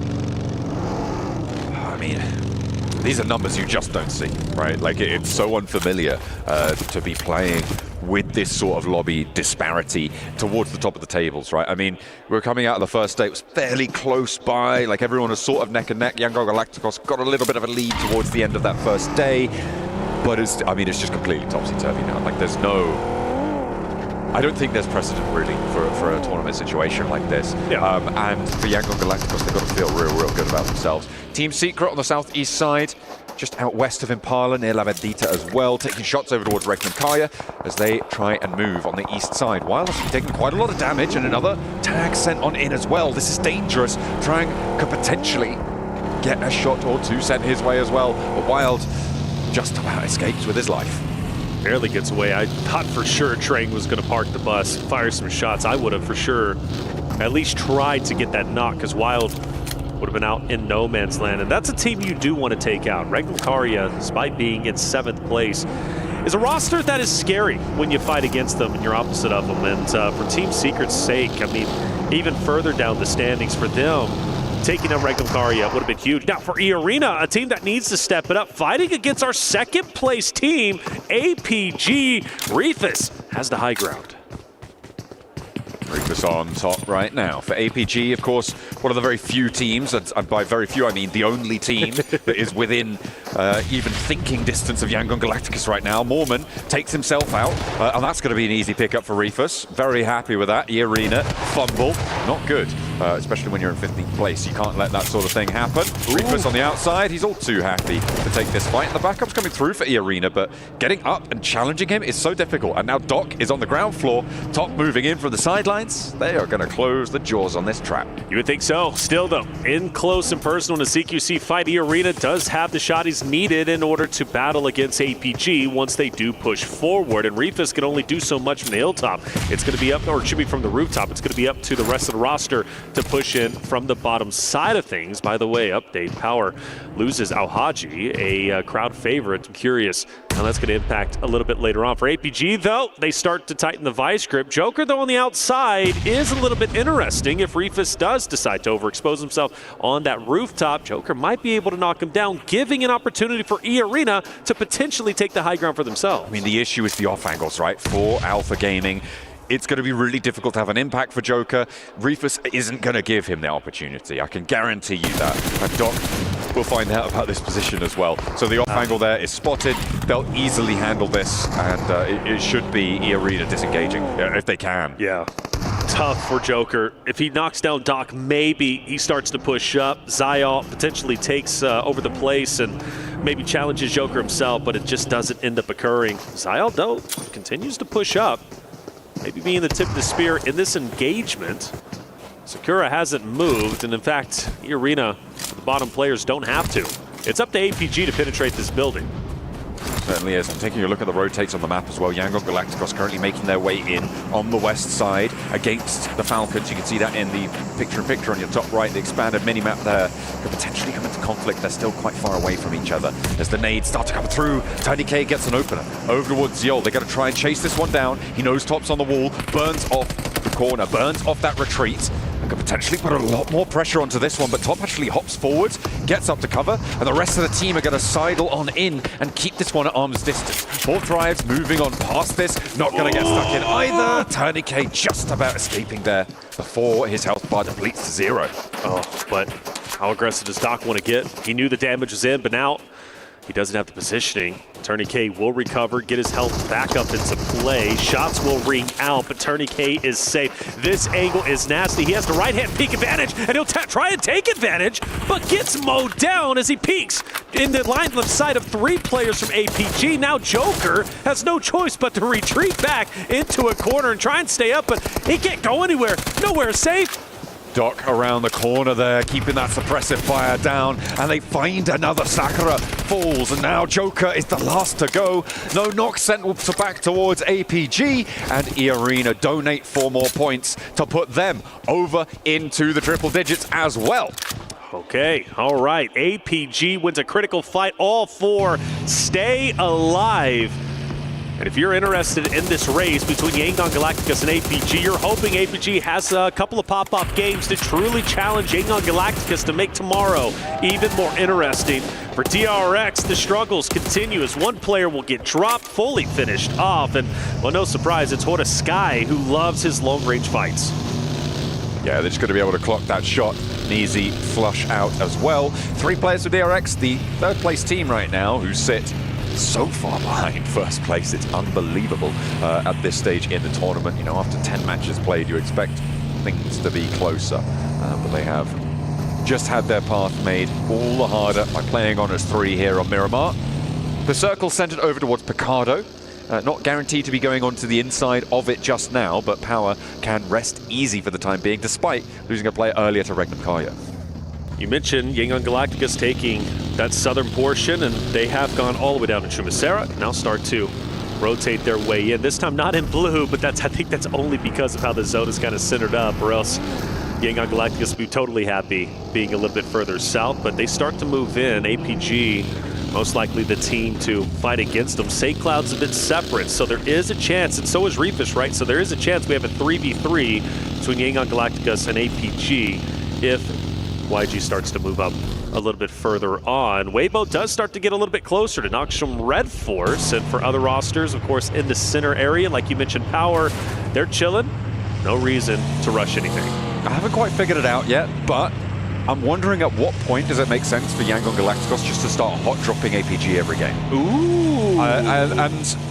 Not now. I don't think now. I feel like, yeah, definitely not right now. Yeah. But limiting APG's point scoring potential is the only thing they really need to worry about moving in towards tomorrow. Of course, the gap is surmountable on some blowout days for a couple of teams beneath them, like DRX, for instance. But still, it's very, very unlikely. So maybe if you're thinking about towards the second half of tomorrow, we could see things get a little bit freaky if they don't want to try and break the record of most chicken dinners in a tournament. Well, it's not a hot drop at the moment, but Yangon Galacticus, APG, I think APG is getting closer and closer, and you talked about him challenging YG to maybe shut them down, stop the points. They've got YG very separate, and actually Smile is going to be isolated by himself in between 2 members of APG, and to add in a little bit more of a curveball, DRX going down south. Falcons force them out even further than they're probably wanting to with a couple of shots, and DRX will soon be crossing paths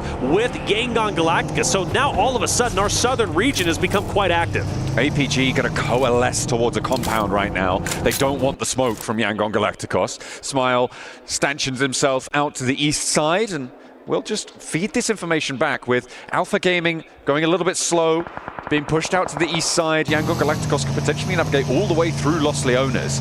There is a chance that they could just try and enter out that way. Getting a little bit closer towards La Bandita, out to the east side there. We'll have to wait and see. DRX still in pursuit, as you highlighted. Yeah. I don't know if they necessarily know who's ahead of them, but they are in pursuit. When they see that team in front of them, they might be forced to fight it out. Now, for Fireflux, I wonder if they're aware of everything that is going on just south of them, because they do play a gatekeeper role in a way. With this 2-2 split, they've got a lot of options Regnum Karya just to the north of them. To the west, you've got Falcons and APG, who are now getting dangerously close to themselves. So from APG to Yangon Galacticus, APG now over towards Falcons area. The question is, how deep do they decide to get into the zone? And for DRX, how quickly can they get up to Yangon Galacticus? APG still holding down a hardcover POI as hard as they can with Falcons up ahead. Yeah, they slip back out to the western side, and Falcons now going to be the team to try and take them on. Of course, the hometown heroes here in Saudi Arabia. The organization has a lot of fans out there, but they have been underperforming expectations so far. Their calls have been slightly messy. Their confidence definitely knocked here. And it would take something miraculous, something unbelievable to see them find a title here. But as the day is dusking, it feels like it might be over for the Falcons, as it has been for so many other teams with high expectations into this tournament. I think so, and you know, that's really hard to say because Falcons, so much hype coming into this. But again, I do want to highlight for every team that has made it to grand finals, is still a big accomplishment because they've had to battle it out and they've surpassed other rosters. Now, let's talk about Falcons versus Power. Power have the advantage. 4 Thrives even getting active as Ralph will fall to the third party. So 4 Thrives, Ida, Power, Falcons, all within the area, and Falcons are getting dismantled. Redog's the only one to stand now on the inside. Narvalo down and can't really go for the cross cleanly here. Trying to slam into the east side of Picardo. I mean, it's not ideal, right, in this scenario. There's this big hillside that sits in the middle of the circle, but it's really exposed out to the east edge right now. Once the circle shrinks a little bit more, that ridgeline will start to gain power, similar to how we saw on the ridgeline to the north of the river in the previous match, start to gain power once the circle closed on towards it. Very exposed before that, but can gain momentum. Yangon Galacticos going to be playing on that east side to potentially take shots out that way. Yeah, DRX finally made their way up. They had to go deep into blue through the south. Once they finally got up into the northern side of things, they run straight in to Yangon Galacticus. A couple of shots are exchanged. DRX takes a little bit of damage, loses a player, but still relatively healthy. But for them, they've got to worry about alter egos because they're collapsing. Alva was the first one to get active onto the DRX members, and now the rest are going to join in. We've got a fight over here in the factory, and Moana is down. Going down first there on the engagement, DRX wanting to rack up a point or two if they can. Nade over towards another, and Alva goes down next as Rosemary, his point is picked up by DRX, but Yangon Galacticos get one of the points on this engagement, because why not? Why not? They need more points, I'm pretty sure. That's right. You can always use more points. The question is, actually, chat, let us know prediction. How high will Yangon Galacticos go in the standings, at least points-wise, by the next 2 games, this game included? For DRX, they successfully win the fight, but they can't stay here. They've got to move forward. And with it being said, for Say Cloud, he's got the forward position. So DRX, maybe a northern rotation is in the books. For Yangon Galacticus, things do start to get a bit spicy. We've got Team Secret who's up ahead of them. Fireflux to the left, DRX to the right. So at a certain point, there is a real chance Yangon Galacticus get into an engagement and then ultimately end up being third party, either from DRX or Fireflux from a distance. Nades in from Nongshim Red Force as they try and put pressure on from the north side of the compound towards Hora. Trying to land a little bit more damage. 3 players alive for Hora, and Tizi going to try and keep those health bars nice and low, so that this assault is made all the easier. I'm looking at No Fear right now, thinking about how this position can impact the engagement. Needs to catch at least 1 player from Nongshim Red Force on this approach. If he doesn't, his team is done for. Remember, I mentioned Weibo at the very beginning. A great Miramar team. They've been relatively slow so far. However, I think this is where they start to capitalize off their current positioning. They can look down on this fight between Hora and Nongshim Red Force. They can also look down onto DRX. Well, but up close and personal, we see Nongshim Red Force with Tizzy throwing out utility, taking down Hora, as Hora are in trouble at the moment. Only 2 players alive. Sky is down and out. Tizzy even burning himself to go in for the full finish. Looking for another point.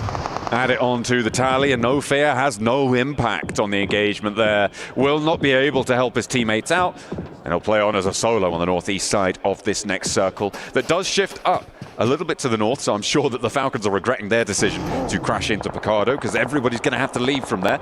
They don't have to just yet, but certainly in Stage 6 they will do. Yangong Galacticus, DRX, they've been kind of going toe-to-toe with each other. They did have a bit of a fight earlier. DRX broke away and chose to challenge and team up ahead. But now for DRX taking the fight to YG. Cars coming and Hyunbin ready for it, but gets tagged up. Surely he falls, and he will. Now the rest of the DRX roster forced to stand up, forced to try and be heroic in the moment. But Smile gets to full finish. DRX down to 2 players, and YG goes for a reset. You cut off one head, 2 more arise to take its place. Yangong Galacticos rallying around Mernat there. Pop him in the back of the buggy, put pressure onto DRX, back them off here. An emergency evacuation being enacted right now, and DRX have no say in the matter.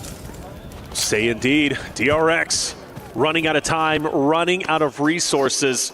Only 2 players left, and on top of that, you've also got Hora maybe to deal with from No Fear to Solo, Noxium Red Force, who are starting to progress on the hilltops, maybe to look down for a third party. For DRX, they've got to fight tooth and nail. They need to get active, and maybe a buggy exit is what they needed. Hora are eliminated in the meantime, and DRX giving another point over to Yangong Galacticos. Smile in pursuit. They want to chase this one down. Noxium Red Force there over the road on the north side, and Scissor spotted. Smile, he is able to take them down to 1 player on DRX, and they keep churning through these games, through these teams, and it's just domination left and right. The only other time I can remember something like this happening is all the way back in like 2019, right? With Bigatron over in Kuala Lumpur. They dominated by about over 100-point margin. Obviously, the point scoring system was a bit different back then, but that's the only other time I can remember this sort of domination happening in a tournament at a global level. And they're just feeling, again, the pressure isn't as heavy as it is for other rosters. Yangong Galacticus, they've hit their flow state. They're just looking so good. DRX forces in Sohej just straight in the middle with a buggy exit, and now Yangshum, wow, okay, Yangong Galacticus managed to get a knock, and they take the fight from a distance against Noxium Red Force. Tizzy is down, he's dropped, but only for a little bit of time. I believe he's going to be picked back up. So for this fight, Yangong Galacticus, no reason why they don't have the advantage in a moment. Now, I don't want to see another crash in this spot, though. No reason for either team to get overly aggressive. Take your time, you have plenty of it. Certainly a lot of opportunity. The circle comes in and it goes central. Now, this is where that ridgeline I was talking about starts to come into play. On the south side, you can see there's an approach for teams like Fireflux, like Team Secret, to push up towards the north. APG are there as well. But let's hop into this fight because it's popping off over on the edges of Picardo. Yes, it is. It's going to be our team of 4 Thrives going against Ida, who is now getting pieced apart. 4 Thrives, wolfpacking together continually upwards. Now, notice Falcons and Power are not too far behind. Naki needs to be very careful on how he swings this angle, because most likely he's going to get shot instead of back. With Ida being dealt with, Aaron fully gone, now you can focus your attention on the Falcons and Power. But I ask you, John, is it worth it to challenge this, to go for the third party, or short 4 Thrives, go with IQ into the next zone? I feel like getting ahead of this is going to be more impactful for 4 Thrives if they can find a position out to their east side, potentially uncontested for the time being. There's potential danger from Weibo off in the distance, and Navallo tried to cut across them. Yangong Galacticos, are they in danger right now? Okay, hang on a minute. Romeo and SayCloud both down on the front. Noxium Red Force have 4 players alive. It looks like they're going to be able to finally do something against the roster that's been a terror to the rest of the lobby. Well, it seems to be the case, doesn't it? But Noxium Red Force with 4. You got 2 mighty warriors from Yangong Galacticus. Mernat firing some shots, drops 1, goes for the second, can't connect enough. But what a valiant effort it was, but it doesn't mean they are gone just yet. Actually, it does, excuse me, as they're fully finished. I thought there was going to be at least 1 more warrior from Yangong Galacticus to put up a fight, but even 3 points, I mean, come on, you got to give it to them. They fight to the very end, and now we have to shift our attention to APG, the closest team to catching up to Yangong Galacticus, the team looking to take down the Falcons. 117 points is their target now after this match. They are currently on 104 with the 8 points that they've gotten so far, which means that they are 13 points behind right now.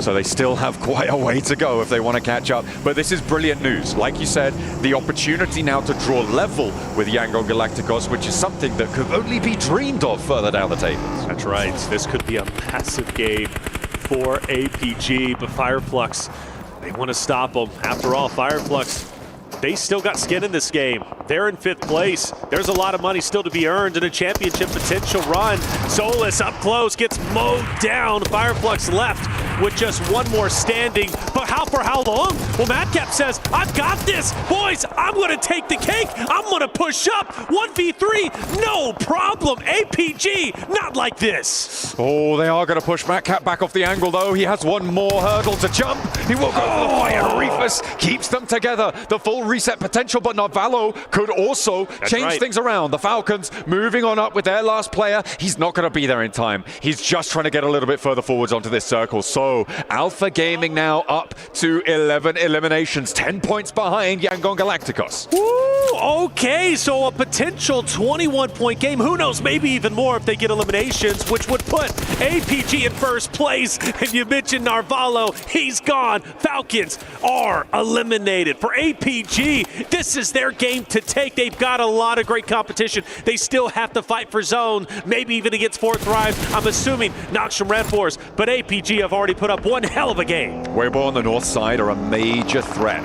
Last player from DRX could change that around if he doesn't get spotted by them, but you imagine that Weibo are going to be able to spot that one out. You hope so at the very least. So on the northern side, they have a lot of control.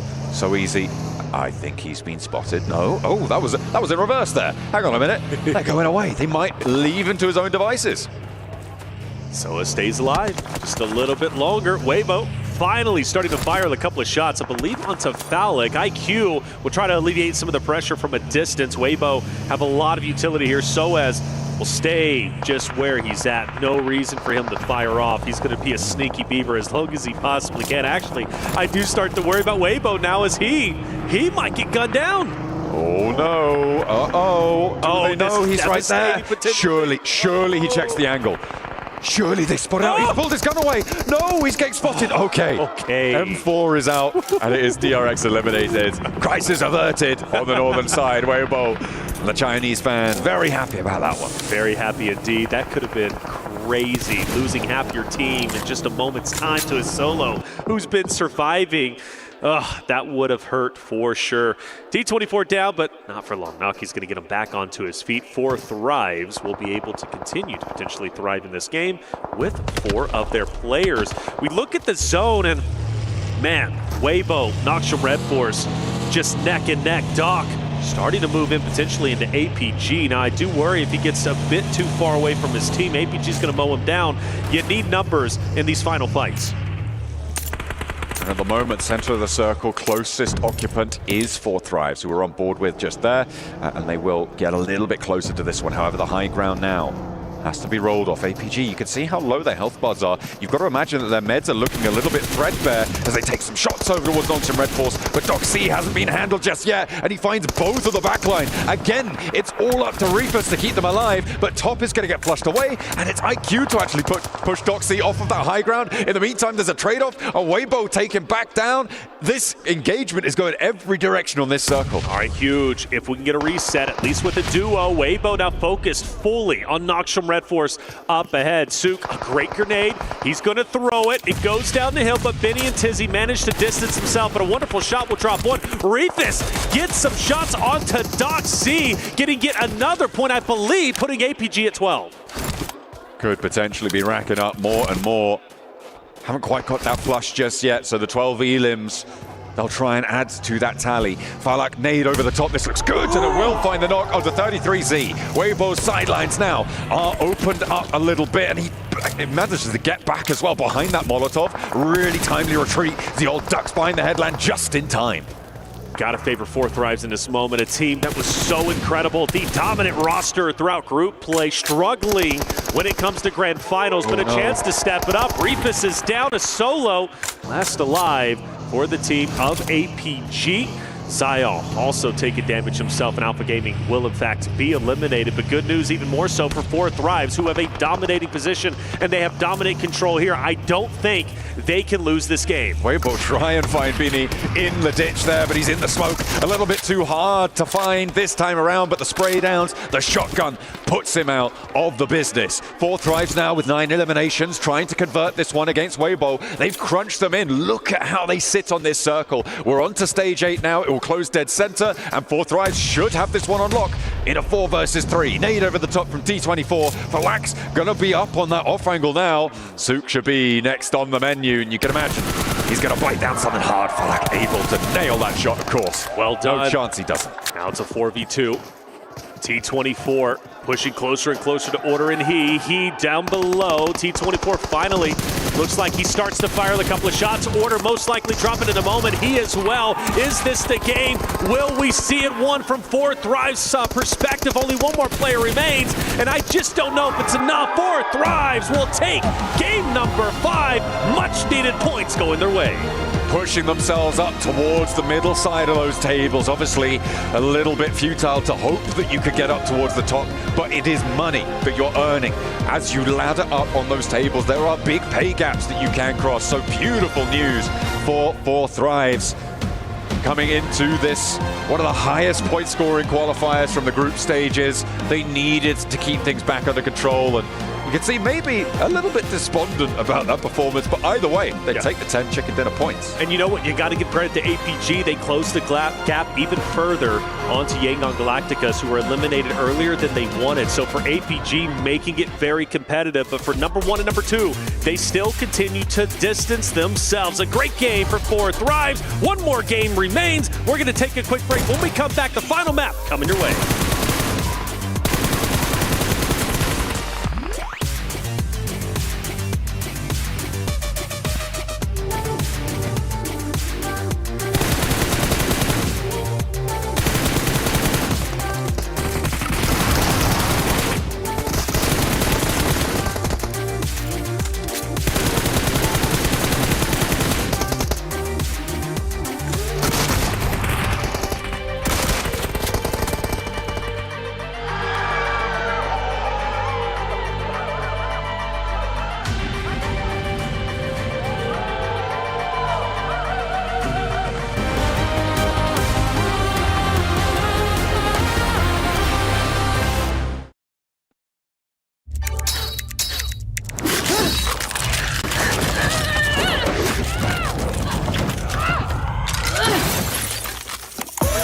Reach your impossible.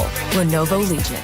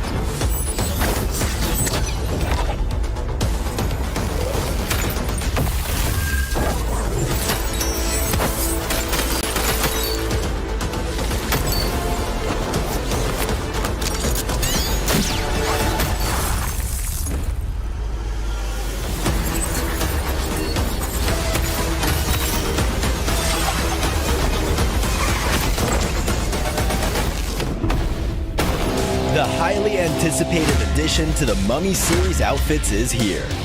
Paired with the new Ice Tube Glider, the Polar Spectrophage set is just what you need to freeze your enemies. Or send them ablaze with the Inferno Feed set's new upgradable Chain Inferno Uzi. All the Mummy outfits are back. Get them all. Join now and collect the whole series to turn all eyes on the battleground. Event period, July 10th, 2025 through September 2nd, 2025.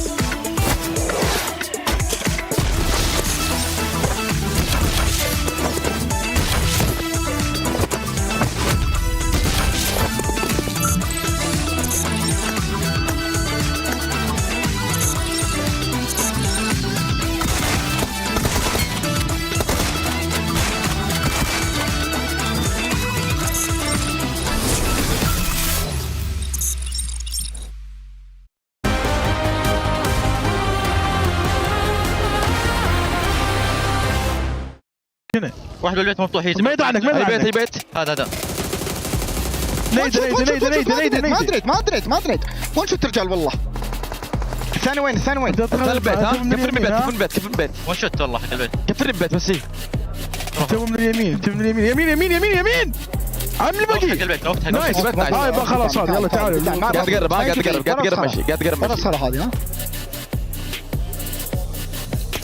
لا تنوق انا اوبن هات نايس يا نايس كمل يا عيال يلا جي ضيعنا جيمين نكمل الجيم الجاي يلا The fight is back on from the rest of the lobby, and you too can endure the final true battle that's going on inside the game here as PUBG Mobile meets Transformers. As we have Optimus Prime, we have the Decepticons, we have everything going on. Check it out in-game right now, but we're checking out what's going on in Miramar because 4 thrives on the fight back. Neptura, they get themselves a win finally, yes! I'm so happy about this last fight. I love everything about it. These two can attest to that. I was going crazy. Screaming in the green room. Because finally we see something from all of these teams, right? You had 4 thrives coming in from Picado, completely taking them out, moving in, right? Then you got WBG on the north. You've got who else? Nongshim Red Force kind of on the east side. You got APG on the south. 4 thrives able with Falak on the north, able to push WBG into Nongshim Red Force. You had APG doing the same thing to Nongshim, pushing those 2 teams into each other. The minute that happened, APG go out, which just leaves 4 thrives able to just move in through the entire zone, take control, and just wipe the whole thing clean. It was, was good. Chef's kiss. Yes. Wow. No, this is definitely a lot closer to the 4 thrives we hope to see going into this one. Was the circle a little bit favoring them? Sure, a little bit towards the end, but the way they take the fight in Picado, eliminate a lot of those teams trying to exit Picado itself, and then actually go to the little dips over to the east of Picado, which is a very good position to gain time, wait for the circle to move in your favor, hopefully, and then you can take the win. I think the terrain knowledge there was on point from 4 thrives. Is it a bit too late, though, because they were at the bottom of the rankings? Maybe, but still nice to see a Pakistani win. Yeah. Now, of course, Yangon did go out early, though, here, Max. Actually, yeah, it was quite interesting that Yangon went out early. So there's still hope, though, lingering in the shadow. And for this occasion, I know normally we're not supposed to change predictions, but I do have a special cue card for the occasion. Wait a minute. And actually, we're going to be looking here. No, Max. You're not cursing them. Yeah, thank you, Seven. What are you trying to do? What just happened? What? No, Honestly, Max. not what just happened, Max. What are you doing? You're a dangerous man. Me. He's just... You're a dangerous man, Max. Assaulted. I'm not even... I didn't even see him get back there. That was impressive. Yeah. He's so small. It's because he's small, yeah. He is. He's like a small hamster. Yeah, he's crazy. But yes, okay, right. Well, shut up, Max. Nobody needs to hear about that. What's on that cue card? It's just my notes. My horrible notes I can't write well. It's fine. Imagine if it had a second one prepared just in case. I had 5.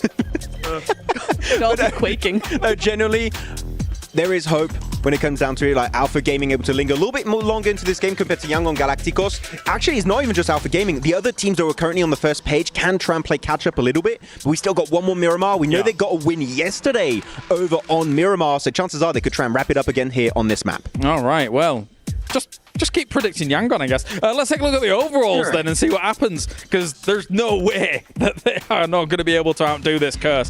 117 points. Look at that from Alpha Gaming, though, jumping up to 112. The barrier that they are slowly creating here, Neptura, compared to the rest of the teams, is absolutely nuts. I'm just going to say, welcome back, Alpha Gaming, to be honest. Yes. With one win, they're able to get 112 points, right? 75 eliminations, Max. We're able to see so much of them come back. This is the Alpha Gaming we're used to seeing with that high of elimination count.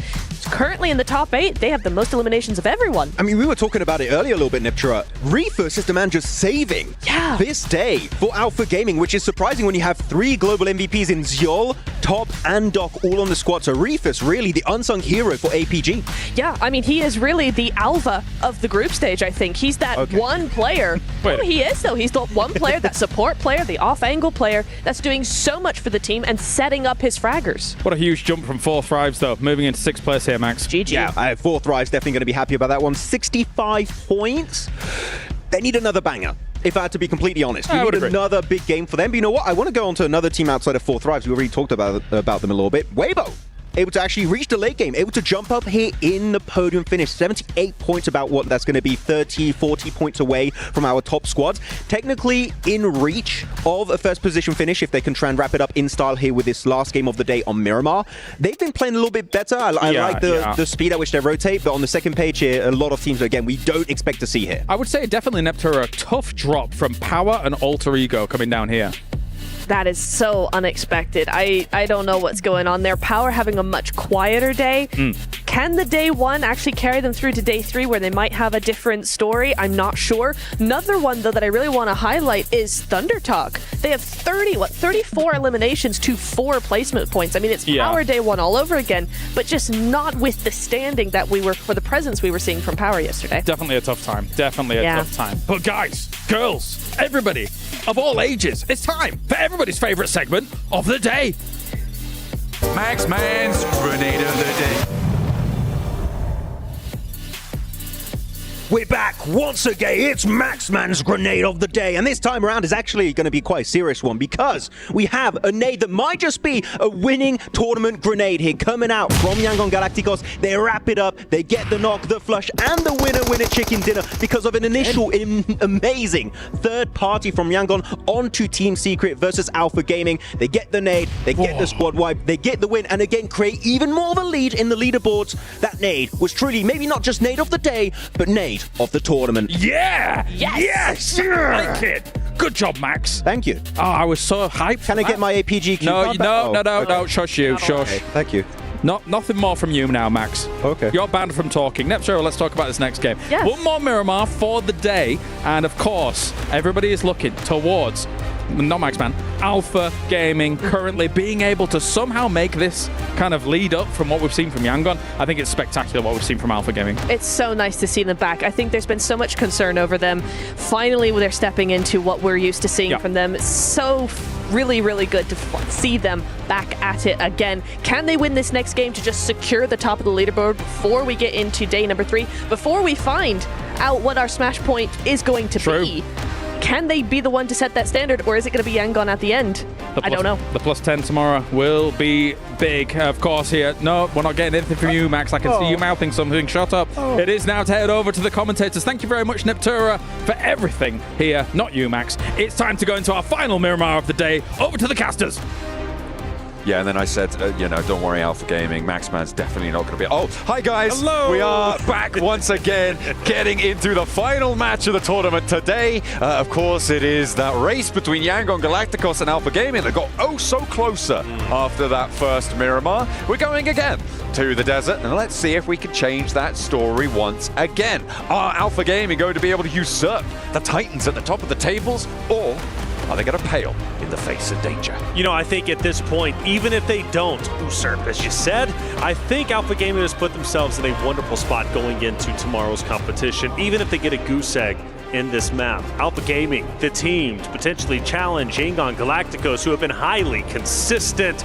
But you got to question Weibo. Again, a great roster when it comes to Miramar. Now going into yet another Miramar team that is inching their way closer. So much time is needed for them to catch up. But the reality is the closer they get, it becomes even more realistic that they're able to potentially get on that smash point themselves and steal the championship away from Yangon Galacticos, from APG. The opportunity's there. It's just a matter of what the players want for themselves. This next game is going to be critical for our top two teams and critical for the other rosters on down the standings to step it up. And for Alter Egos, a team that still has a pretty, I don't know, I think a lot of fight in them. I do. They're a little bit further down in the standings, but they've made a big impact. And let's not forget their tremendous day throughout group play, I believe it was, where it was group player survival stage, getting one of our highest scores yet in a day. So for Alter Egos, I look at them to potentially make an impact, not only in this final map, but also in tomorrow's competition. We do, of course, always have these outside chances coming on through. I mean, we just saw the fans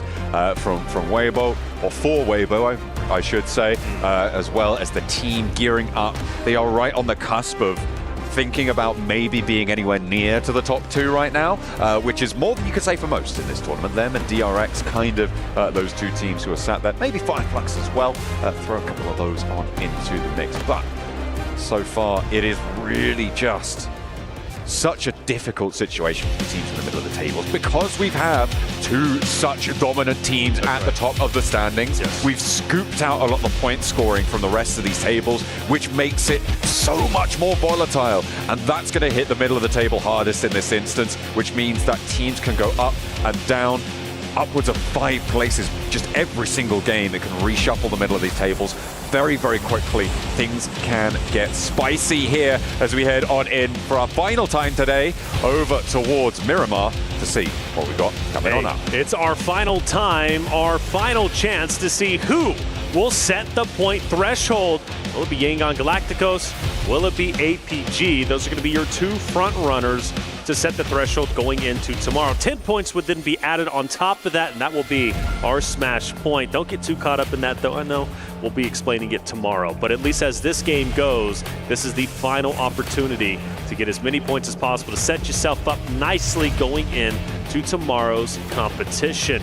And I do hope, at least for the sake of a lot of our rosters, this zone isn't too crazy, but if I know anything about Grand Finals, if I know anything about PUBG Mobile, they love to throw some wild things at you, some wild zones. So honestly, I'm kind of feeling it in my bones. Where are we going?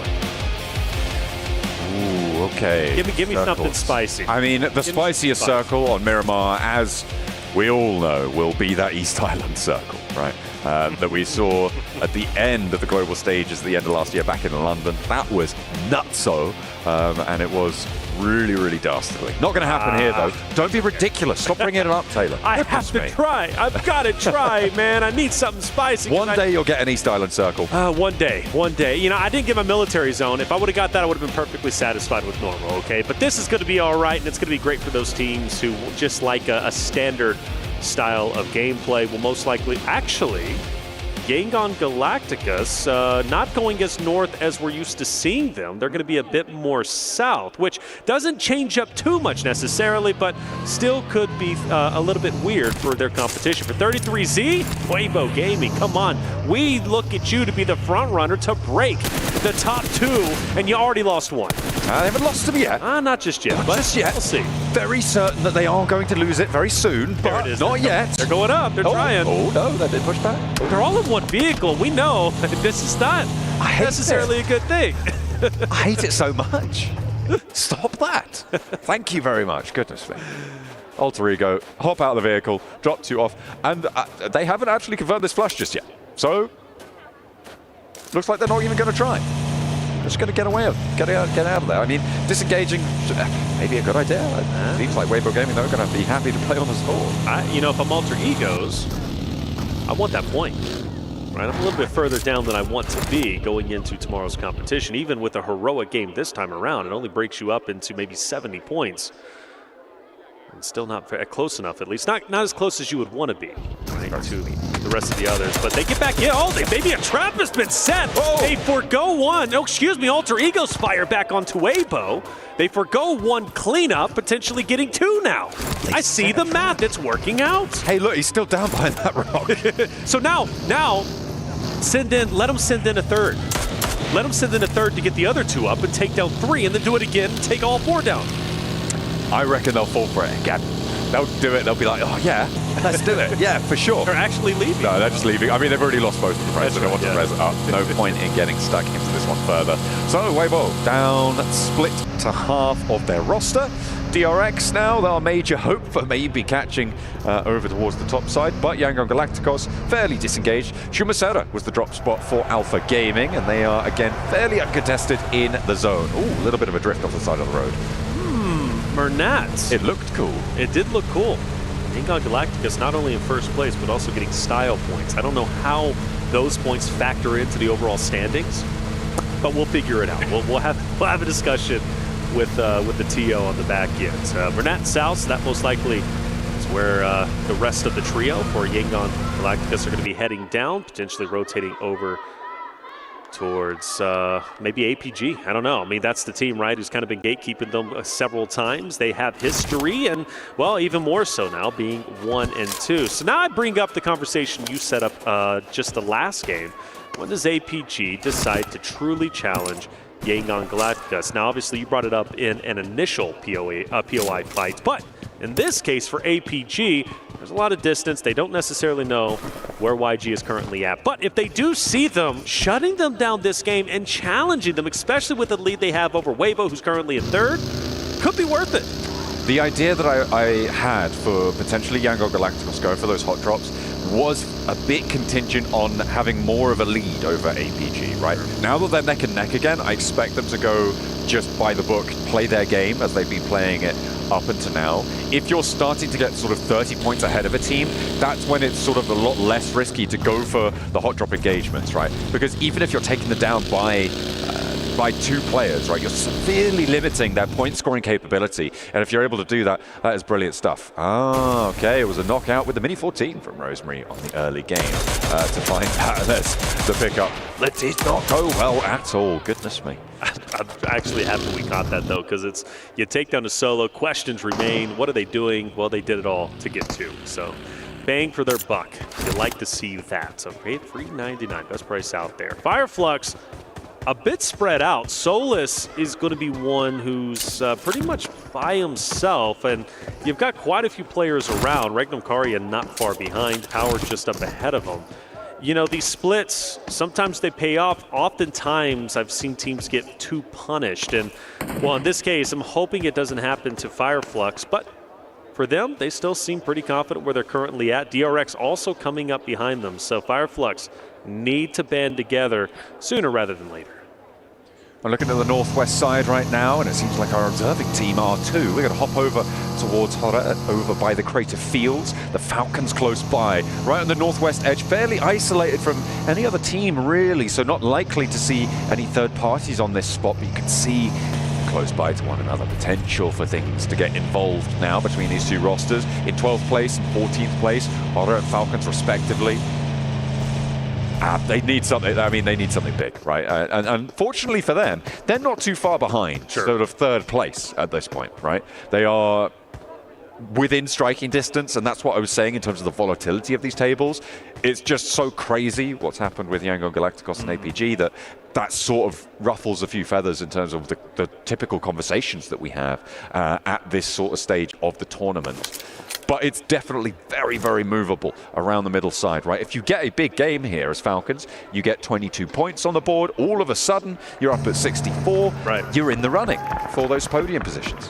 You never stop fighting until the very end. So the tournament is done with, you continue to fight for every position you can possibly get. And for Narvalo, he's going to do exactly that on the high ground. And more importantly, yeah, he'll get a couple of pop shots, but speaking of which, onto no fear, but he's also calling out the exact locations of where Hora is at.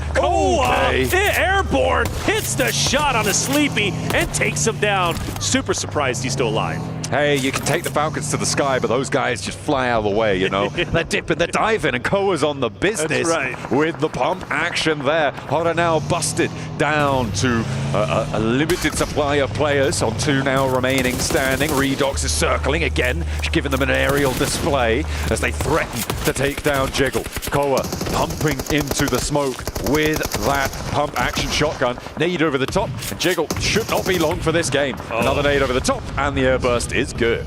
Good stuff. One of the strongest starts we've seen from Falcons in quite some time. Koa, a bit of an issue there with the car, but that's all right. He's going to get picked back up onto his feet. So good on Falcons to start off strong as they did. For Hora, well, they're going to have to go at it as a solo. For APG, keeping DRX at bay. APG very central. They're going to be surrounded by Magnum Caria, DRX, E-Arena. Very active, especially as the zone gets even smaller as Fourth Rise start to move in as well. Our previous game winners most likely getting a ton of confidence. Doc, he's out of there. He'll find a position to potentially overlook, I believe, Magnum Caria up ahead.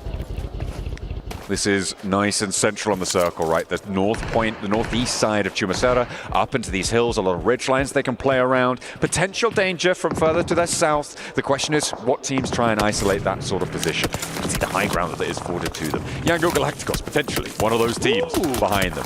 I mean, Doc's just, I mean, they're just pumping, right? They're just popping shots. Actually, Fourth Thrives getting yet again. Maybe a side swipe from Chumacera. Yeah, that's the risk you take when you go center zone, especially with a zone such as this. You know there's going to be third parties, and with it being Miramar, there's every single angle possible, and for Fourth Thrives to take great advantage of it. And even for Ragnar, well, he decides to go ahead and take advantage of the fight on the Jing, taking him out from Thunder Talk, who have definitely not been the Thunder Talk team we've witnessed during the survival stage. But again, fight, fight, fight till the very end. That is the goal. For Power, though, they've done decently well, I would say, right? 60 points is still close to the average we have, at least from Weibo Gaming down. Of course, you got your outliers, they on Gangon Galacticus as well as Alpha Gaming, but around 70, 60 points. I mean, that seems to be around where everyone is at, so an average performance. But average won't cut it. To be a champion, you need to do a little bit more. Silas playing mechanic right now, fixing up the vehicle, making sure it's nice and healthy. Well, pop that one inside the garage. Now on the north side of the road, they're very, very central. They should have a lot of control here, but they want to make sure that their vehicles stay nice and healthy because it's likely they're going to have to leave at some point.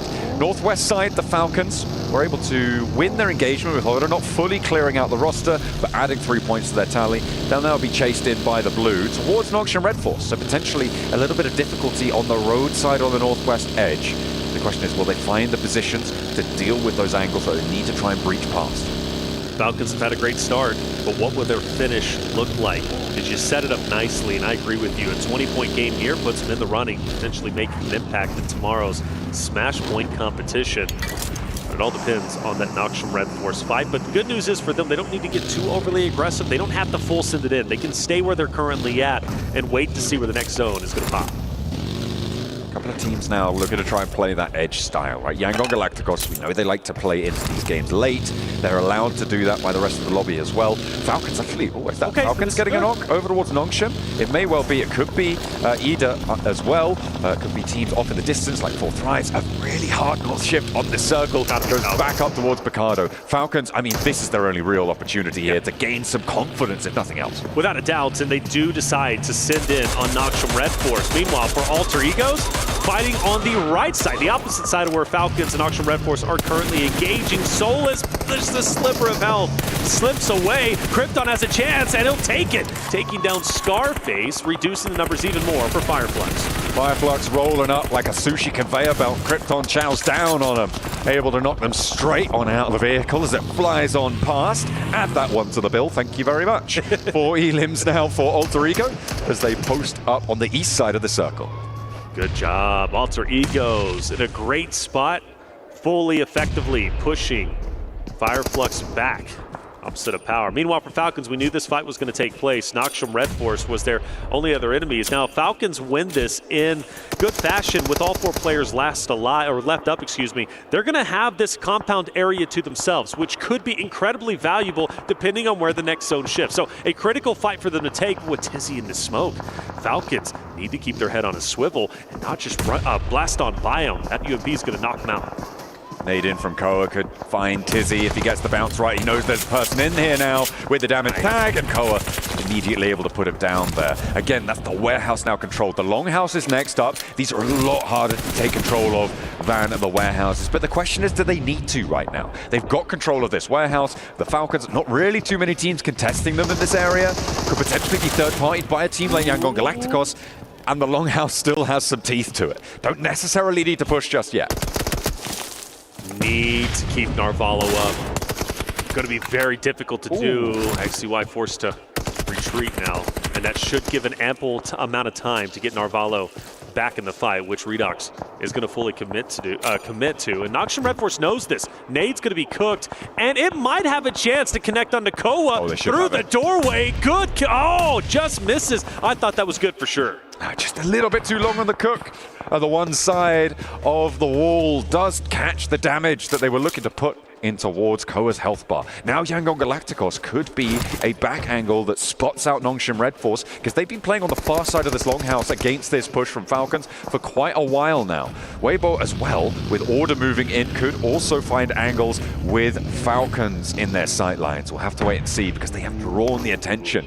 The Sharks are circling, and that is one great white off in the distance. And I worry about Ralph. I loved his off angle, but now start to question, will Mernat from Yangon Galacticos be able to hit the shots needed? But the pressure's in, the commitment has been sent, and Doc C down to a sliver of health, and in fact he's going to be fully dropped off of that. And Falcons look to win this in full fashion with all 4 players last alive. The question is, what can the last remaining member of Noxian Red Force do? Circle counting them in on the edge of the circle as well. They're going to be happy to hold this fight for a little bit longer. XZY on the outside though, spots Koa, looks for the flush as well. I think he was denied and gets cut down by Narvalo, who was rezzed earlier. Putting that import onto that res really pays off for them. The Falcons now losing only 1, meaning they're fairly safe from Yangon Galacticos. But Yangon Galacticos do not need to take this fight right now. They can just try and get ahead of this and keep the Falcons on the edge of this circle. Which is what they've been great at, and that's why they have been so consistent. They're not focused on crashing in, being aggressive. They're focused on pacing and positioning. And you'll even look at, well, we look at the map, right? For SayCloud, where he's currently at, he already has a great off angle and a good position to gatekeep the team of Falcons, who are very aware of where he's currently at. And if they can't take him out, they get tunnel vision on SayCloud. You then got Burnett, who's getting an off angle himself just behind the Falcons roster. YG are closing the vice grip, and Falcons need to be acutely aware of where they're currently at. I wonder if they're aware of Myrna on that off angle. And he is going to be devastating if he catches someone trying to push up that ridgeline towards where SayCloud was playing. Retreated off now, by the way. Then it could be dastardly. But Falcons are going to extend further towards the north side with 2 players left remaining on Weibo. Those are the 2 players who will be playing on the angle. Koa will spot the players inside the building, hear that vehicle rotating. He'll know that there's a bit of a regroup onto that Weibo compound. Yeah, Koa Redux just trying to fill out where Falcons can go next. They know it's an option to stay put where they're currently at, but they need the information on their next rotation. They wisely retreat back. Redux will stay just above that of Team Secret to get a couple of pop shots, maybe a knock to where Falcons could open up a door for themselves to maybe push in. For Power, though, opposite of Fireflux, who had some early engagements. They lose half of their roster, but still set up very deep into the zone. So for them, they're okay at the moment, but you do have a couple of teams, maybe Power. I'm honestly looking at Alter Egos to maybe be the next roster to push up, and I think that was Alter Egos who took down the 2 members of Fireflux earlier. They're on the east side for Alter Ego right now. They're fairly isolated. A potentially difficult push. They might target Fireflux. You can see Matcap, Solus trying to hold out their coastline. Well, I say their sidelines rather, as they will be aware of Alter Ego's position. Not willing to peek too much and wait for this next circle to come on through. 40 seconds remain on this phase, and we'll figure out where we're going next, as our teams are starting to quiet down and wait for that pop to come in. That's it. Where do we go next? We know Falcons are going to have to move. Yangon Galactica since Smile, by the way. They're actually starting to come back in and set up around Falcons once again with SayCloud and Smile. Falcons are back to square one. They know to their north is going to be Team Secret and Weibo. and they know straight ahead is going to be YG. So for Falcons, this is going to be a hard rotate depending on where it goes, and I assume they're going to have to move forward. There's no way they get blessed by this, right? Well, let's see. It's going southeast. Okay, so they're going to have to leave from the northwest side. Again, there's this big hill ridge in the middle of this circle with Ida as well playing on the compound there that sits out to its west. Regnum Karya down on the south side, playing in a fairly secure spot as it stands. The high ground on the south side of the road, that's going to get dismounted. So Smile on the flank, SayCloud up ahead, Narvalo almost dropped, I should say. Falcons are going to be put into a blender. These off angles are going to be deadly. It's going to take a miracle shot from Falcons to drop one. Hold up, maybe a miracle third party. Order from Weibo drops one from a distance. Now this gives an opportunity potentially for Falcons to, I don't know, make an impact, but Narvalo needs to get back on his feet. Weibo now going in. Yeah, I think Falcons are cooked in this moment. 3 players remaining. They're mounting up. Let's see if they can find a charge position. I mean, with all 3 players, they could just send onto SayCloud's spot, right? It depends on the speed at which Yangon Galacticos can respond. Smile regroups onto it. It feels like they've read that that is a possibility. But instead of that, Falcon's going to try and sail under the terrain cover, get ahead of Yangon Galacticos, potentially towards Horror and towards Sky, or maybe even all the way over the road. Okay, Redot's going to lead the charge there. Where are they hoping to find an impact here? They're just, man, I think they're going haywire. They're just trying to get away. There's not a good really route of rotation, in my opinion. I mean, Koa runs into one of the members from Fourth Rise. Phallic will take him out, and Falcons get pieced apart. I don't think this is really an issue of Falcons. Like, Falcons held their ground. They didn't get blessed by zone. The pressure from Yangon Galacticos was a little bit too much. Then Weibo joins into the mix, and you lose Narvalo. Falcons realistically didn't have a safe space to rotate to. It's still disappointing. I feel like maybe they could have taken the fight over towards Yangon Galacticos, right? Yeah. As much as you might not want to, it could have been the easier option. I still think they would have lost. Crashing onto the duo, maybe. Yeah, it's difficult to say. You know, it's difficult to do what ifs here. But Yangon Galacticos maybe struggling against the last player from Horror, who will fall in the end with a little assist from Noki in the distance. And Yangon Galacticos, hey, you know what? Yeah, let's give them a break, guys. They've had a real tough time of it so far. Let's allow them to get back onto their feet. Fourth Thrives, not willing to do so. That's right, Fourth Thrives. They want to go back to back, and the potential is here with 4 players still up. You've got Yangon Galacticos in this little bit of a fishbowl. Phallic can just mow down nades along with IQ. Even so, the smoke is enough to give a little bit of concealment for Yangon Galacticos. And, well, they're going to go ahead and return the nades themselves, and they can still make it out of this. If I'm Fourth Thrives, I get aggressive on this. Start mowing them now. Start shooting into the smoke. You need to silence this roster now. The difficulty is that northern flank, and of course across the way the team's holding the compound. It is so nerve-wracking to make this call. They're not quite in the position to do so. Noki over the angle may be a linchpin position for them, but he doesn't really have sightlines over to Yangon Galacticos. The thing is, committing for this position when your Fourth Thrives may be a little bit of a bridge too far, and I think that slipping around the sidelines may be better in the long run for them positionally. Okay, it seems to be the case. Now, for Yangon Galacticos, Ida ahead of them. A couple of shots fired into him, and there is value in potentially crashing in and trying to take over that compound because it is within the zone. However, there are other options, but not many of them. So eventually, you're going to have to fight for a hardcover POI. For Yangon Galacticos, it looks like that's exactly where they're going, straight into Ida. Ida have been able to hold this compound for a long, long time. They've only got the 1 elim to show for it at the moment, but you imagine that that number is going to start to rise as teams like Yangon Galacticos going to have to move. I say that, and I heard exactly what I said just as I said it, because it is Yangon Galacticos. We'll see if they can do a little bit more. Alpha Gaming, they lost Reapers earlier on, but they're still pouring out punishment over the rest of the south side of this lobby to see if they can get a little bit of retribution over the teams that took them down a peg. Yangon Galacticos moving up and actually further north and potentially looking to insert over on towards the ridgeline that Weibo have the north end of. I wouldn't be against that. I just don't know how much value you're really going to gain sending it to the hardcover compound where Ida is currently at. Now, for Alter Egos, though, straight into Fireflux. This was a duo that was dismantled early on, who has been staying alive center zone, but now as they do get pressured, they once again have to fight for their lives in the final game of the day. And Madcap very weak. His partner just to his right taken down. Madcap tries to recover with a little bit of health. He'll get the medkit pop in time to fire onto Alpha, but is it enough? Can he continue to stay up?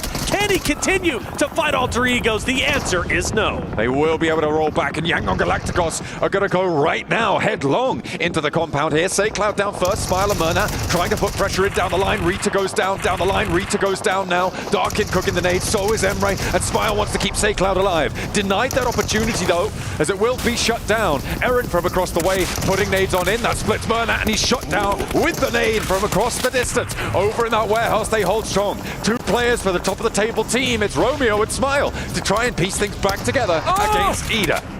Flashed, Smile down, Romeo now forced to go at it straight ahead.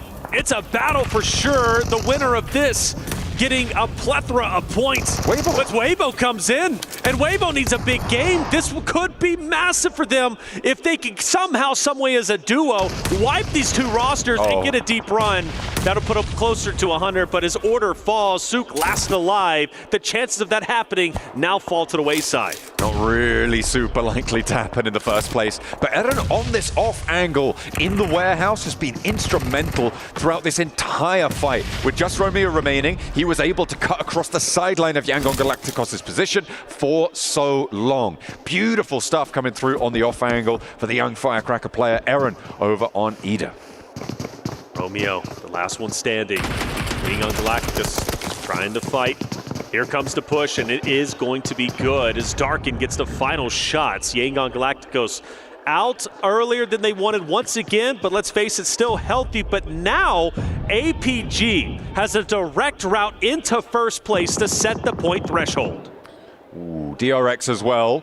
Remember, they're a team with a chance to push up towards the top of the tables. They have 4 players alive. Unfortunately, they're on the wrong side of the road for this one. The nades are pretty good over towards the arena, though. That's going to be more damage being dealt on out. The garage really not providing too much cover here. You just need to keep these nades coming on through. DRX going to have to move a little bit further north with Alter Ego lighting up their crossing. Krypton finds so easy, but Hyunbin does find the way all the way across. Gets the spray down onto one, but cut through by the rest of the arena. Joker and Mormon holding face for now. And DRX having a tough time of getting across this roadside. Very tough time indeed. And in fact, Weibo's going to be fully finished off. There was a down player earlier. We knew Sook was going to try and go at it alone. For APG, a chance to dethrone Yangon Galacticos, who has been in first place for the longest time. But the question is, can they pressure up? Can they take down Ragnar Kari? And I just don't know if they're going to be able to. It's going to be a tough spot to be in without question. And APG already has a downed player. This is truly going to be a testament of their skills. 3 players, but only 2 of them up and standing. The off-angle dispatched now. Regnum Karya have the blue zone to play around, but they have to leave as well. Top taken very, very low there for Alpha Gaming as Yol breaks out wide, a little bit more healthy. Needs to find a needle on the side of Regnum Karya, but can't quite find it. The haystack too dense to be able to piece it together. Wild looking to sweep the legs. Yol goes down. Alpha Gaming most likely falling here to the blue zone, and the final tag is good. Regnum Karya, 4 players alive. Now they need to turn their attention northwards. And I don't think it was enough to overtake first place, so top place should go to Yangon Galacticos, who hold on tight, but APG so close. We focus on the remaining teams left, and of course we look at Power, who's had a decent day, but will this be the shining example of what they can do in the finals? Well, maybe not so, as they're down to a solo. Teams are ripping shreds out of each other along this ridgeline that sits central to the circle right now. Power were there for the longest time, but now they've only got Ragnar to contend on this high ground. Alter Ego pushed in from the east side. They are playing as 3, one of the main forces in this circle. But Ragnar Kaya on the south side, they had 4, but Sakura wants to change that. Maybe a chance to take them low. Will go in with the shotgun and again takes another player down, and Irina not going to go down without a fight just yet. Regnum Kaya, Day getting ruined right now to close it down. Loxy back to the blue, not much wiggle room to play with. They might have few points, but they are mighty. But from the off angle, taken down before the story can truly get started. Now down to our top 4 rosters. And, well, things start to get exciting for Regnum Karya. 2 players down. The question is, can they get Wild and Loxy back into the fight? You also got a question for Silas. How much of an impact can he have against Alter Egos? He's in the forward position, and I believe Alter Egos know exactly where he's at. Silas needs to hold this face here, right? For Regnum Karya, they need the control of this open ground that sits in front of them. 20 seconds was enough to get those reses before the zone pushed on in. They can get a little bit of healing done, but the vehicle's low. Rosemary now pushing up, and that's the rest of power dispatched. Ida as well, playing up and on that ridgeline from the western side. Regnum Karya finally able to get away, and as 4 players, this may just be done and dusted. This might be, but you got to give credit where credit is. Oh, what a nade from a distance. Darkin throws it just right. Krypton down. And Alter Egos, 2 members to fight with. Ida keeping the pressure on, which is only even better news for Regnum Karya with all 4 players alive. Surely this is their game to take. It's been a while since they've been in the winner's circle, a while since they've had a winner chicken dinner. Surely they can get the job done this time around. Next stage will close dead center. That sits close to Alva's position right now. You can see that high ground there is under their control, but Ida could take the angle here, and Regnum Karya obviously with these nades, that looks pretty good. I don't think that Alter Ego are going to be able to hold this position for much longer. Regnum Karya should just be able to swell over this. That nade looks good, and there's the knock that they were looking for. Alter Ego want to try and take a player or 2 down against Regnum Karya. They'll need to find this opening, but they've now lost their forward position, and it's just so hard to find these openings. Ooh, and that's a big down onto Darkin. That's going to drop the players from Ida down to just a solo. Alter Egos at a duo. Loxy weak, no worries. He's got teammates for a reason. Slowly but surely, Regnum Karya start to push forward. Alter Egos, they're back against the wall. They still have to worry about the solo from Ida, who's going to be Aaron, who's trying his best to stay up as long as possible. But Wild wants to take his head off. We'll go for the spray, and there's the connection. Regnum Karya now in a full face 2v4. It's their advantage. Silas leading from the front. They've got 9 elims. They can add that up to 11. That will be a 21-point chicken dinner, and put them nice and healthily for a podium competition spot at the end of day 2 here in the grand finals. Silas again pushing around the edge with that UMP, the AUG in the back pocket as well, facing down against Rosemary and an MG3. That is not a friendly sight to see, but he's got his teammates where Rosemary does not. Great shots. That at least helps a little bit. Rosemary, a guy that's been known to clutch up 7 eliminations for the day. Silas goes over the hill. Rosemary guns him down. Is this the end? Will Regnum Karya choke the final engagement despite the man advantage? Well, it's up to Krypton, and Krypton's hitting the shots needed. Krypton might be able to do this for Alter Egos. He only has a couple of players to take care of. He goes to challenge on Loxy, but it's not enough. You can't reset this. You can't get Rosemary back into the fight. You just have to keep pushing. Regnum Karya choke on the first push, and now Krypton in a 1 versus 2. Loxy and Wild for Regnum Karya, trying to keep this one in the back pocket. Alter Ego have 14 elims. No way are they going to let Rosemary get this res. Regnum Karya dropping the ball here, but Loxy, no, he steps back again. Are you kidding me, Regnum Karya? That's not going to work out. Krypton, no way! And how on earth do they let that happen? It's Alter Ego to find a wild opening onto Regnum Karya. That is crazy. What a massive blunder. Massive blunder indeed. That is insanity. I cannot believe my eyes. I cannot believe what just happened.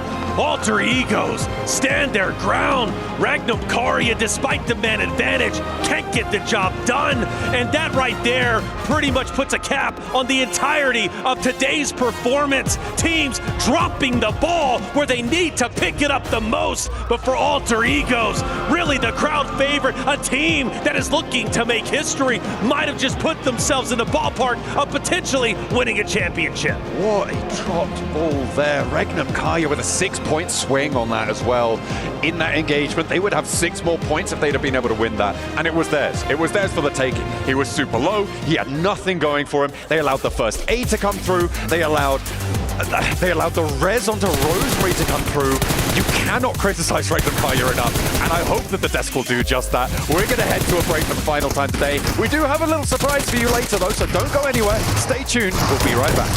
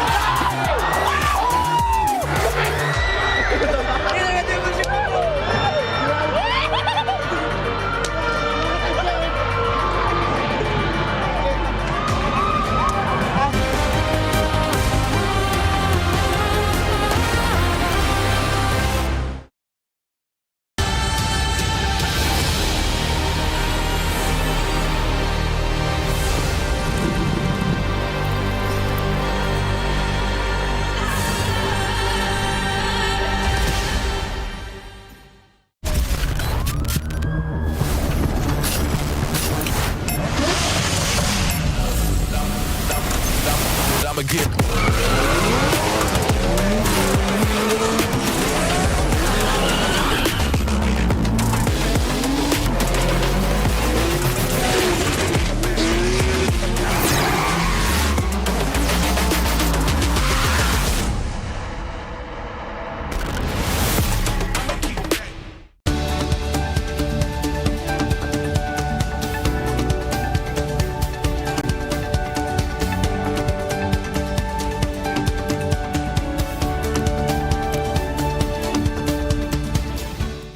Cybertron's future is near.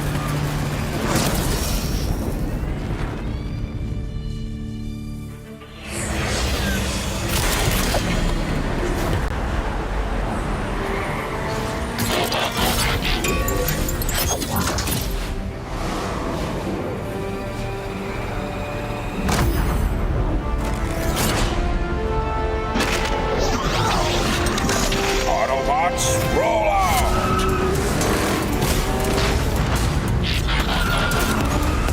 This planet reeks of weakness.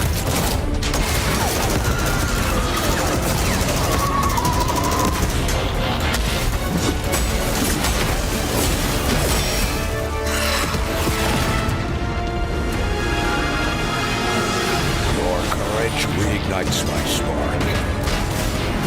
We'll crowd a new load of Cybertron.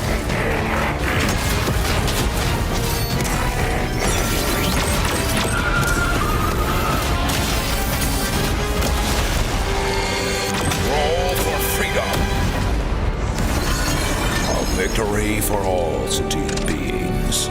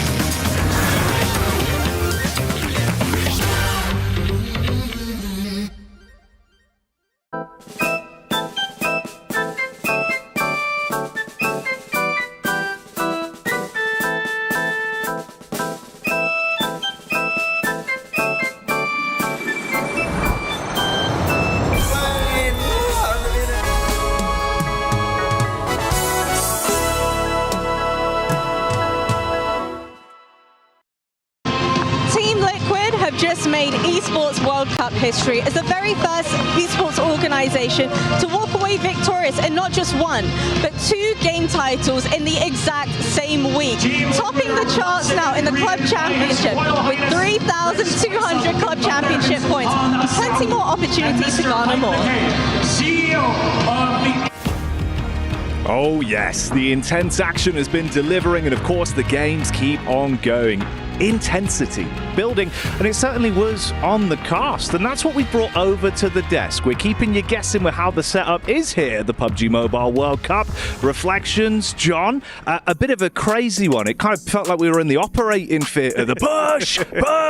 Talk to me about that game. Man, it was a good way to end day number 2, right? I mean, this is the grand finals after all. You expect these teams to be going all out. That's exactly what we got from Alter Egos. The fact that they clutched that up against Regnum Karya, I know, John, me and you were absolutely losing our minds. I feel like it was maybe a little bit more on Regnum Karya. The reason Alter Ego won that one, it felt like they just I don't know, they forgot how to play the game towards the final moments there. We were definitely losing our minds. I think they might have done too.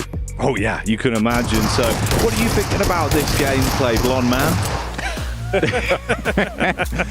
Well, you need a one shot. Let me stop you right there. Right, Hang on. okay. You don't even have the decorum to introduce yourself by name.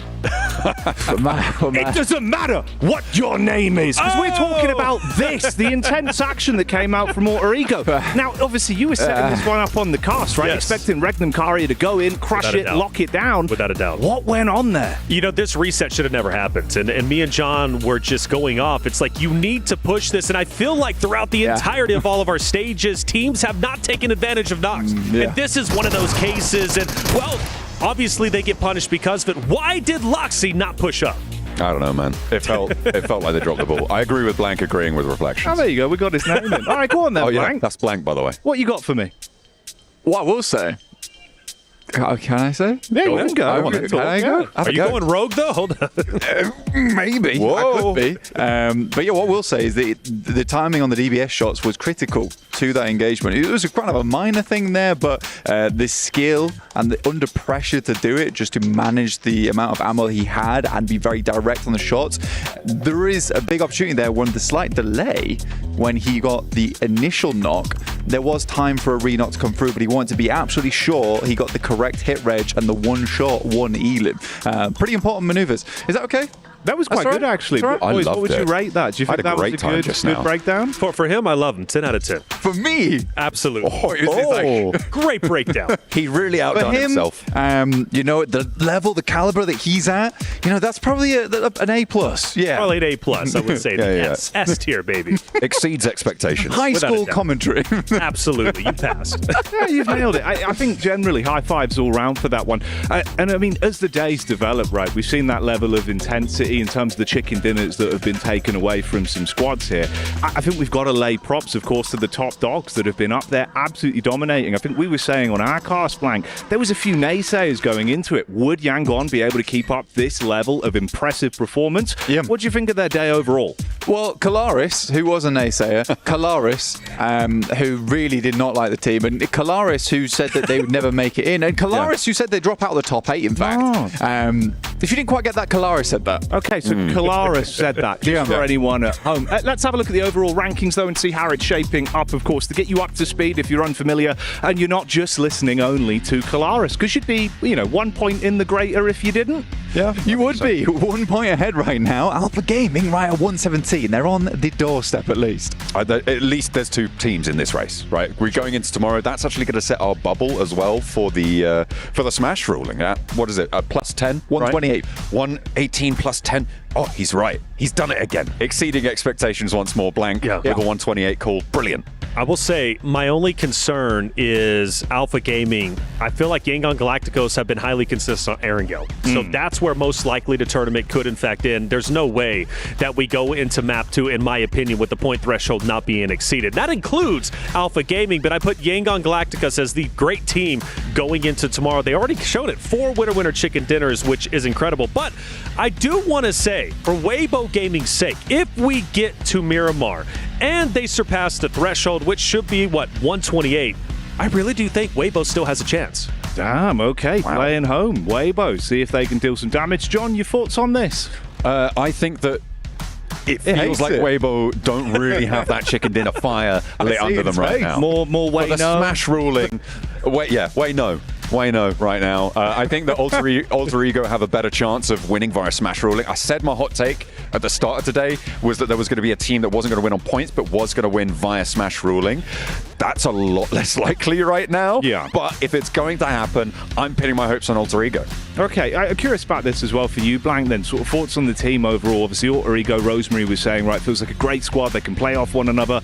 There's no sort of clear need for one player to dominate. But again today, Rosemary felt like he really was a big force for that team. Does he need a step up from the rest of the squad, or do you feel like it's just a bit of a slower roll back into things, looking to knock it out of the park tomorrow? I think on the moment it's just not a lot of those areas of the map have been opened up for Alva to get those quick spy-ins, check out what's going on and find an area to move in. The lobby right now is super central based in my opinion, which is quite hard for Alter Ego. I think for Rosemary as well, there has been a couple of times where I felt like he's not playing with the squad again. He's extremely good, and that sort of thing that makes you feel like maybe it's the rest of the team's fault, but there is some times where he's been splitting a lot, especially on Miramars. I do agree with that, and I also want to point out, by the way, Falcons underperforming where we expected them them to be as big. And the reason why is Falcons is a roster that is fighting for the club championship trophy, which is a big deal. They were the winners last year, and this time around, it doesn't seem like they have even a prayer of a chance to make it into first. But a top 8 finish would still be valuable for this organization. So for Falcons, they've got to step it up tomorrow. Yeah, it feels like a lot of pressure that's been on them, right, John? That's not going to happen. I feel like they are crumbling under the pressure. I had a bad moment earlier. Yeah. I may or may not have said that Falcons are doing quite badly in front of their team manager. Oh, no, you did not. Oh, were they afraid of the truth? Does it scare them? She said, I'm right here, by the way. And I was like, I mean, like, they're having a tough time. Well, I tell you what, we've got our winners right here over the course, of our regular 6 games that were played out today. Again, you can see the double chicken dinner takeaway for Yangon. They've looked very impressive. For Alpha Gaming as well, of course. I feel like, you've got to highlight that. It was an opening chicken dinner, but it's not just been that, right? Reflections, you're looking at the placements, you're looking at the eliminations. Yeah, they've always been an aggressive roster, and that's something that kind of caught my eye coming into grand finals and why I thought maybe they can have a bit of a chance. But they've been playing well. Their eliminations have been great, and I think that's what sets them over the edge. When they push up and fully commit to a fight, you have to favor them in those moments. Yeah, I think that coming into this tournament, Alpha Gaming were kind of the only remaining contender of teams that you would maybe expect to have been in that top spot race.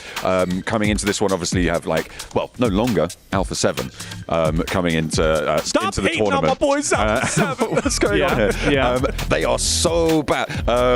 But also things like Regnum Kaya, like again, Falcons. just for the viewers in the back. Please Alpha don't. 7 are so bad. You're breaking He's going awful. That's my region. Cut John's mic. Just cut John's mic. If there was one team I never want to play the game again, it's Alpha 7. Yo, that's actually crazy, by the way. Stop. You're getting a bit He's too done some kind of sleek black outfit, much like a rogue.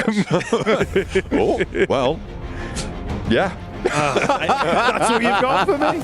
Yeah. Look, I've done my dishing. That's fine. Yeah. I definitely have, and I'm watching your back when you walk out of. My point was, Alpha Gaming are the only team that remains of the initial hopes for top spot, right? Sure. Yeah, of the Alpha category. Like Alpha 7, but like Regnum Kaya, like Falcons, like these other teams that you would have thought of as powerhouses coming into the whole thing. Okay, that's fair enough. And obviously, let's set the stage about what's going to be going on in a few moments' time on your screens for the viewers at home as well, of course, right? This is playoffs, yes, but we've come to the conclusion of our 6 games for today. We're going to be back with intense focus just on the championship matchups that are going down tomorrow, but we've got something new in store for the viewers at home. Now, John, you seem to love talking.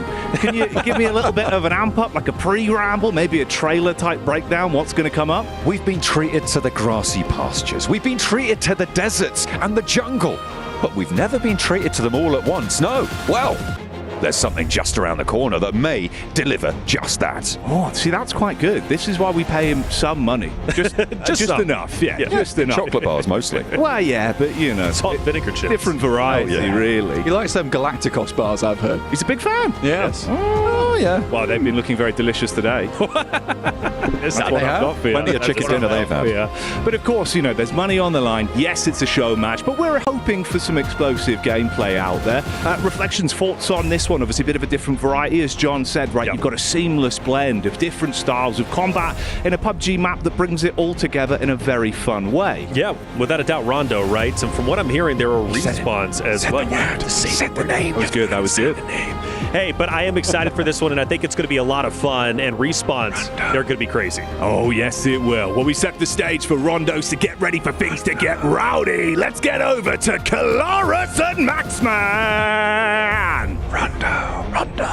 Jeez, what an intro. All right, it is time. Are you ready to Rondo, Max? I am so ready to Rondo. Oh, yes. Oh, we're getting right into the Chinese-themed map. And this map has been so much fun. I've been playing it so much recently and seen all of these highly experienced competitive teams and players playing on Rondo with all of the brand new mechanics is going to be extremely fun to witness here on this match. Definitely, and for those uninitiated to Rondo, it is by far the biggest landmass map, right? Yes, it might be an 8x8, but all of that is absolutely dominated with landmass. There's very little water you're going to be playing with, aside from a river here and there, a little bit of a coastline down towards the south, but all other than that, it is all land, all day, every day. Just a little trickle of water every once in a while, but otherwise it's just straight up walkable landmass. This time around, as we have the one plane, the one singular plane here this time around, Kalaris, because you can, let's not forget, have 2 plane paths. Sometimes it's quite random, It's not going to be this time, though. No, of course, and that can change things completely when you've got two planes, of course. You can be like, well, we're trying to contest for a drop spot with another team, but at the same time, maybe they're in the other plane, and then you're going to have to try and work out that dynamic. But let's see how all of these teams are going to be dropping across Rondo for our show match. And I'm excited to cast this match with you. I'm excited. I'm very excited. I haven't cast it in a little minute here, but with Rondo in particular, I've been playing against so much of this map. And by the way, I do want to highlight something instantly, and people might be looking at the map feed. What are these green little hearts? Yeah. They're recall towers, meaning your team gets eliminated. One survivor is still walking about on Rondo. He goes to the recall tower, respawns his entire team, and boom, you have an instant second chance at life in this match. Yeah, coming down with weapons as well in hand. Very, very nicely done. And, you know, you might be thinking to yourself, what are these little shopping carts? What is that? What is that? Well, of course, you got the premium shops that are available too, so you can just get some gear on board with the currency that you find across. Huajing is also a place where it's super premium, so that's fantastic. And they've also got guards near them in those locations in order to be able to potentially stop you from getting to there, getting all that good loot on board, and getting you on your way. I have to be honest, though. I've tried to go there. Have I died to guards before? Have you? More than once. Have you? I didn't think that they are quite strong. Yeah, they're tough little guys. They are quite strong here in PUBG Mobile. Though I'm currently not seeing anyone going towards those premium shops. Huajing and Riyadh are currently going to be left available for everyone. Though my personal main drop location I like to go to is Stadium. Great spot for sniping, and DRX and Fireflux are kind of close together on the west, but I don't think that's going to actually result in a straight-up fight. And one of the biggest focus points is always going to be Test Track and Neox Factory, though, when it comes to Rondo. Yes. There is oftentimes big hot drops in those locations, but for Test Track and Neox Factory, you see Regnum Carrier and 4thRives moving over there, that you can actually share what is effectively that spread of two locations. So, and then you can just rotate on away with maybe some of the new vehicles on board too. Exactly. We'll see some of the vehicles at some point. But this is actually one thing I was theorizing with this map. Because you have the recall towers, I think you might see some teams decide to go for the play of one player camping a recall tower, the rest of your team going for maybe a very aggressive push, trying to get early eliminations, and boom, your team loses the fight, go for the rest. That might be why QX from DRX went all the way up to Riyadh and the rest of them dropped on Stadium, right? Yeah. Because he was theorizing, okay, they can go for the potential hot drop, maybe get some limbs on the way, as unfortunately Falcons has already taken some casualties, and then if they did lose a potential hot drop from somebody going to Stadium, he could have res them all up at Riyadh. That would have been a sick play. It's in circle too. Like you're in a really good spot. And here we go, looking at this one, Ralph. Going for the res, bringing Narvalo back to life. But you've got to keep in mind, as you said, as you drop back from the res, you spawn with a weapon. So now Sakura might have the advantage in this 1v1, but now it's going to be turned into a 2v2. And the entire squad is just going to collapse on Sakura here of E Arena. Bit of an odd spot to have a little hot drop scenario going down, but you can already see that they're coming along. He has an Uzi in hand. I was able to come around. JS9 is the new gun, of course, here on Rondo. Powerful gun to say the least. Sakura is going to be dancing around here and there. It's only going to be Uzi in hand that's really going to help him. Not really that SLR. No, it's not going to be working. I thought it was a DBS for a second, but no, it is in fact the JS9, and here you go, dropping down onto Sakura. Not much you can do in this situation, and because he was camping the recall tower, chances are his team is not going to be close to one just yet. They'll have to take a little bit more time. But the JS9, I want to talk about this new weapon, right? Oh, yes. It is truly fantastic. I've actually started replacing my M4 with a JS9. Is it better than an M4? Maybe not, but generally, if you typically like to play with a UMP, JS9 is maybe your new best friend. I do like the JS9. Brilliant recoil control to be able to get even some mid to long range sprays if you really want to go that far, that nutty. But it is a deadly, deadly weapon. Thunder Talk actually going for Huajing. We'll be able to see at some point, I guess, on the map feed currently. They are going for the premium shop. Hopefully we don't see them get eliminated by guards in the map in the feed, as Power and Weibo going to be clashing here over to the more western side of the map. Yeah, cheeky attempt with this AUG to really get something done against Vidan in the distance, who's just lurking around. But, well, that is, yeah. I think we saw this earlier on in that Elim feed with that M249. So, as you say, though, with them trying to position themselves, Thunder Talk into the middle of this circle with Huajing in play, they could get some extreme loot on board and also start controlling some important positions, because there's a few bridges and a few crossing locations along that river over on that east side that do sort of funnel people. And on a circle like this, with it centering on there, it gives you the option to move from side to side depending on where that late circle goes. Exactly, because unlike maybe you're looking at Miramars or you're looking at Orangles, there's like a lot of hills and really strong terrain disparity in valleys and high grounds. Rondo, in comparison, is relatively flat. So cars actually going to be very important for you. So you want to make those crossings with those cars, because otherwise if you have to go by foot, chances are you're just not going to make it very far in these games. Yeah, definitely. As we're having a few teams driving around here and there, we saw that the EMP zones are eventually going to be kicking in and getting good to go. Now those EMP zones, if you are driving through them, they will disable your vehicles as well as scramble a few of those scopes here and there. So you want to be a bit careful about moving through them when they do pop. And it also stops the recall towers from working. Oh, which is yeah. interesting. So you're trying to go for the res, EMP zone on you, no more res for you. Pico Busto. There it is, Max. Kelaris, we love this car. Literally the best vehicle in the game. Optimus Prime. He's jealous. He wishes he was a Pico Bus. He transforms. What's he turned into? Not a Pico. And he's sad. But the haunting presence of the Pico here. Now, very quiet on approach to teams. So you've got to be really on your toes about any Picos coming your way. And also, it's got that recharge as well. It's an electric vehicle. It does all right for itself, Max. It can even hold 6 people. I'm not sure how you're going to hold 6. Take 2 enemies in with you as well. And like your old teammates, like, yeah, you can jump on. Come along. We'll take it to the circle. It's fine. Actually, one of my favorite things about the Pico Bus is not what you just mentioned. Is actually the fact that you can crash in a wall, and it's pretty much a mini fortress itself. And because you have the third-person perspective, you can get a lot of information relatively free, quite safely. So because of that, you can make your mini forts. It's a poor man's hovercraft in a way. I'm getting the impression we're both very excited talking about Rondo. We're like, this is cool. This is cool. This is new. This is new. Hey, we haven't even gone to the late game. We were going to talk about the emergency cover flare at one point. Yeah, well, when you talked about the fact that there's a lot of open areas on Rondo, that's exactly what comes to mind for me, right? Those emergency cover flares, you can drop down the Doritos. Is that what you call them?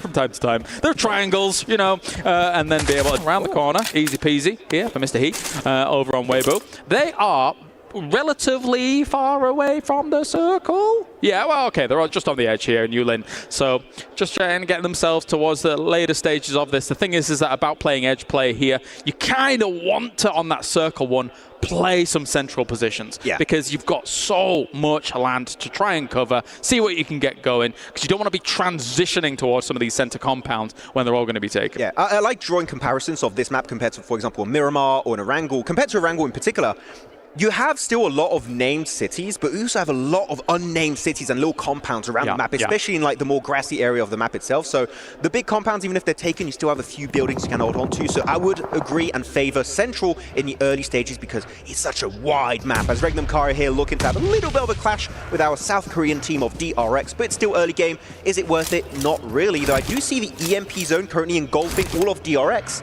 So maybe they want to be careful because scoping in again is made relatively more difficult when you are in that EMP zone. Definitely going to be a bit slower for them. So they're just kind of biding their time here around these monolith areas that are relatively unplayable, very difficult to get up around a lot of that terrain. So if you get circles kind of centering around these areas, it becomes a bit precarious on how you're going to deal with things. Meanwhile, we're on board with the arena going against Horror. Sakura's in a lot of trouble here. Reinforcements are on the way to try and deal with things. JS9 in hand here for Sleepy. What can he get done with it? Tries to go for a spray with the red dot. Not too much available to him. Yeah, big fight happening here into Meiran itself, and it also does have a recall tower, meaning if this fight goes a little bit haywire for your squad, you can still try and get your team back on board this time around. Jiggle, way in the distance, is going to be out. The nade connects onto Joker, so he's going to be sent right back to the lobby, possibly, unless the res comes on through. Sky, though, the nade is looking good. A lot of damage onto Turney K, followed up with a molly. Will he get the first aid, or will the molly cook him up? As Tony K here is going to be struggling on fire, but does pull off the first aid and will be able to have another chance to win that fight. Not much cover to work with on these walls. Still realizing exactly where Sky's going to be moving up. He might have to trip this. He gets the heal off fully. Oh, but gets taken down by the S12K. Very nicely done here by Sky. Horror not having too bad a time. Actually, I'm looking at the map feed. We have Thundertalk currently. They hear this fight happening, and keep in mind, they've been looting in Lo Huac Xing this entire time. They might have MG3s, like all just crate weapons in their arsenal. So E-Arena, if you hear a team next to you, might want to just call it a day and leave. I mean, Mormon is doing exactly that and hoping to find one of the recall towers. I believe there's one over to the east, so that is going to be his main focus this time around. Yeah, there's actually quite an odd scenario going on. 4 Thrives is also embroiled in a fight up near Fireflux as well as DRX, but Noki is way far away from them waiting in the X track. I'm wondering if he's maybe going to go for a res, because he's kind of also stuck in an EMP zone whilst the rest of his team's going down. Yeah, don't forget, you cannot res in an EMP zone. You have to wait for it to clear before you actually go for the res on your teammates. As Moment, here we go. He got it to his own recall tower east of Meiran. I'm not sure how many he can actually revive here, because I believe they already got one res earlier. And yeah, Sakura, I believe it's fully out of this game. You get one respawn per match. And unfortunately for Sakura, that is the end of the line. Can you imagine if you just keep going and going and going? Res. I'd have to save you, Max, about 6 times. I mean, I gotta lose their cheek pads, Kalaris, you know? I need that cheek pad. If I have to die for it, I will die 10 times for the cheek pad. He loves cheek pads. If he doesn't have one on his bolty, that's rough. I have 2 usually, just an extra in case it breaks. Yeah, I know, Max. But anyway, we've still got Regnum Carrier stuck in this fight here. But thankfully for these guys, they can again be a little bit slow about this. It is still kind of center circle as we are now bearing down for a circle 2 shift. And then after that, they'll really decide where they want to go. Thankfully, because of some of these plateaus, you can keep your cars relatively safe against some of the angles that your opponents have. Yeah, actually talking about these big monoliths, as you called them earlier. We saw it in Miramar. You can drive up these big mountains. Technically, you can also do that here. You can go up there. It's a fantastic sniping position. A bit sneaky. It's a bit sneaky, but they don't really have dips on top, so you're quite visible to enemies. So you've got to be very confident to hit your long-range shots if you want to go for those big high ground positions. This fight's still ongoing though. Fireflux, Regnum Carrier, the 2 Turkey teams here looking for a clash. But phase 2 is about to pop. Are we going to have a desert finish? Or are we going to have a grassy finish? Where is it going to take us? It's a big question. Unless it goes center, and then the river becomes even more problematic. Oh, okay, so mostly grass. And yeah, Test Track and Neox Factory become a very big focal point here. And there's a lot of open areas around them. There's also to the northwest, kind of that bamboo forest that actually you can crash car through. Those can go down, but look who's also going down, Regnum Carrier. Didn't 4th Rive just get the res and now like, we're fighting again? Time to go. Let's send it one more time. Here's going to be onto Regnum Carrier. They're looking to take the engagement side. That's the IGL already down. But 4th Rive here, a little bit hesitant. What's the game plan? Do we commit? Do we get back in the cars and leave? Do we send a player up on the... Is he sending it uphill on the mountain? Oh, he's getting. Yeah, he's doing exactly what I talked about. He's taking the high ground. Yeah, I like that. Also, some deployable cover was thrown down here. You could hear that whoosh sound as that is going to descend here for them to try and keep themselves alive just a little bit longer. Kind of, you could, very, very difficult to deal. As you can see, Jing also with an MG3 in that limb feed. Ooh. From the premium shop. Yeah, you can get almost a full squad of MG3s in the early game. That's pretty terrifying. It is quite terrifying. Falak, I wonder how high he got on this mountainside. As Silas pushing it solo. Without the backup of his team, he's got to be a little bit careful. Don't over-peak it. You are in a nadeable position. They're definitely aware, though, right? They could hear that driving going on. Silas is not. Sees him. Is he trying to go higher? Higher? No. Surely not. It's Falak. Who knows? He's crazy. He's mad. Oh, wait. I think, did he just jump? No, he's going higher. No, Falak. I think he could be sprayed down here. He can. Yeah. Done. That's no. A disaster. Hey, point proven though, you can do it. You can do it. You're just going to be very susceptible to some shots coming in here as well. Silas once again looking for another opportunity on 4th Rise. But 4th Rise getting completely out of dodge, going for a little heal, running on away, but they're chasing him down. Let's go. I mean, you should get that elimination if you can. Regnum Carrier, do not allow 4th Rise to live on this match, because we do actually see the rest of the team is still in Neox Factory, still possibly camping that revive tower, that recall tower. Yeah. They already res some of their teammates, so how many can they really bring back? Can Falk be respawned? That one I'm not too sure. Yeah, it's a good point. They've not gone for it just yet. Technically, it's not been fully ended, as you can see. Falak is just down at the moment, up on that high ground. So I guess they're just waiting for that to kind of time out. And they are also seeing if T24 was actually going to go down as well. He has a JS9 on board too. So technically, a lot of firepower available there. But actually, Narvalo lurking around. He's got to be careful about this. I don't think he... Well, okay. No, they know Narvalo is there. He does take a few shots here and there. Yeah, I mean, Narvalo also got rezzed already this match very early on. So he cannot afford to go out at this stage. Otherwise, it is going to be proper GG for him. T24 looking to leave. Though we saw in the elimination feed, Thundertalk were fighting Horror for a little bit. They actually got a few knocks, a few limbs, but Horror, of course, camping Mayran. They have the recall tower. They get the full reset on their squad, back as a 4-man team. As we now go over to their position, you can see have a good idea of what Lochbaching looks like. It's like a little bit of a fortress position, and the high ground actually is really good for just long-range fights overall. Definitely. APG in some trouble here as well, going up against Non-Shim Red Force. Here come the reinforcements from them as well. The last 12k around the corner goes for the molly across that wall, but he's already relocated. There's going to be shots coming in from that high ground as well here. A nice jump shot around the corner. The S12k proving dividends. Oh, that was a great jump shot here from Doc C against APG. Are we going to get a Doc versus Doc action here this time around? That's going to be the attempt as Yol going right through the Molotov. And unfortunately, I don't recommend doing that. No, really? Yeah, really. That's okay. maybe not a great play here from Zeol, but Doc, luckily enough, away from his team. But this time, in Rondo, it kind of makes sense. The dockening is meta here on this map. All right, yeah. We didn't quite get Doc squared with the Doc versus Doc action, but there you go. He gets that res off, moves on away as well. We did have the circle shift come in. It's gone northeast of Test Track Neox factory, so there is definitely some winding hills around there as APG is going to descend from the skies and get another chance here on Rondo. Yeah, going to be trying to take a few little buildings. Zeol is going to be going for that shed in the distance. DRX now actually going to be slowly encountering some players of Horror, but Horror not truly interested in fully committing to this engagement. And actually, a lot of teams, as you said earlier, Kalaris, want to try and play center. This phase now, there's not enough space. Teams are going to have to go for these big-on head-on-head fights. And we're looking at Power, Yangon, Ultra Ego, APG, and E-Arena. They need to go for big send. It's going to get messy. There's quite a bit of high ground around those kind of monolith areas. There's even a few pagodas here and there that you can actually kind of entrench yourself in on, and that can be a good defensive position. But the hill that slopes down from those monoliths to Test Track and Neox Factory, I'm mixing up the names together, is very, very open. Nades go forward. A big spray coming in from DRX as well to try and shut down Ida from this position. Can they get it done?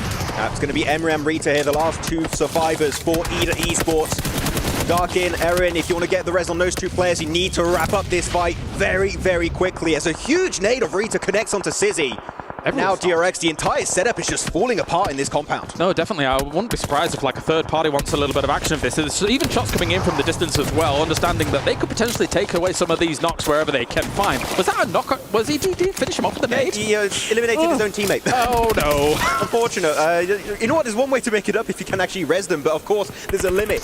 Right now, you cannot recall your teammates. It is too late. That means you still only have one more life in this match. So DRX actually able to slow down the fight with that utility. The smoke's going to be blocking out the vision of Ida, though they are able to get one res onto Emre. So it's Emre, Rita, Erin against the remnants of DRX. The nade is looking good, and it is going to be huge onto Hyunbin. Gets the knock. It's down to so easy now in the 1v3. Can he hold down the fort with a JS9? That is a no, and they are out of this Rondo game. Rough stuff out in 15th. Meanwhile, look what the Boogie was able to do alongside one of these monoliths. You can see the pagoda down there that I was referring to as well, and it's become a huge theatre of conflict now as Mana comes around with the JS9 to try and do something about all of this. A lot of JS9s in play here, coming around the corner. They finished them all off. Good stuff by Alva from the distance as well. That's Alter Ego looking good. I love Moana just going around the wall. It's like, oh, they're kind of mini labyrinths. So it's like, is this you pushing upstairs? Is it the other side? No, they do find at the end, though, Alter Ego able to get himself a good game here on Rondo. A ton of eliminations, though the center of the circle still in favor of Ida and Horror Esports. But the main threat we kind of talked about a few times this game is still they're going to be a Thunder Talk, because their ammo count, the weapons they have, they're just fully looted up after looting up in Lohuaxing, and they are still in circle here in this little castle fortress over to the east. They could just go guns blazing and third party from a distance. Yeah, they really could. I mean, E-Arena rocked up on them, right? And they were like, actually, maybe we'll leave, because they had one or two limbs go their way, and then, Thunder Talk knows what they were doing in terms of getting those weapons on board. Meanwhile, you can see already that Fireflux is in a position where they can transition towards the circle. A lot of this area kind of south of them is pretty open, with a few trees, a few rocks here to play for, but Horror's 2-2 split south of that could become the focal point for a lot of these teams now bearing down on this circle, Max. Yeah, I mean, a lot of the positions are already going to be occupied. Of course, we talked about Thunder Talk. Horror's going to have a lot of control. Same for E-Arena and Power on the southern edge. I'm going to start looking now at the one item we've referred to quite a few times, the emergency cover flare. If you cannot make it, you want to survive in the open, 1, 2, 3 emergency cover flares can really buy you so much precious time to maybe make it later on in the match. As you say, there's some incredibly flat locations, so if you've got some cover that you can throw down straight away, get that going. The Doritos. It's lovely. It's lovely stuff. But Rosemary now cooking up an aid, seeing if he can do anything against Raynham Carrier a little bit further forwards than them. Doesn't really connect too much with that, and now that kind of does make his presence very much known. These two teams are in a position where this is not in circle. T24, not easy there. Oh, the Pico didn't work out, unfortunately, though they can still get Tizzy. Nice knock coming through from IQ the IGL of 4 Thrives. Doxy now going to be the one taking all of that incoming damage. 4 Thrives, how are you going to play this one out? Because right now, Benny going for the push alongside XCY. They will go for the flush. They will go for the res. Maybe also get an IQ alongside that knock, and that will be Nongshim Red Force, a very nice wide rotation, very similar to what they've been doing in the entire tournament. You can see water either side of them, and that's because this is one of the more narrow locations to cross this river. And I think maybe they had the idea of, okay, we know that this has shifted far east. That means that less teams are going to be likely in that east side. Yes. Let's all try and rotate wide and get on that east side of the circle. But unfortunately, they ran into some problems. Yeah, the water's just going to be slowing down that rotate quite a bit, and so will Power, that currently holding northern side of this lake. Big fight in the elimination feed is going to be unfolding. Nongshim Red Force sending it right into the compound of 4 Thrives. It's going to be Noki, though, also shared alongside the players of Horror, No Fear, Jiggle, though playing that one singular building, want to stay away from the from this conflict. Yeah. And Noki just trying to survive. One of those unnamed POIs that actually does rise here is the kind of solar power location. So, as you can see, it's a nice angle, beautiful angle here coming in from Nongshim Red Force to deal with Power. That was actually, that's a good way to use the Pico bus. Lots of windows. Yeah, a lot of windows. Don't want to get sprayed by one person at like 150 meters. No. That one is quite rough. You just hit a lot of headshots. Regnum Karia, we still saw them take some early fights earlier on in this match versus 4 Thrives, and now it's going to be versus Ida. Regnum still have 4 players. They got 6 eliminations. They're looted really nicely in this match. Can they go for the transition? Because the circle moves away once more. Yeah. Do you want to take this fight or maybe favor a position in the circle and just full send it? I think this may end up boiling down to a Horror finding a brilliant position up against an eventual Thunderstork coming in with insane weaponry. Still, nades go forwards from Ida here to try and deal with Regnum Karia and what they're doing. Good use of this blank to try and move forwards and deal with it. But here comes the reinforcements from Silas. Trying for an angle, but he brings him down. Aaron with the S12K, brilliant stuff. Oh, can he get the entire squad? Can he do the 1v4? The car's moving away, but it's Team Secret to ruin that clutch opportunity. Regnum Karia might actually be able to get the full reset here onto both Silas and whichever player. Loxy also could be able to get himself up as well. Though, they still have a car, they can still make it into the circle. But Team Secret, will they allow that to happen? But not just Team Secret, Ultra Ego, they hear this fight, they want to go for the third party. Rosemary, Krypton are on a mission. Now bear in mind, it's $10,000 for the leader when it comes to elims. Yes. And it's $10,000 for the chicken dinner winner as well here, as cars crash on through. You can see the deployable cover in the distance. Spray goes down from Morano against those rock positions as well from Regnum Karia. Not bad on the left-hand side. Brings one more down here. Regnum Karia in absolute dire straits at the moment, with Wild also falling. Silas the last one to be able to do anything about all of this, and they're cleaning up, Max. They're doing such a good job here. Ultra Ego, the timing on that fight was absolutely spectacular. The nade in the dip. Silas is just going to get absolutely rinsed by bullets. Ultra Ego successful in that Western third party. And Team Secret saw that from a distance, and they just got the hell out of Dodge. They don't want any business here with Ultra Ego. That was simple. Bish, bash, bosh from them coming on in. And Team Secret, as you say, down towards this solar farm. But at the same time, Thunderstork has lost another player. They are only 2. They should have good weapons on board with them. Ultra Ego, 11 elims. They're just rolling from fight to fight. Team Secret now does see Power in the distance on the right-hand side of the solar farm. So can they do anything about it? All 4 in a car. It's a bold play, Max. Oh, okay. Yeah, get out, please. Okay, maybe let's not do that play. I can hear John Allen screaming in the distance, like, no, don't do that. It is not the way. He's saying, no, what are you doing? Yeah, you wish you had 2 cars. I'm sure you would. I'd love 2 cars. I'd love 2 cars. That would be beautiful. There's actually a Pico bus that's right there, just in front of them. They could try and use it up. Blue zone going to be engulfing all of Ultra Ego. They're taking way too much damage. They lose 1. I think they might lose 2. Rosemary might just be left in a solo situation here at the end of this Rondo show match. Another very bold strategy to go out that wide in the blue to try and do something. They are technically back in the circle here, though, but no, Rosemary will end up falling. That is Ultra Ego down and out. Can any of these teams beat 11 limbs is the question here for that 10,000, as Power's just 1 behind at the moment, Max. Could be the case. Hungry for that 10k extra prize. The nade is beautiful. That might be it. Xerus, and now they got, well, not really a man advantage. It's a 3v3, but it makes it even across the board between Team Secret and Power. They're going to try and close that gap a little bit. Of course, in these crates area, you can try and get a bit of elevation if you want. Fahidan, though, away from Easy and Ragnar. Fahidan, if I were you, take it chill, because the circle shifts in your direction. You are not obligated to take this fight. Big threat still lurking around. Fireflux has been able to sniff out Thunderstork here on the east side and actually shut them down almost completely. So that is huge from Fireflux. Once again, big spray coming in from Fahidan. Will he be able to hit enough? Doesn't look like it. Just goes for that heal off as well, knowing that he's positioned himself in a great spot to try and deal with this. But Horror, as well as Team Secret, going to be trying to bear down on this spot. They've got a really good spot on the edge. Of course, all eyes should be on Team Secret now. They they need to be the next ones to move. Let's keep in mind, Fireflux just eliminated Thundertalk, meaning all of the loot of the premium shop is going to go right in their back pocket here. They're going to have possibly a few MG3s, a few really good high-tier crate weapons to play around. The Horror, actually here, Kalaris, have been pretty silent this match. Meaning to me, they should have a lot of resources to play around in terms of utility, ammo, their vest and helmet should be very healthy. And Sky is holding the angle. Sky also is holding 8 nades. So it's very, very healthy. Okay.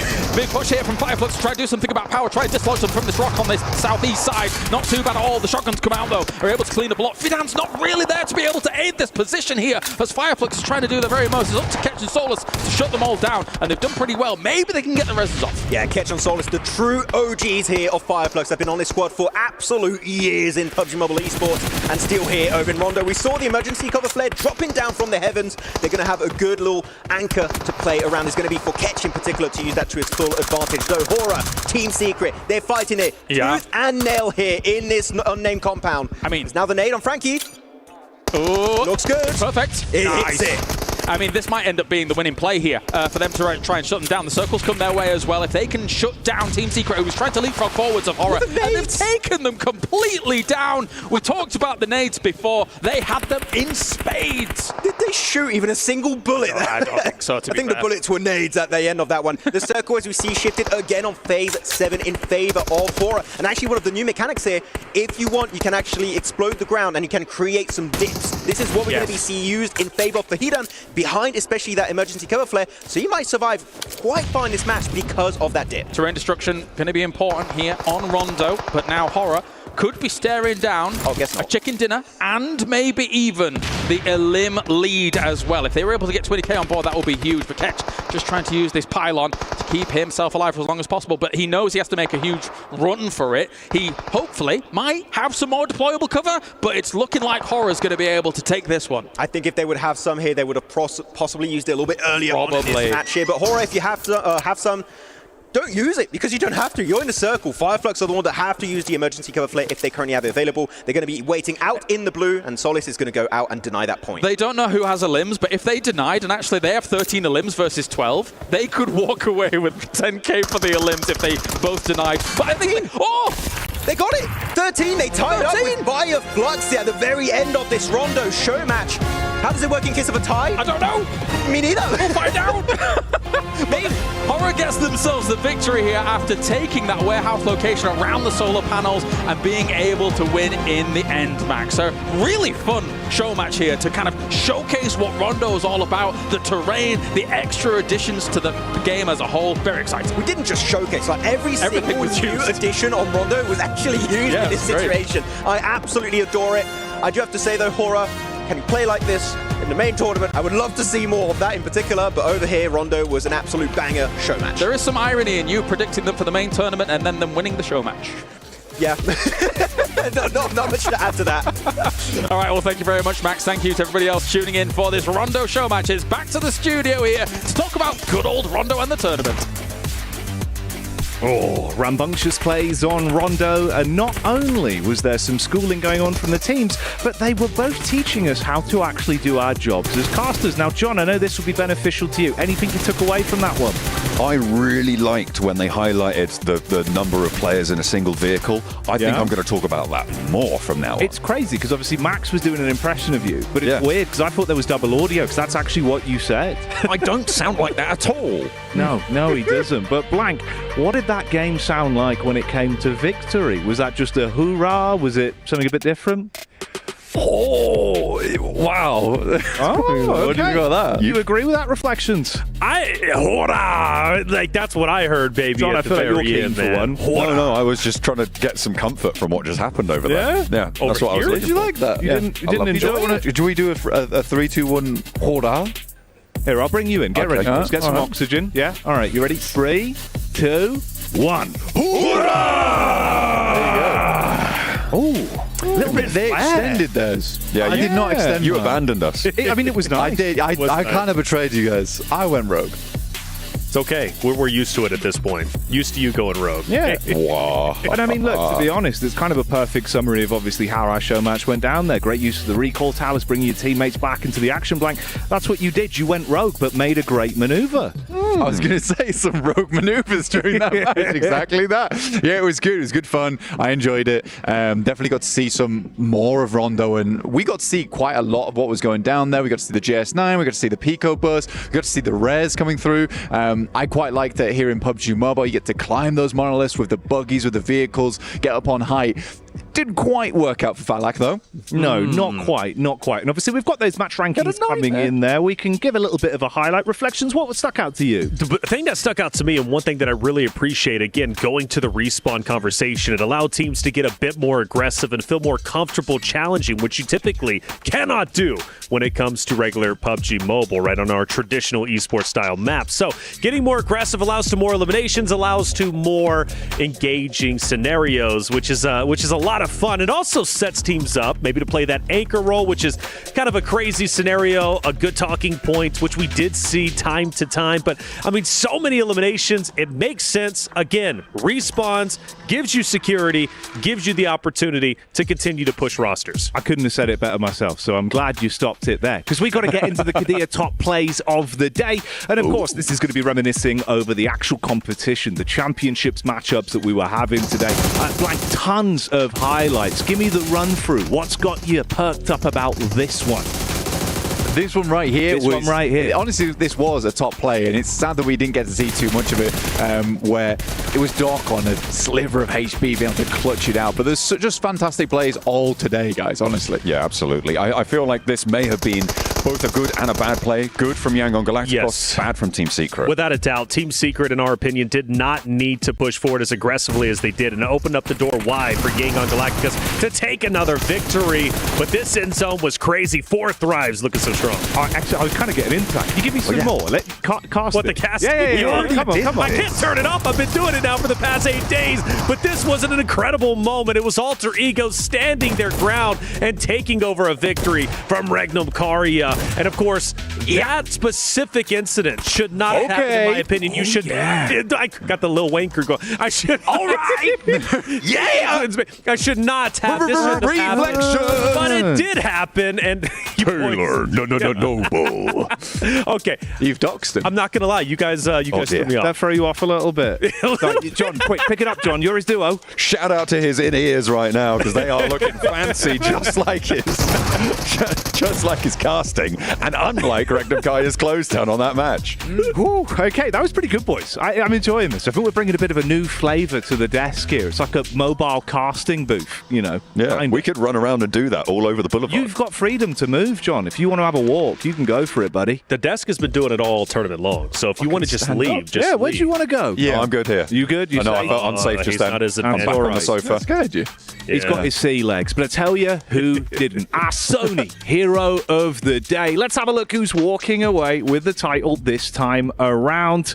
Oh, there he is. It's Doc Blank. Wow, that's nice. Our Sony hero of the day, indeed, definitely deserves to be the MVP, was Doc. And again, it's nice to see Doc rewarded for playing with his team. That's without a doubt. Doc was incredible. APG truly challenging Yangon Galacticos, and I believe, right, a new father, if I'm not mistaken. Big narrative coming in, but if that's the case, hey, he's playing for a lot more than just a championship. Oh, yeah. I mean, look, he was teaching lessons. He was kind of babysitting out there on the server. More himself, in reality. Mr. Top was doing a lot of that. I mean, he just holds in the backline. As long as he can tell Doc what to do, you know, we're good to go. Oh, yeah. And it worked out well. John, for you, what really stuck out in terms of his performance today? I feel like Doc has had a little bit of a renaissance in today's games, right? APG, some stumbles over the course of the tournament so far. He really held it down for Alpha Gaming. I mean, they needed a leader in this moment, right? And there's a reason that they're up there with Yangon Galacticos now. I feel like the rest of the roster isn't quite there in lockstep with him. Like you were saying just then, he's telling Top what to do. He's giving that info. There are some standout players coming through from the other players on the roster. You completely disagree with me. That's fair. But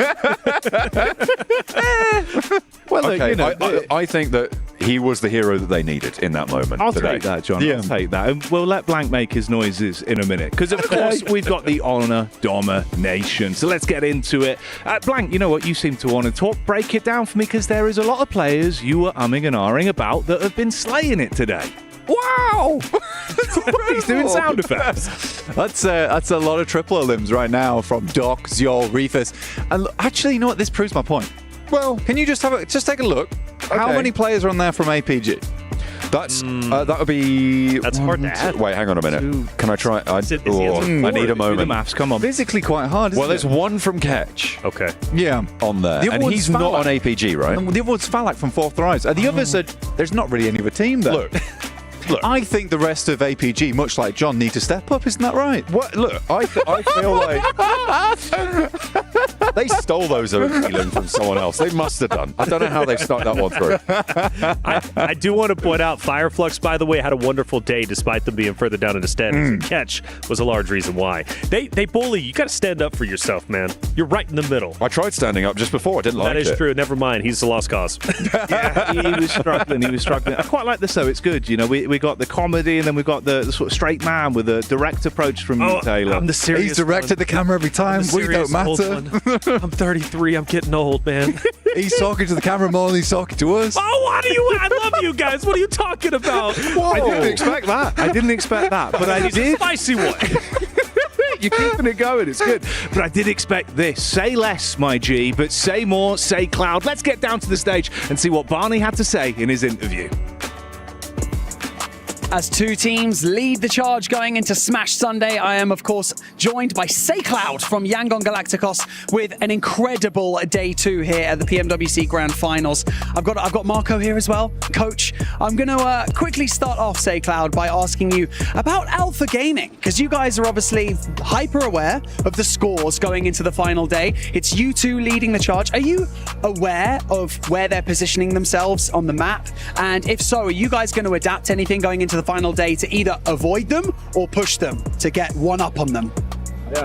အခု Alpha Gaming နဲ့ပတ်သက်ပြီးတော့ငါတို့သူတို့ position ကိုတိလာပါတော့ Alpha Gaming နဲ့ပတ်သက်ပြီးတော့သူတို့ position နဲ့လို့ရှိရင် Alpha Gaming ကို final day မှာငါတို့ကသူတို့ fight မှာလားဒါမှမဟုတ်ငါတို့တက်ချောင်သွားမှာလားပေါ့ final game ကတော့သူတို့ position တွေကတော့တိပါတယ်သူတို့ဘယ်သွားလဲသူတို့လမ်းကြောင်းတွေဘယ်ဝင်လဲတော့တိပါတယ်ဒါပေမဲ့နောက်ဆုံးရမှာသူတို့နဲ့တော့လမ်းမှာတွေ့ရင်တော့ fight ကောင်း fight ဖြစ်လိမ့်မယ်ဘာလို့လဲဆိုတော့သူတို့သိရင်ကျွန်တော်တို့လည်းအကျိုးရှိရလေဒါပေမဲ့လည်း risk တော့အဲ့လိုကြီးတက်ကြီးသွား fight တာမျိုးတော့မလုပ်ပါဘူး So what we are saying is he's saying is like we know exactly where they're going, where they're traveling, where the rotations is, but in the final day we will try to not avoid or only we'll try to not fight.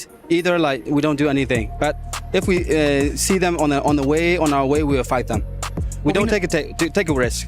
Okay, there's no need to take the risk, right? Yeah, you know, one of the things that we need to talk about tomorrow is that, you know, we're going to get into the Smash Zone. Once you get into that Smash Zone, you have to win. Is there anything that's going to change going into tomorrow? Because a lot of people, once they get into that Smash Zone, they start to play a bit more passive. They start to pull things back. Are you just going to continue playing your game? Because it's very easy to start thinking, well, why don't we just take the foot off the gas and then just try to make that final zone? သူပြောတာပါဘောနော် Smash ဖြစ်သွားတဲ့ခါကျတော့ရှင်နောက်ဆုံးအနေနဲ့ပေါ့နော်ငါတို့ကတော်တော်များအတင်းနေရ passive ဆော့ကြမှာကွာအဲ့တော့ဘာဖြစ်လဲဆိုလို့ရှိရင်ပေါ့နော်ငါတို့နည်းနည်းအခက်အခဲရှိမှာပေါ့နော်အဲ့ဆိုရှင်ငါတို့နောက်ဆုံး zone ထိပဲရအောင်ပဲပေါ့အောင်လုပ်မလား chicken ကိုပဲရအောင်စားမလားငါတို့ဘယ်လို fight မလားအမှတ်ယူမလားပေါ့ဘယ်နဲ့ Smash point ရအောင်တော့ကျွန်တော်တို့ကပုံမှန်တိုင်းပဲဆော့တော့မှာပါဘာလို့လဲဆိုရင်အဲ့ဟိုလိုမျိုး chicken ရအောင်ဆိုပြီးစိတ်တထားဆော့နေကျွန်တော်တို့ pressure ပို့ပြီးလို့ပါအဲကြောင့်ဟိုအရှိမလဲဒီလိုမျိုး Smash rule နဲ့ဆော့ခဲ့ရတာ PNC မှာကြောက်ခဲ့ပြီးအဲကြောင့်လည်းဒီတစ်ခေါက်ထပ်ကြုံရင်တော့ကိုရဲ့ play line နဲ့ကိုပဲဆော့ပါပါ Okay so what we're saying is like we just try to play our game. It doesn't matter like we try to have chicken or not. We just we show ourselves to the fan, to our players, and of course like we used to play last PMC champion with this Smash rule, and we make it champion. So I think we don't have any pressure on it. So that's it. We will try to play our own game. I think from an audience perspective as well, the easiest thing to say is that you guys have 4 winner chicken dinners so far. Yeah. So you guys are clearly playing the end game really well. But SayCloud, thank you so much for joining me in this post-match interview. We can't wait to see what you guys bring to Smash Sunday. It's going to be so exciting. And for now, we're going to head back over to you guys because we've got a very special match. Always lovely to hear from Barney. And of course, SayCloud there down on the stage at Yangon, absolutely delivering. Thoughts on that one, boys? Exciting interview to get some insights, reflections. Without a doubt, SayCloud has been a standout player throughout the entire tournament. And more importantly, where it matters most during the grand finals. Hey, dude, he's that guy, plain and simple. Yangon Galacticos, a team that is looking to go all the way. And a championship would mean so much to them. And you could really see that with SayCloud obviously breaking it down. But tomorrow's not going to be easy. They're going to have to go all out. And I think I like that as well. Obviously, you mentioned the championship title there, right? As John loves to remind everyone, Alpha 7 aren't here, John, so we're going to get a new champion. Absolutely. They will not be able to defend their title because they did not qualify into this stage of the tournament. And I think that it's really interesting to see how this sort of... it's a pin.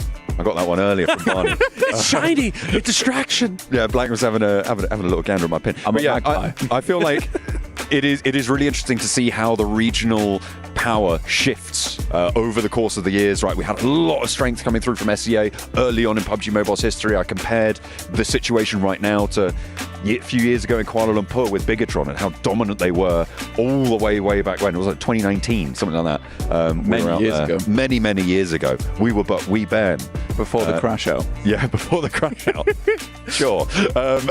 And then it's come through. We've had all sorts of regions coming in. Yeah. It was Brazil's turn. It is no longer. So I'm hoping that we'll see. Well, I don't have to hope because we will be seeing a new champion. It's a very good point, John, and it'll be exciting. Obviously, that's going to be when we get into things tomorrow. For now, though, let's close down today. Starting off with you, Reflections. Sure. Final thoughts on this one overall. Today was such an incredible day.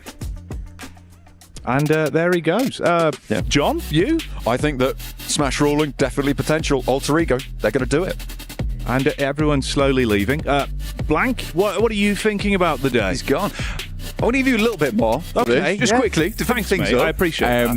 Yangon Galacticos tomorrow have to be very worried because if they're going to play their own game over on the edge, teams will want to earn some more money here. They don't want the day to end early, so they might be doing a bit of targeting overall. Oh, okay. And he's also leaving. One by one, he trips over on the way out. It's quite a good analogy for how Blank approaches casting PUBG Mobile. It's all over the place. But we're going to be back tomorrow with more action. Championship Sunday is right around the corner. A new champion. 4 members of a team crowned. It's going to be exciting. It's going to be explosive. And I'm trying to keep John Allen trapped behind that sofa for as long as possible. See you tomorrow, everyone.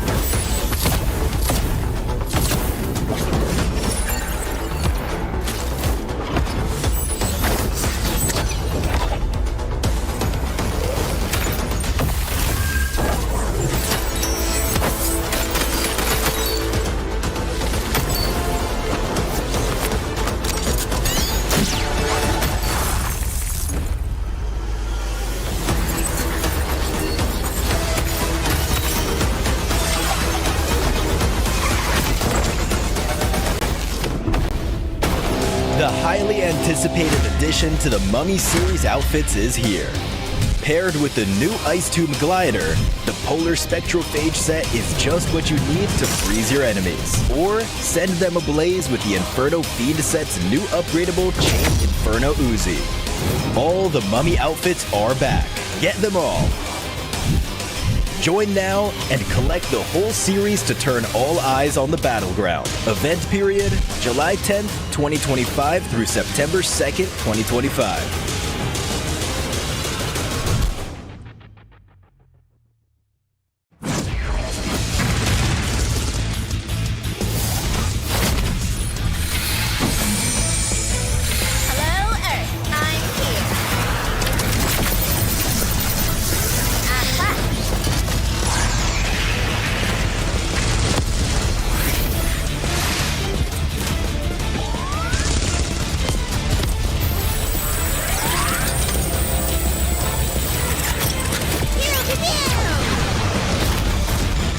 Pulsar Legionnaire available now. First outfit with special head animations and voice lines. The Pulsar Legionnaire set comes with its own super cute voice lines that can be toggled on or off. What happened? Bye, friend.